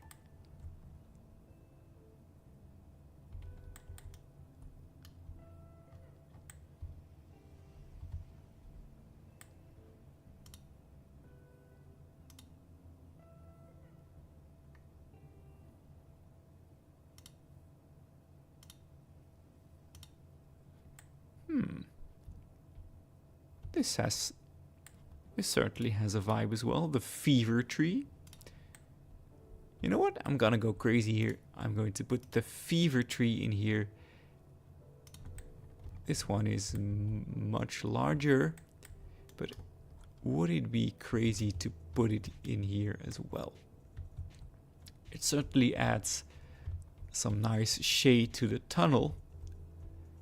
And there's really no worry of the jackals climbing in there, because I don't believe jackals are adept to climbing.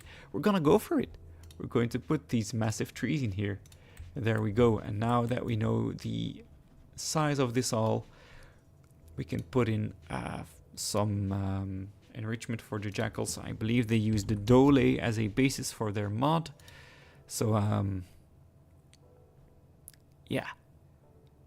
It seems like they enjoy this tug rope, and I think I want the tug rope visible from this or this window. So why don't we put it here, so that when the jackal does interact with it, you get a good view of it from here.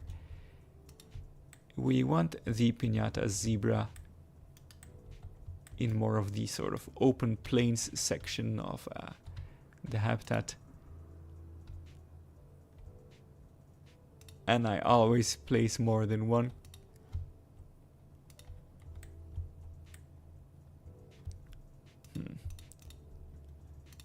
Actually feels a bit too cartoony, I have to say.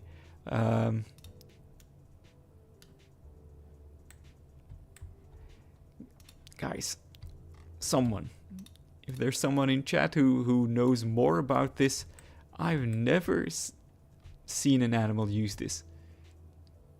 I don't understand this enrichment item. I've never seen an animal use it. I don't know what's going on with this. I have seen beavers use the beaver pool, but apparently hang on, the savannah elephant can use this? Huh? I had no idea. And so does the dhole and the dingo and...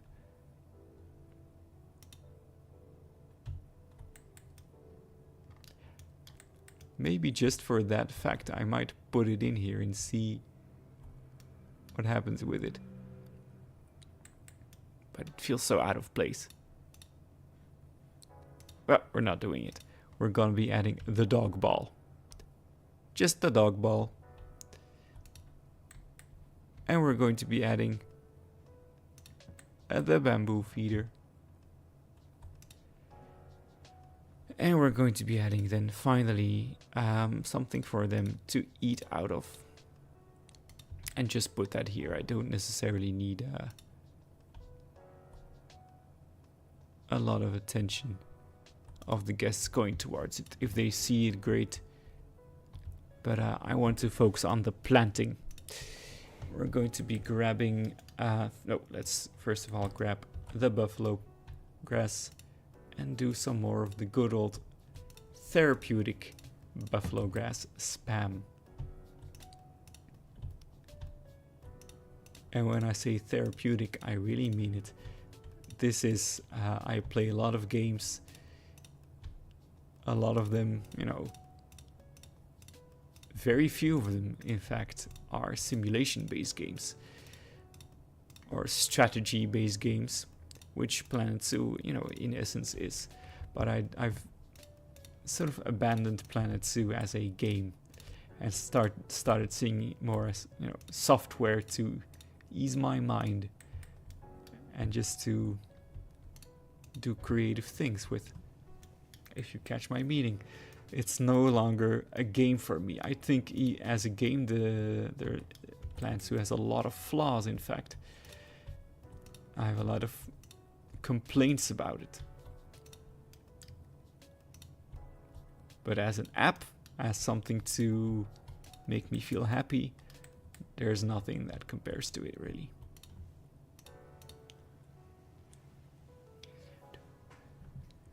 All right.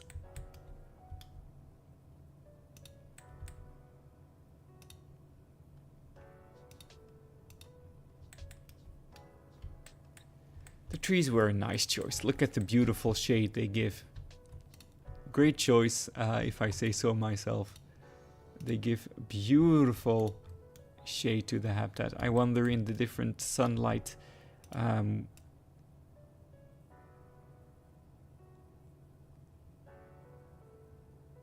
It's kind of beautiful.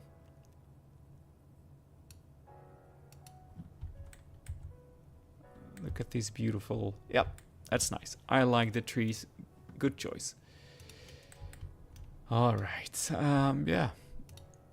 Some more of the Nitraria bush. I shouldn't be forgetting the tip I gave you and myself last time around, and that is to be adding the dead variant of the Nitraria bush sort of inside the other one, which gives more volume to the plant, but also is realistic, because if you go look at plants in real life, some parts of the plant will be dead.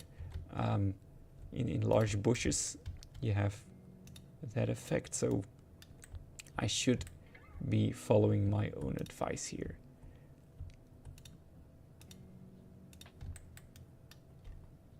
Of course, I will say it's not something I came up with myself. But also just this dead plant, dry plant, just adds these interesting sticks.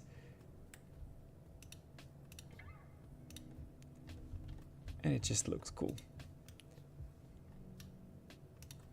If you just randomly place them, it just looks like a very dry plant or something poking out of the ground. Okay, this is coming together quite nicely. Don't worry, I will be fixing this. But this is nice. I know the animal we're dealing with is rather small. This is a modded animal, the black-backed jackal. It's not large at all. But I think the experience of walking through this tunnel makes up for it. You know, this is kind of really nice. And then you can just spot the jackal and see it roaming around. I feel like I want to lower this particular rock or something.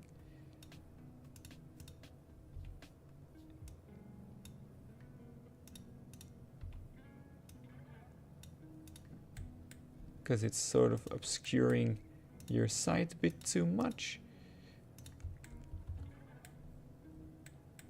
I'm in explore mode now, right? I'm not. Okay. Maybe I should have done that before judging the height of something. Oh, it's fine. It's absolutely fine. Shouldn't have meddled with it after all. So, there it goes. The jackal has gone into the tunnel and we might actually see it appear at the other side, or it will go to sleep down there. We don't know. That's the beauty of nature. You cannot predict it. This actually is, by the way, if you haven't seen it, a pretty nice mod. It's not quite the look of a jackal, but still. It's different enough from the Dole that it is based on, and I feel like it is recognizable instantly by its color and fur. Anyway, what do we need? I think we need to be adding rocks.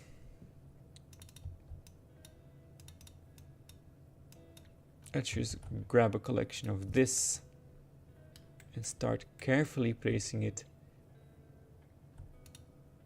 lowered into the ground to add some much needed texture and shadow. And I think I'm thinking wow.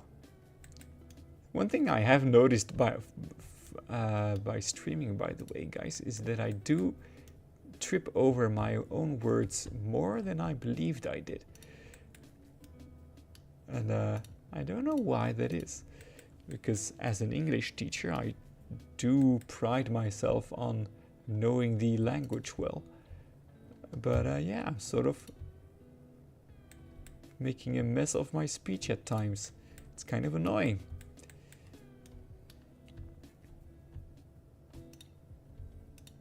Maybe it's a bit of the stage fright or the stream of consciousness thinking that I'm doing.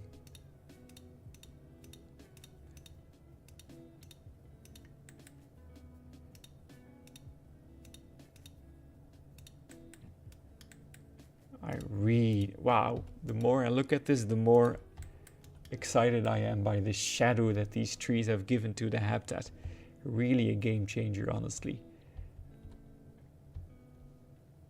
This is actually looking really nice. I know I'm sort of glazing myself here, but this is looking really nice. Sort of a nice getaway from the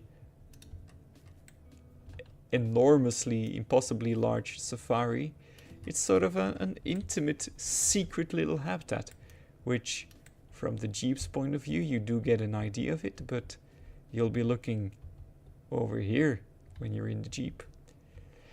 And by the way, guys, I do know that in the Jeep, more than in the actual habitat that I built before, is that your view of the habitat is kind of obstructed by how high I made it.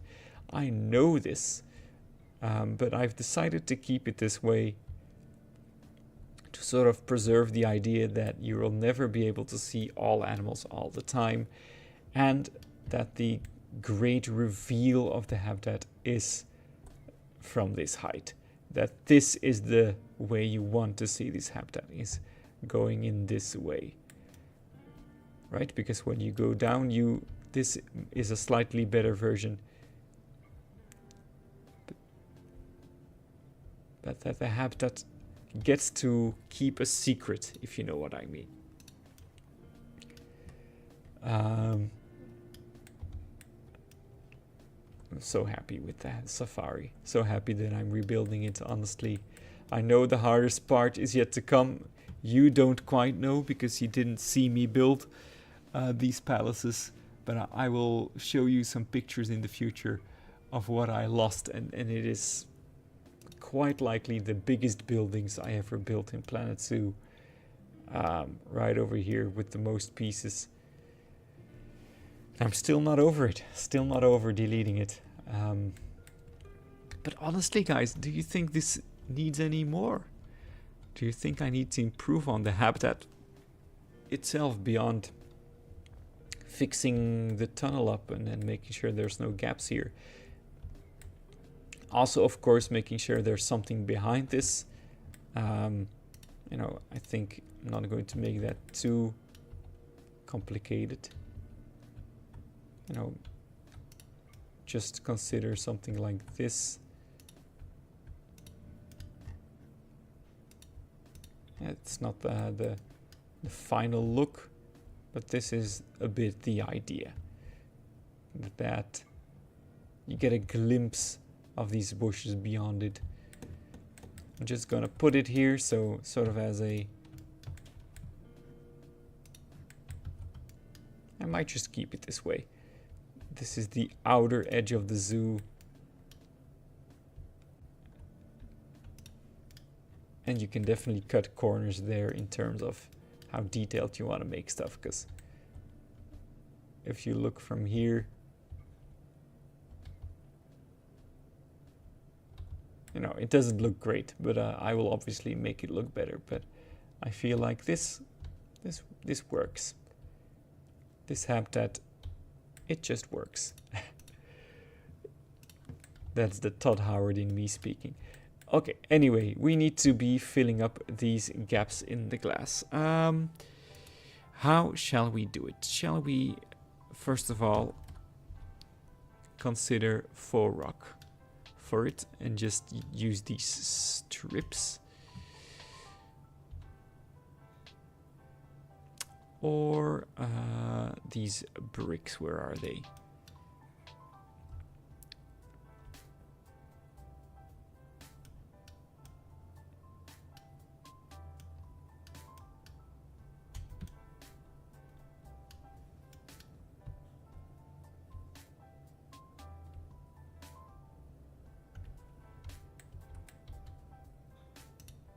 Let's use the bricks and then just do the sort of dull work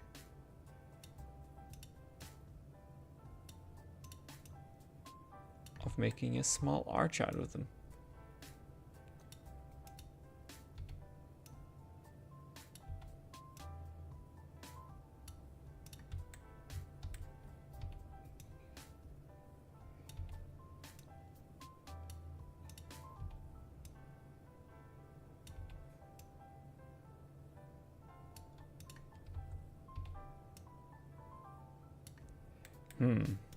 Now I'm wondering if I should have flipped them like this,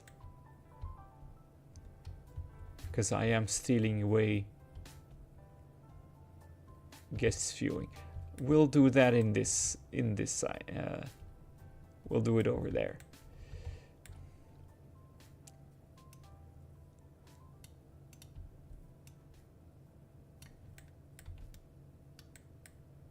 Just to swap the design around.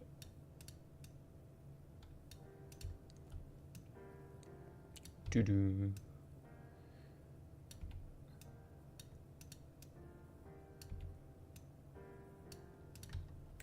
I think we're almost at the point where it is really no longer needed. What if we now go like this?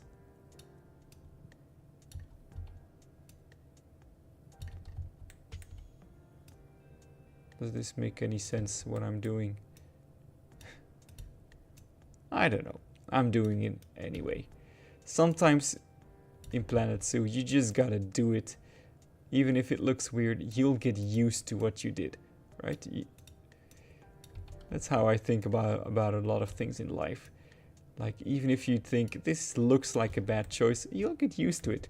If you bought a lamp in IKEA that looks ugly, you'll get used to it, right? Eventually it'll just be the lamp you have. If you catch my feeling, my meaning, I mean.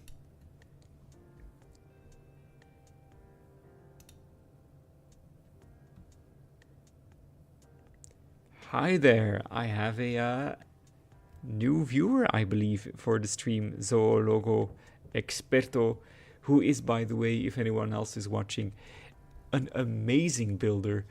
I've talked about them on my videos before.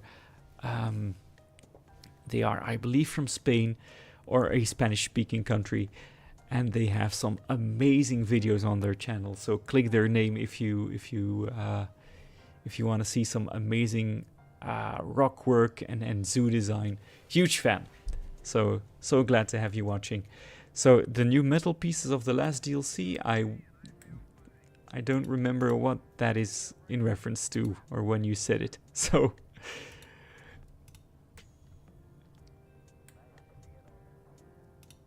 I know there was some like let me actually look at it.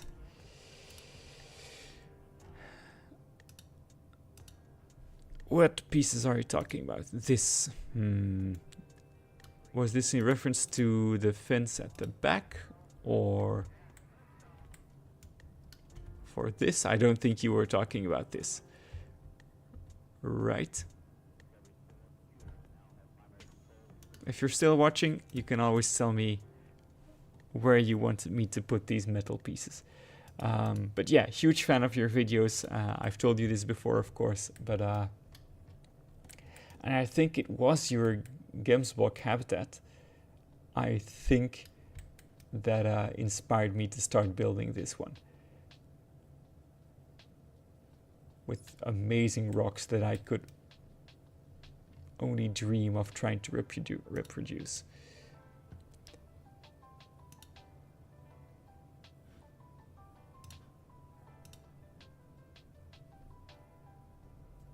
The smallest one. Are you talking about this? To fill it in, to fill it up? It's not a bad call at all, actually.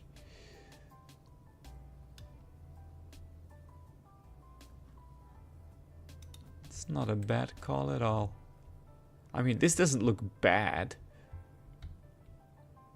Although it is a bit crooked, I think, and the repeating texture is a bit silly.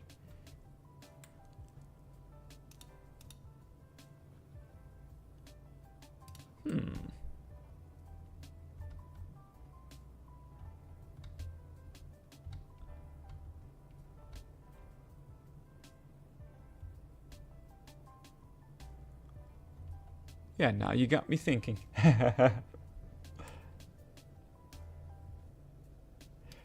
We'll do both, and then we'll decide on a winner. I believe you're referring to this, right? And I can change the color. All right.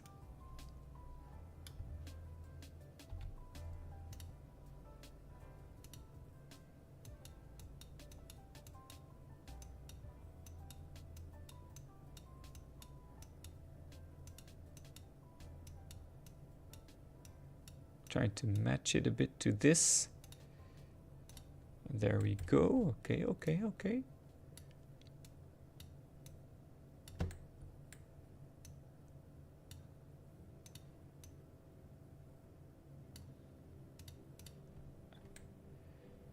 Of course, it's going to...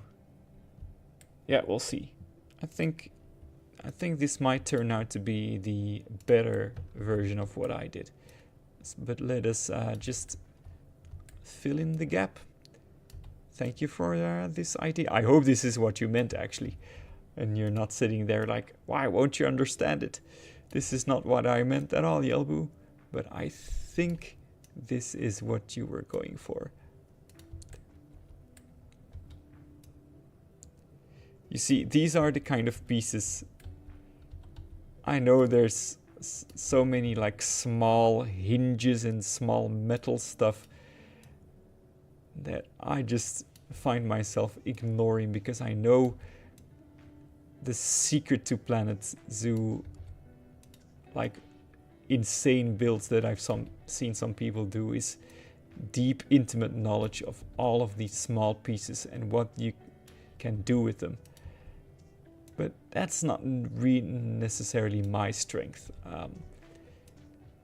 If I dare to say that I have a strength in Planet Zoo, then it's doing this, right? This is what I enjoy the most.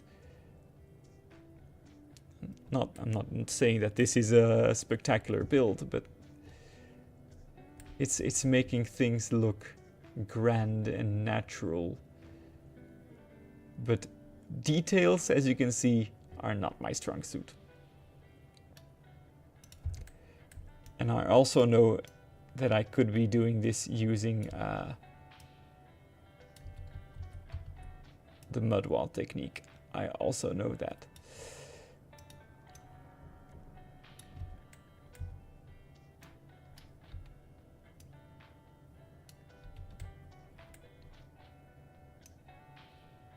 Okay, I can already see it needs some adjusting, but let's do this. Let's try something.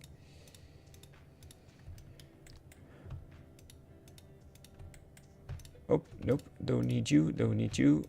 I need you.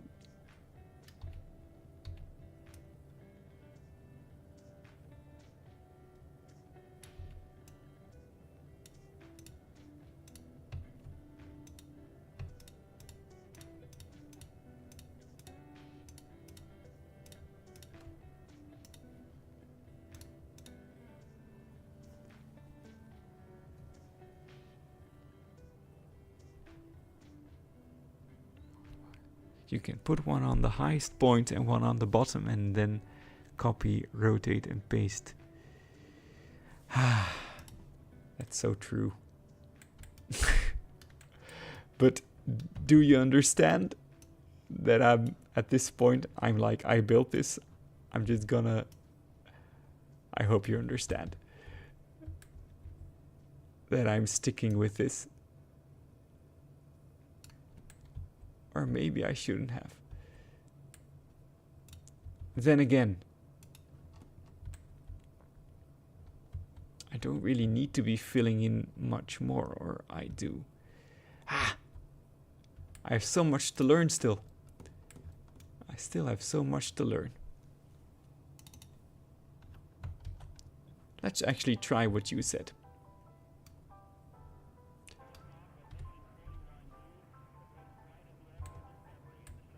Okay, let's put one on, as you say, on the top.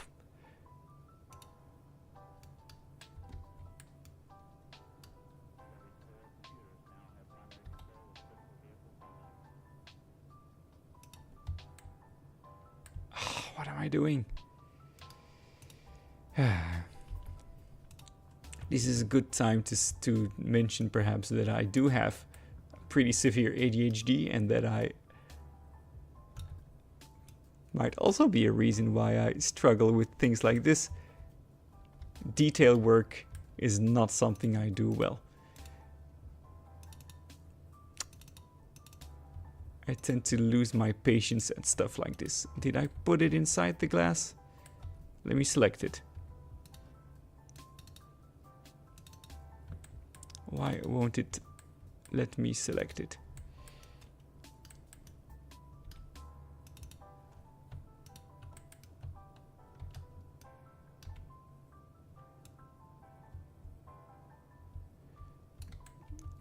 Did I just unlock a secret Plant 2 skill that I wasn't aware of?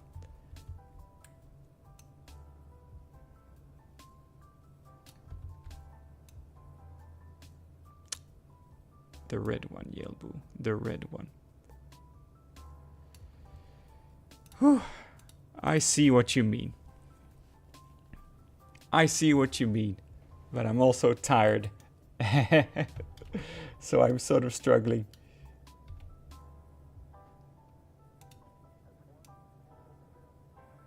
But it's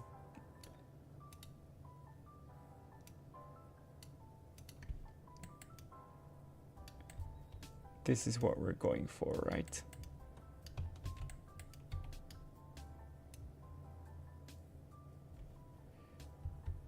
No, no, no, no, no. This is not it. Let me put it like this. I see that I'm struggling with it, and I'm going to do the smart thing. Yeah, I see you. You're trying to help me out. I'm going to preserve my sanity a bit and do this off screen. Not because I actually really like your idea, but I feel my ADHD being triggered, and I don't know how. I need to do this, you know, in private. I hope you understand. I'm being serious here. I feel like I understand what you're trying to get me to do, but at the same time, my brain currently isn't functioning. It's 1 a.m. But thank you for that idea. I will be doing that off screen for sure.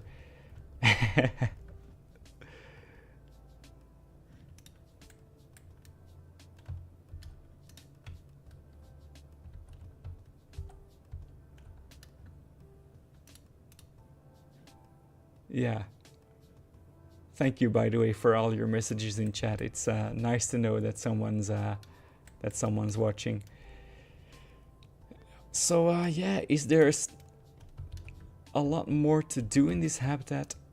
One has to wonder that perhaps I could, at this point, do what I've always done in recent streams and say that this habitat doesn't really need much more work and is officially, I believe so, rebuilt.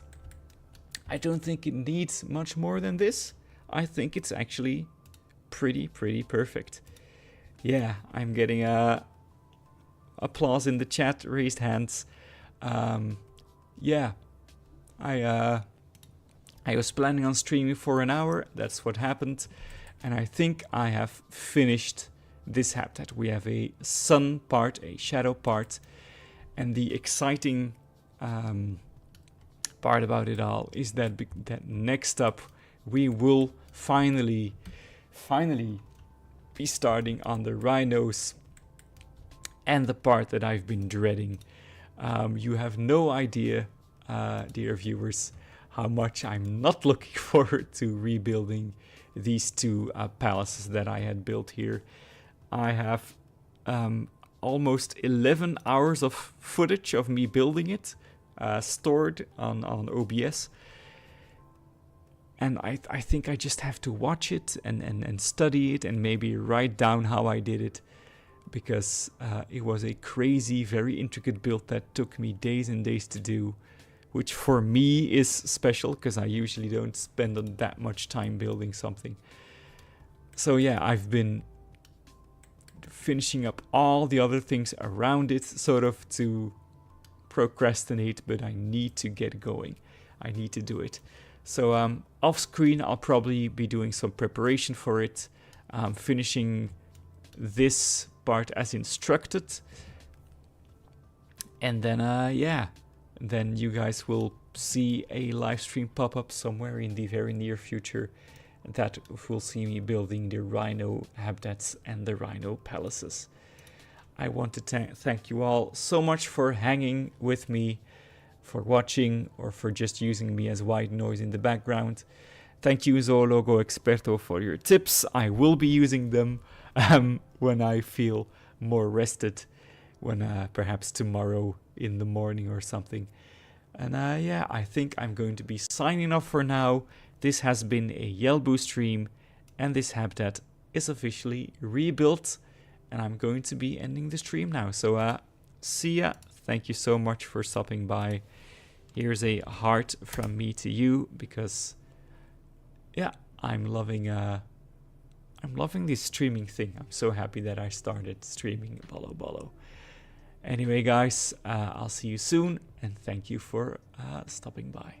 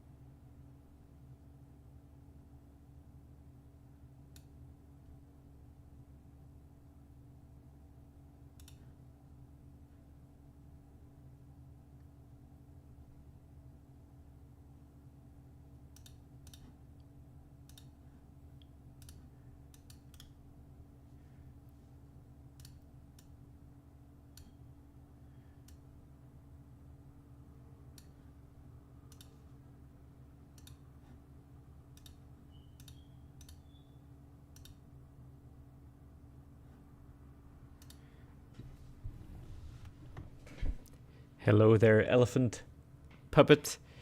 I'm doing just great. This is a completely unprompted stream. I wasn't planning on streaming at all. But hey, I was in the mood to do just a little bit of work on Bollo Bollo. It might very well be that nothing of actual value happens today, but we'll see. I'm just a bit in the mood. I'm alone at home for the moment. And I just wanted to continue working here. I have to do a little bit of an adjustment for the stream, so bear with me as I get that sorted.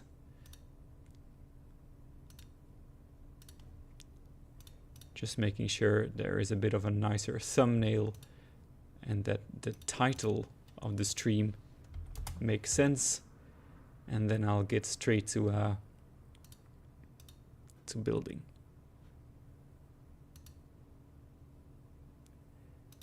Yeah, fair enough.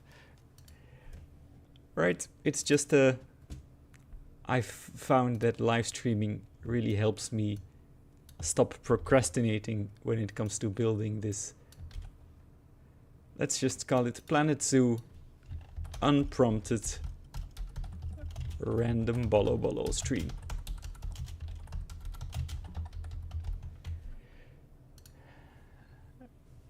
There we go.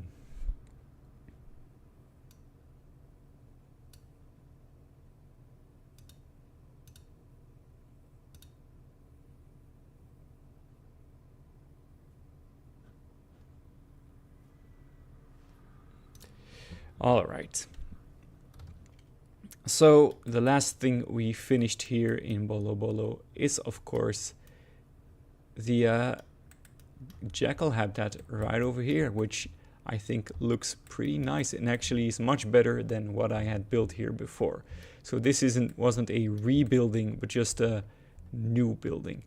But the big one is still coming up, and I'm just going to lay the very basic groundwork.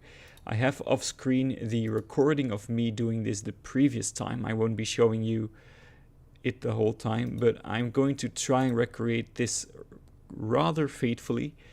So it might not be interesting viewing, but I can promise I have some chill tunes to play in the background, and I'll try not to be too annoying when it comes to my commentary, so that you have some white noise for your own day.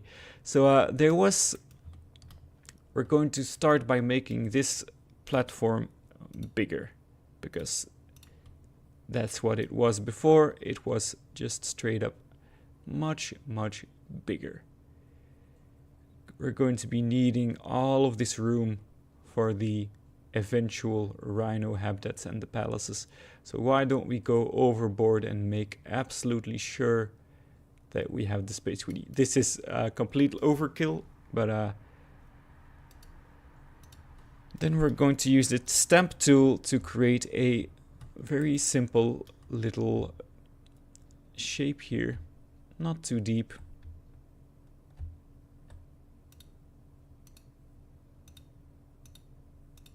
Because there is a little, very small river sort of thing that separates the two rhino habitats, which will be going here in sort of a very mild S shape or lightning shape. So we'll be going here first, then here, and then here.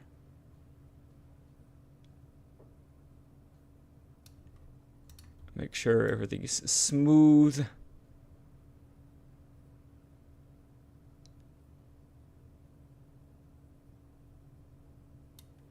And if we fill this up with water, it looks like this. Obviously, this doesn't connect the way you would hope it to, but that's just fine. So now that we have that out of the way, I'm not annoying. All right, that's good to hear. Be sure to tell me if the music is too quiet or too loud. I'm not quite sure. I'm not so stream savvy. What I did next was build the platform, and I'm going to go here and try to see how I did it. It looks like 20 meters length, 20 meters width, and a slope of 28 degrees. So that's what we're going to do. 20 meters, and then 28 degrees. All right, and then we placed two of them sort of here-ish. I say we, almost like the royal we. Obviously, it was just me who was doing it. And then another one was placed sort of here-ish. That looks right. And then I sort of went back here to double check if you could see the trees blocking more of the view than I remember. I don't think I actually had placed that tree here the previous time. I might be reconsidering the sausage tree over here because it does block a lot of the view. Maybe I'm judging too quickly. If you stand here, you'll get a nice view. And obviously the most important view is going to be the one from here. Are they too far back? I think I'm going to place them just a tad closer, and also going to make this river a bit shorter, but we can fix that. I'm going to place them a bit closer to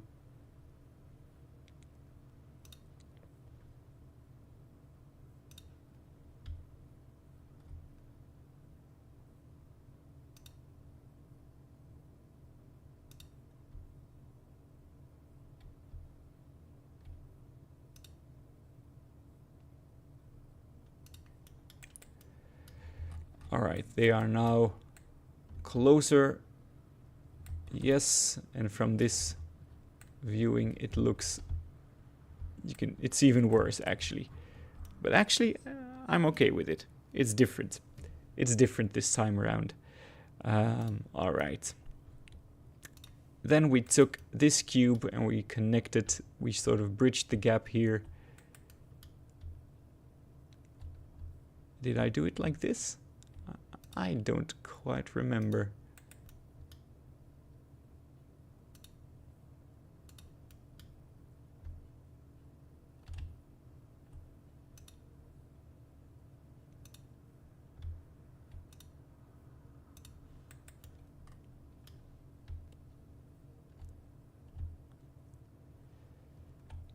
Actually spent most of this morning preparing for a Dungeons and Dragons session that I'm running later this evening.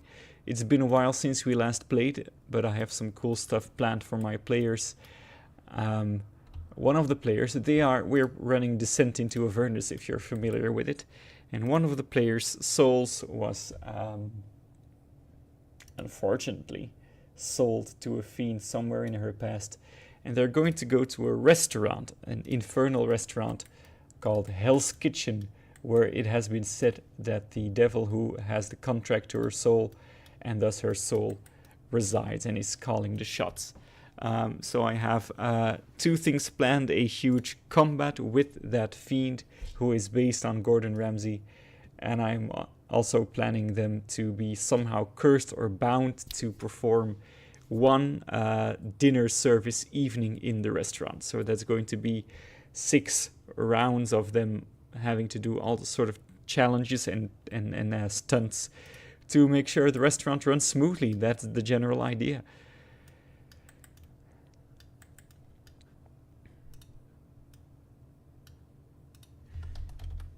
All right, we had an arch.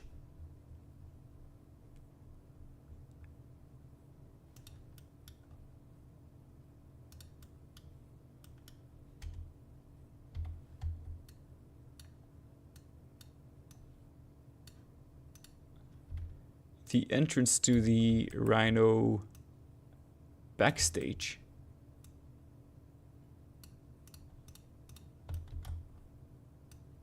was just an arch under the path, And it's also a bit helpful for me to recreate how high up the path was, because this whole build has been about making sure that you can see stuff.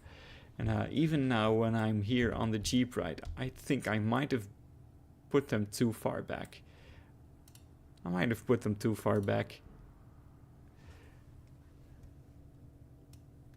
Hey there, it's Blob. Hello Blob, you catch me on a completely unprompted stream. I just was in the mood for it.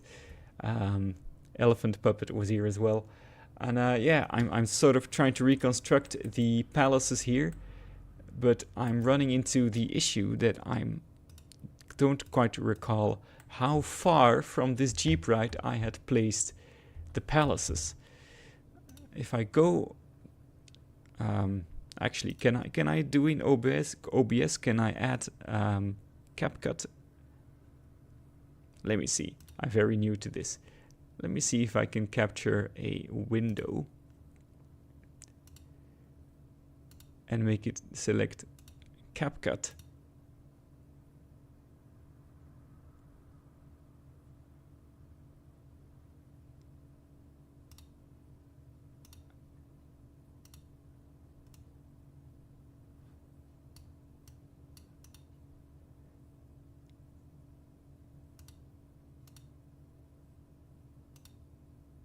I don't know how to do it.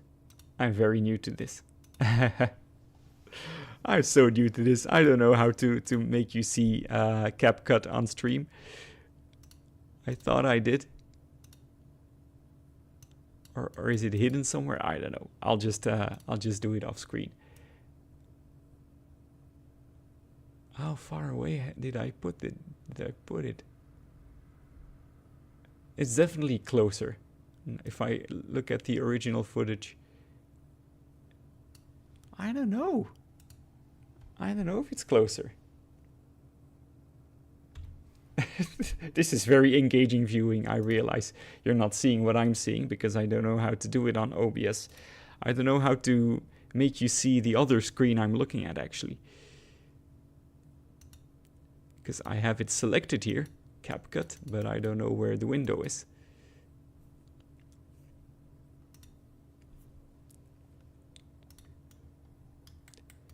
Let me just see if I take a building. Let's take a blueprint. Let's take just any old random building, preferably a large one. And if I put it where I put the palaces, which was here and here, just checking to see if it was exactly the way I remembered. So if you're in the Jeep and you look to your right, that is the shape and the size of the palaces. I think I'm all right with that, because they are going to be taller than this, and both of them will have a dome on top. And I think from elsewhere in the park, right, if you're over here, you can see them, which is nice. You can see them from the beginning of the Jeep ride. In fact, they do dominate the view wherever you go. So yeah, I think I'm fine with that orientation of the platforms. Next up, we could be building a waterfall scene here, but next up is the path, which was also a very finicky thing for me to build. And I seem to recall that I started doing it wrong, and I'm going to start it right this time around. The palaces will have an indoor section, if you could call it that. And this stairway, is that what I did? That's not it. The stairs weren't this long. You can make them shorter, which is a trick I learned way too late into my Planet Zoo career, is that you can choose the length of elevated path pieces. I had no idea it existed, and it would have really changed the way I built in lots of older zoos. This is annoying. Why is it snapping to an angle like this? Just let me build straight.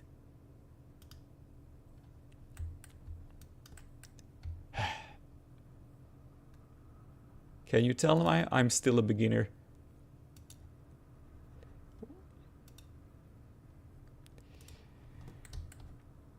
Why won't it let me build straight ahead? Have I selected something? Curved slopes. Okay, let's turn curved slopes off. There we go. And then we go down, down, down.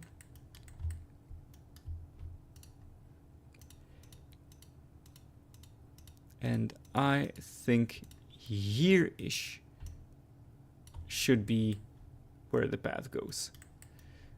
So that if you look at this, you can still see the archway for the rhino. I'm going to refine all of this afterwards, right? This is going to be looking much different in the end. But I think that is the way I need to do it. Now, I need a path at the same height as this one.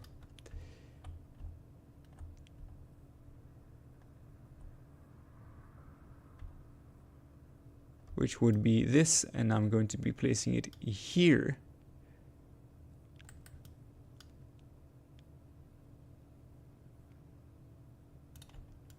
And we will also make it into a stairway that covers this gap.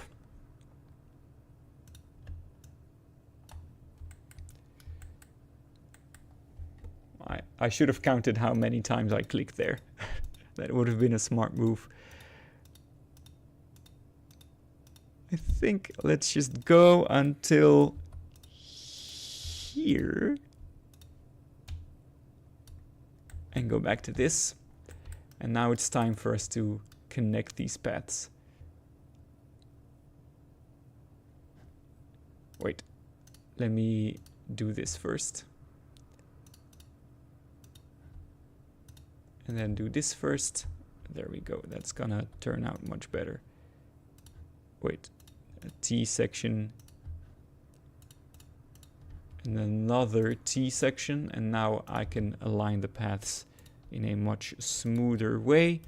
So it's going to go slightly around the waterfall. That's going to be right over here. And join this path. And we'll worry about the connection between these two later on. Those are worries for later, and same goes for here. Those are worries for later. Hello, good day, mate. That Aussie bloke.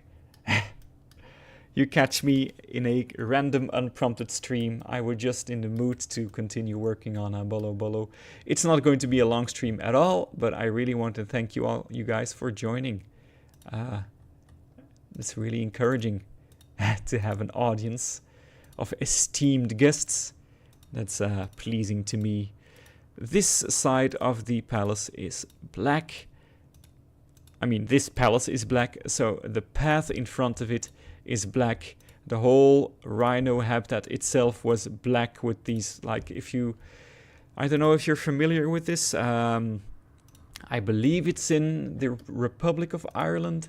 A little geological formation called, what's it called? The Giant Causeway, I think, where you have these like hexagonal pillars of stone. And that is what I recreated in the black rhino habitat. So that's going to be a lot of fun to rebuild. What is the widest path that we have? Is there a wider path than this one? I know there's modded paths, which I haven't tried before. There probably is a wide modded path out there. So, in case I change my mind, let's consider this a placeholder.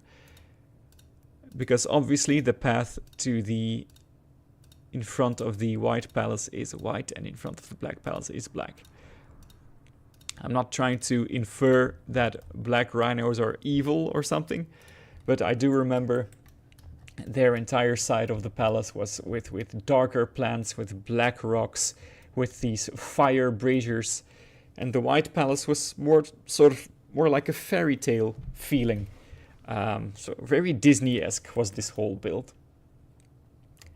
Yeah, this is looking very much like the original idea.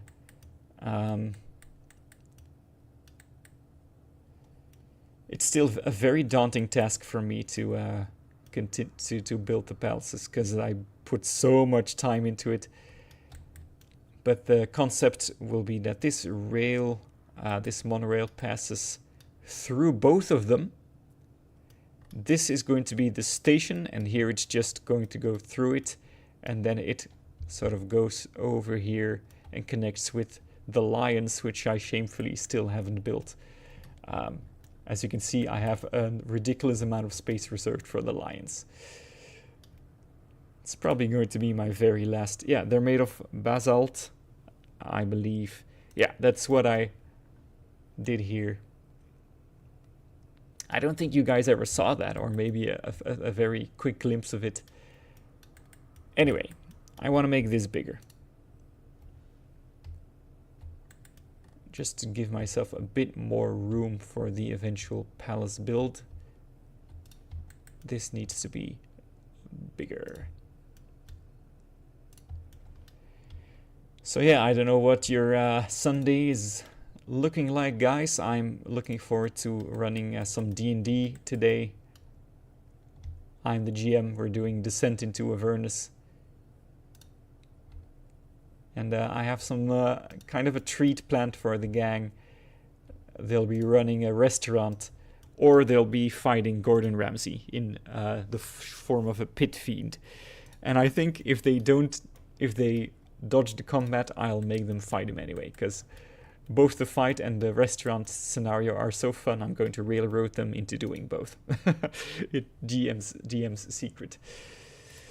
All right, so we have the space reserved for the palaces. Let's just do some boring detailing of the river here. What did it look like in the original build?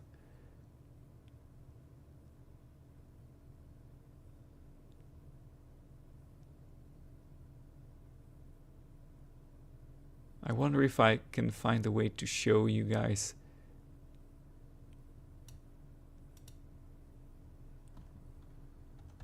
Let me see if I can make a quick screenshot.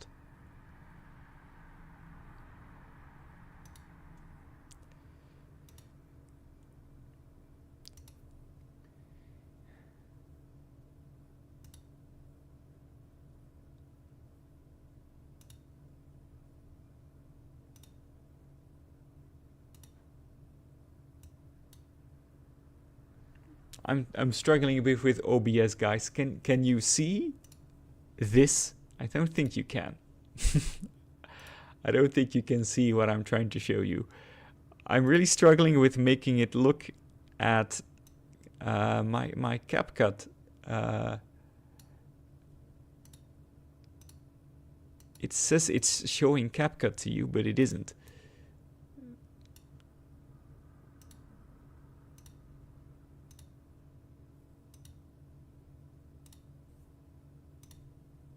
No visuals right now. Yeah, I don't know I don't know why it's not doing what I wanted to do. I feel like a teacher during COVID again, sharing their screen, going like, "Can you share my screen, guys?"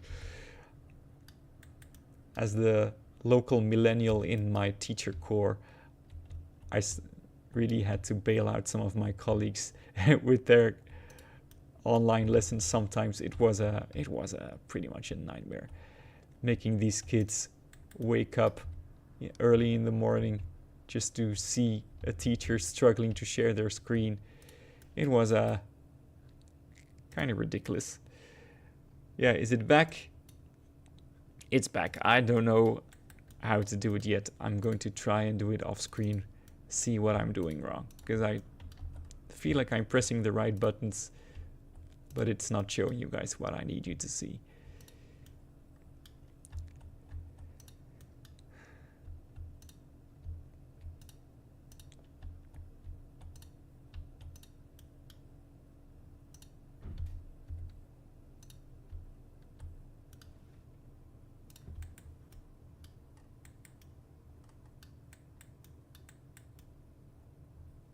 Alright, so we need to turn this river into the trademark Bollo Bollo, ridiculously blue. I don't know why I decided to make all the water so blue in my zoo, but I'm not going back. That's the color of the water in Bollo Bollo. Let's just say it's not water because we're in the middle of the desert and it's just some chemical substance that the millionaire owner of Bollo Bollo had transported here. So he also advises his guests not to swim in it. And then just some waterfall.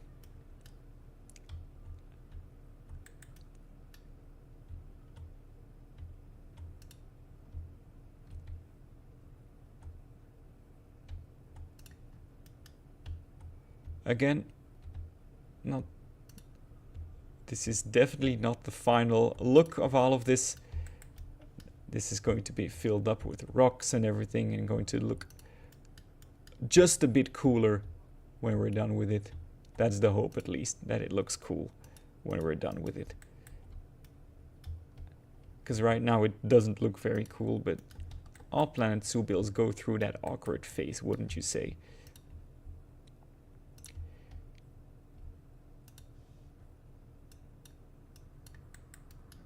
And let's make sure we have a little water section down here as well.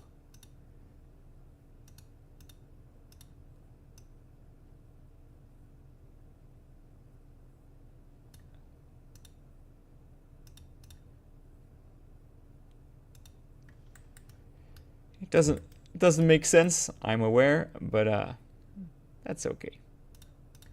It doesn't have to make sense. We have said farewell to realism a long time ago in Bollo Bollo. Alright, this is looking very much like the original design.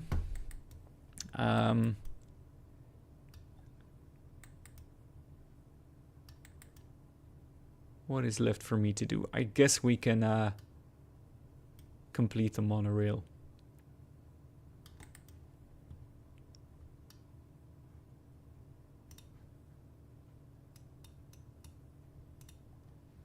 Yeah, some programs don't seem to get picked up by window capture. That seems to be the case, because I'm doing all the right things and it's not showing. So the monorail, let's edit the track, but let's edit it from here.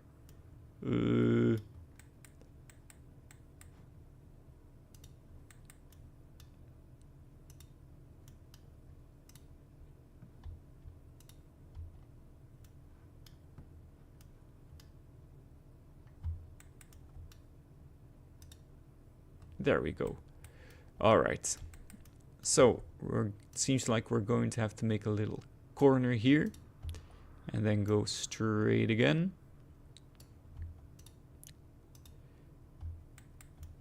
And we need to be rising. This is a finicky part of the game.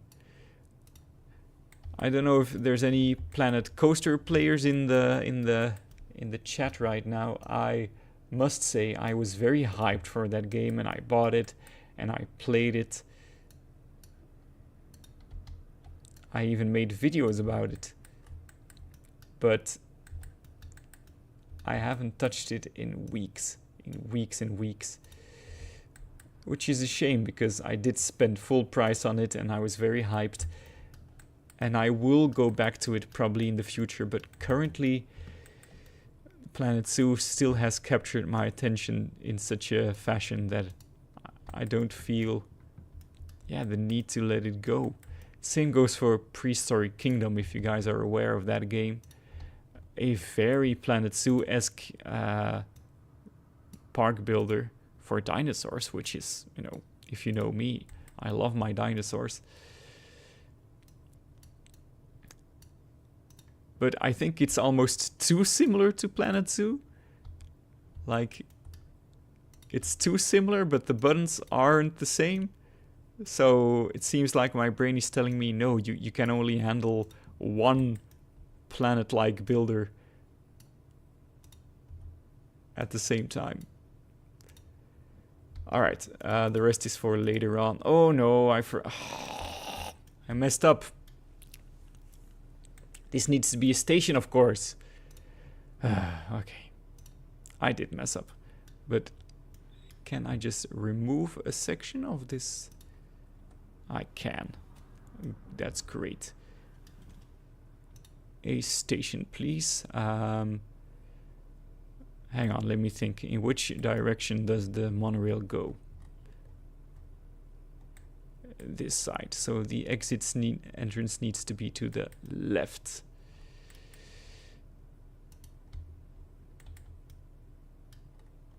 Did I do it correctly? Let's just fill this up. That's too far.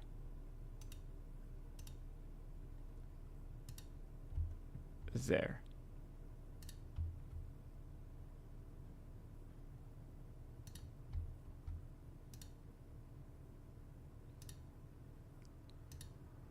Yes, I did it right. Okay.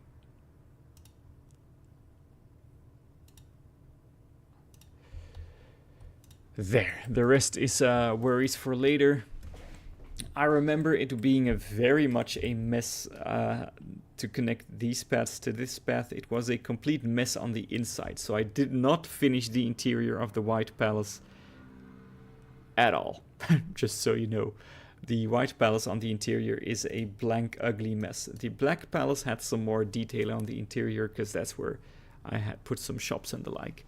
Blob re-downloaded Plant Coaster 2 this week with the intention of going in later this month when the update drops. Yeah, I have it uninstalled at the moment. But I do intend to go back in because I had grand plans to make sort of a Dungeons and Dragons themed park. I think once I'm finally done with this crazy project, I'll have more space in my head to do Plant Coaster 2. Or I might just at least finish the series I had started with my first park, just building a water park. Because the water park part of the game is very enticing to me. Alright, let's do a quick save and be very careful where we save. We will click Bollo Bollo, the rebuild begins, and nothing else, and then we're going to make a duplicate save. I'm not going through that again. Bollo Bollo, duplicate save. I don't want to do what I did again.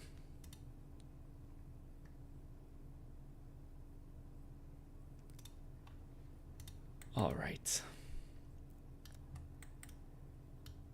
Let's just connect these paths.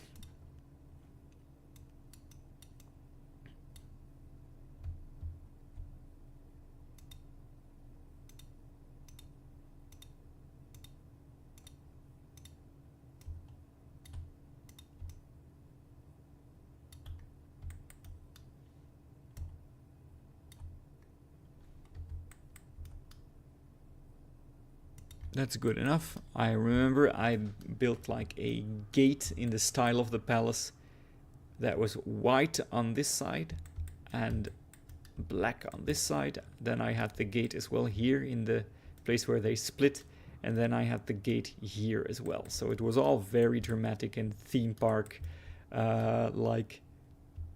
Oh, this path is actually much smaller than the other one. It looks like a 6 meters.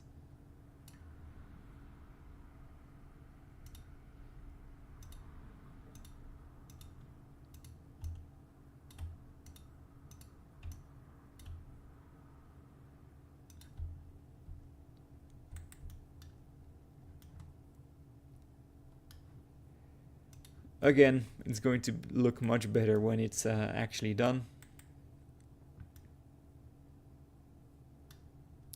What I don't recall is if the gate was at the bottom of the stairs or the top. I'm not sure. Phew. Yeah, this is sort of deja vu for me. This is the stage where I also, when building Bollo Bollo the first time around, Had to take a deep breath and go like, whew, now comes the big one. Here's the warthogs. I believe I'm running the Warthog remaster.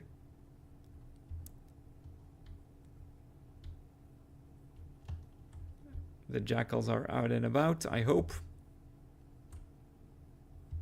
Maybe they're all... Here they are. Yeah, this is a cool habitat.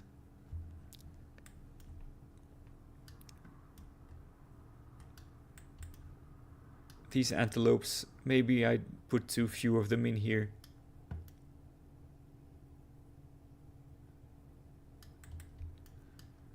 I don't know how often you guys do it during building, where I just stop building and get distracted by my own zoo and I just start looking at it. I don't know, it's just something I do. If I have to cut something out of some footage out when I make a video, it's almost always me just randomly going to another habitat in my zoo and just looking at it and just being pleased, I guess, with my build. But this safari really is... I'm really happy with it. Although, I still have this very annoying bug. I feel like I've told a lot of people about this, and no one has been able to offer... Yeah, every time you boot the game up, yeah, same. I just start looking at my zoo. Yeah, hey there, someone else. Tepo is in chat. Good to see you. Yeah, the bug. I've told this before, even in a video, I believe, and on stream. This is the first safari habitat, right? And as you can see, it has these blue wildebeest. And it has 2 reticulated giraffes and 2 Grevy's zebras, which are just mods based on, you know, they're just modded zebras. And the wildebeest, as you can see, are very happily walking around here. But it's quite obvious that the giraffes and the zebra are just standing here. And when I put the zebras in the habitat, whenever I do it, they just enter and they walk around for a little bit and then they move here and they start standing here. And same for the giraffes. When I move them away, let's try it again. When I move that away, why don't we give it a try? Let's move the giraffes away and the zebras, and I bet you $100,000 that they will eventually return to this exact spot and just start standing there. And I don't know what's going on. I don't know why they do it, because the habitat is so nice and it looks so cool with all of them out. But at the moment, I just have to accept that the zebras and the giraffe will eventually return to that spot. You know, the guy who made the zebra mod, that is awesome. It is a beautiful mod. I had to use it immediately. Yeah, I couldn't make the shelter inaccessible to them. You know, I am in sandbox mode after all. I don't know which mode. I do have disabled a lot of stuff at the moment, so they don't need the shelter necessarily. It's not a bad call at all, actually. Because, as you can see, the traversable terrain for them is perfect. They can enter and leave this as they wish. And the funny thing is, the wildebeests are not affected by this. I wonder if I fast forward if they will eventually move there. Or is this going to be like when the printer is broken and you call someone for help, and then when they arrive the printer is not broken? So that giraffe has already picked their favorite spot, as you can see. The zebras are eating. Now the second giraffe has arrived and it's going to stand right over there. And right on cue, the zebras have arrived. Do you see? Do you see what I mean? This is bizarre behavior to me. I don't know what's going on. The wildebeests are completely unbothered by this, and right as I said it was going to happen, the giraffe walking over there, and now they stand there. And I bet the other zebras are already on their way. This guy's thinking like, hang on, why am I over here? Shouldn't I be standing in my usual spot at this time of day? This is the weirdest thing I've seen in this game. They're just both in the same spot, these guys. That's a funny thumbnail. That's creepy. So yeah, the traversable terrain doesn't look like... What if I just... I don't know, delete a wall or something? If I just remove this. Right, it seems to have woken this giraffe up. Or not. Let me remove even more. I will have to fix this then. Okay, guys, you have more space to move. Nope, he's shaking his head. He doesn't want to move. Yeah, I did think the giraffe isn't the normal reticulated giraffe. I had a modded giraffe in here, but both the modded giraffe and the reticulated giraffe does this. And the Gravis zebra I haven't tested, and I will do that right now, if the normal zebra does that. Not that we will learn much from that fact, but why don't we put a normal, you know, a plains zebra in here and see how it behaves. It's gonna take a while for it to get here because the zoo is rather big.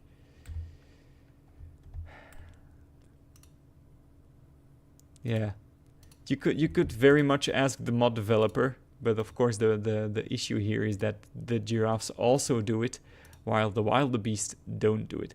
One thing that is of course different is that the wildebeest was made later in development, and the zebra and the giraffe are base game animals. So perhaps that is a thing. I don't know.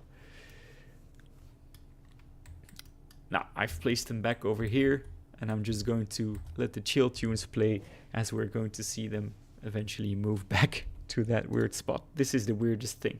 All right, Blob has 2 suggestions. I'm so ready to hear them because I've been having this problem for a while.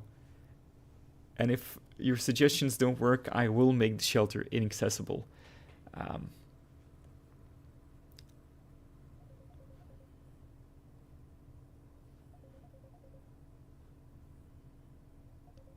actually getting a call from my mom. I'm gonna have to pick that up right quick, guys.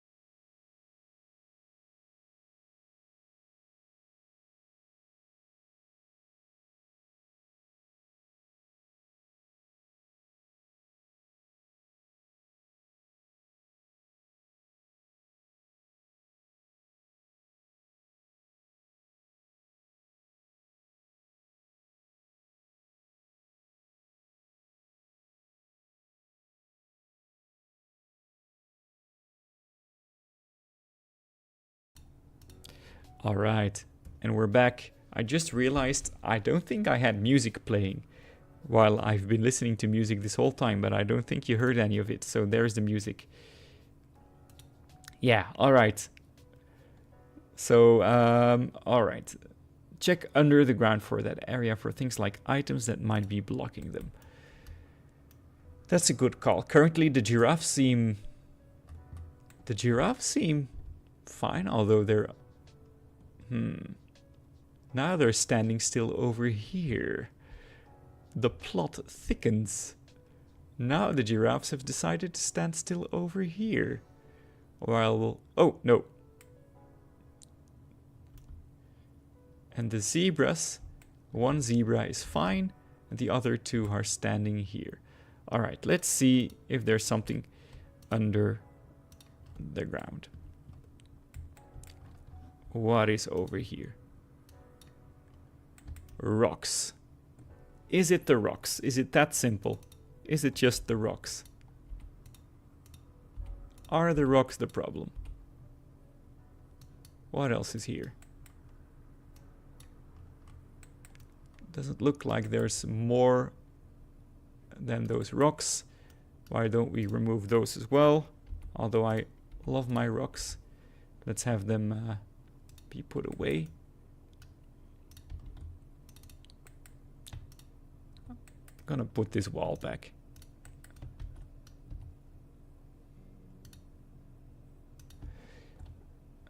Maybe the rocks were the problem? That's true. The other option that Blob has said in the chat is paths inside the habitat. I do not have paths inside. Hang on, before I speak. If I speak, I'm in big trouble. I think I technically do have paths inside the habitat. This is a path inside the habitat. And, well, yeah, this is a path inside the habitat. And I guess the rail is inside the habitat, but I don't want to delete that. Right, so we remove the rocks. Yeah, you would have lost your calm with this a long time ago. Hey, guys, you know, I'm a chill guy. And, so wait, I have these. The giraffes are back. They're doing it again. These two zebras are chilling here. This is the normal zebra. He seems to be unbothered. Haha, normal zebra. I just realized my own joke. It's just a plain zebra. And this one also has survived the strange mystery. But once again, they've returned to their spot.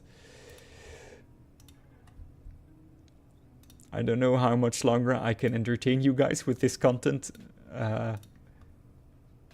It's just mystifying to me. I think I might eventually have to go down the route that Tipo is suggesting and make this area inaccessible to them so that they don't even have the chance to do it. Right, we have some more people in chat. So good to see you on this wonderful Sunday. All that grass would destroy your console. Trust me, it is also destroying my PC. I have a very powerful PC, but it is running this zoo without animals in it, mind you. There's no animals in it except for this part. The entire rest of the zoo is empty of animals. No animals anywhere. No guests anywhere, and it is running at 24 frames per second. So, yeah. It is the perfect amount of grass, yeah. You could say it even needs more. For console, of course, that's a different thing. Hehe.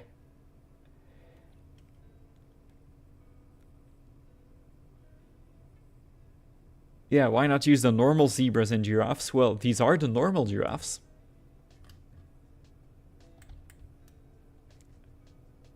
And they are modded zebras. But you see, guys, I moved them away and they're back to this spot. I'm going to go scorched earth on this. I'm going to erupt the volcano and make the shelter inaccessible. Sorry, blue wildebeest, your shelter is going to be removed. Of course, then I worry that they will just move towards the closest. Is that elephant grass? No, it isn't. This plains zebra, where is it? Has done its job. We can release it back into the wild. And I'm just going to sort of, what's the word? Section off the shelter with elephant grass. Before the giraffe gets here. Let's pause the game, because this guy's already heading over there. Elephant grass. It's an older trick, sir, but it checks out. Let's create a nice perimeter around the entrance so that the shelter is just for show. And that they have no chance of getting in here. Let's check the traversable terrain for this giraffe.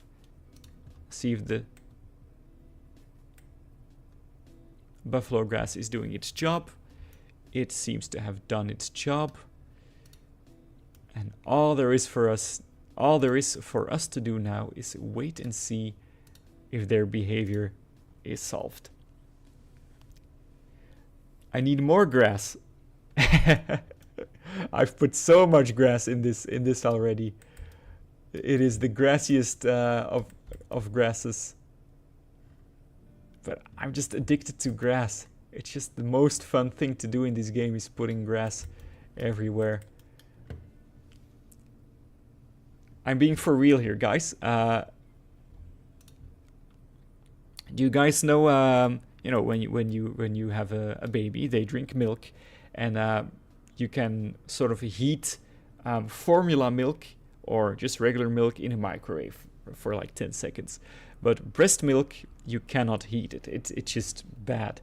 So the way I used to heat up the bottles of breast milk from the fridge, because you can't feed it to the baby straight from the fridge, is I put it on my PC on top of the fan, and I just played Bollo Bollo, and the fans would just go woo, and they would heat up the breast milk quite fast, actually.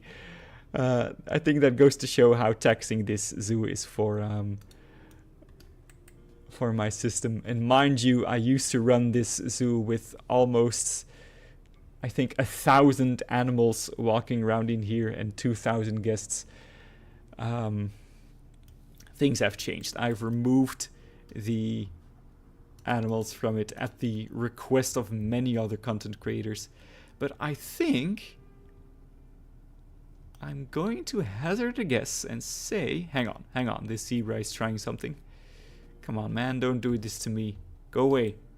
Just go away. You don't want this. He goes away.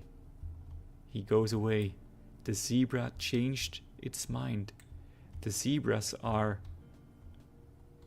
I think the zebras are fixed. I think they're fixed. I think my zebras are fixed.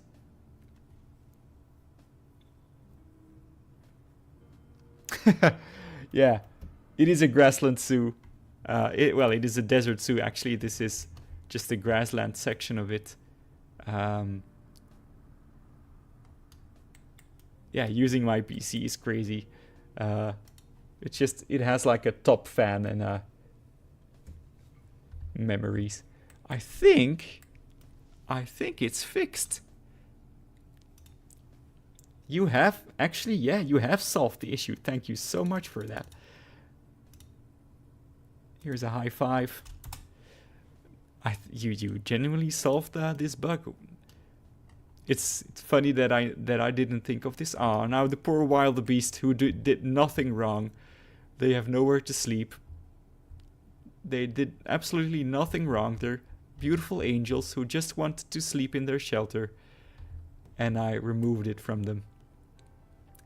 But hey, the good thing is that actually the habitat functions now, and when you're in the Jeep, you can actually see them. All right. Thank you so much. And I think, guys, with that, although, yeah, it's a small price for an enclosure that works, and it looks better now that all 3 species are in here. That's actually so good to see. I do have to remember, of course, when animals are placed into the habitat, that I manually need to help them jump this elephant grass. All right. All right. So the call that I got from my mom earlier was her asking to go and get a coffee with me, and I said yes. And that means that this stream, unfortunately, even though chat is popping off, for which I'm very grateful, but this stream for now needs to end. I want to thank everyone in chat for watching along. I hope you had a grand old time. I truly have. It's really fun to see so many familiar faces in chat. And yeah, I hope you have a great Sunday. I hope you have a great weekend ahead of you.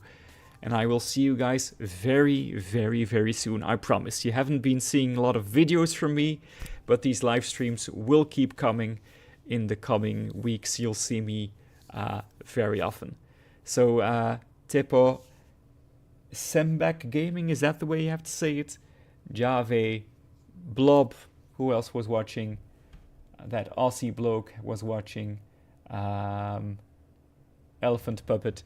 Anyone who watched, thank you all, and I will see you very, very soon. Bye.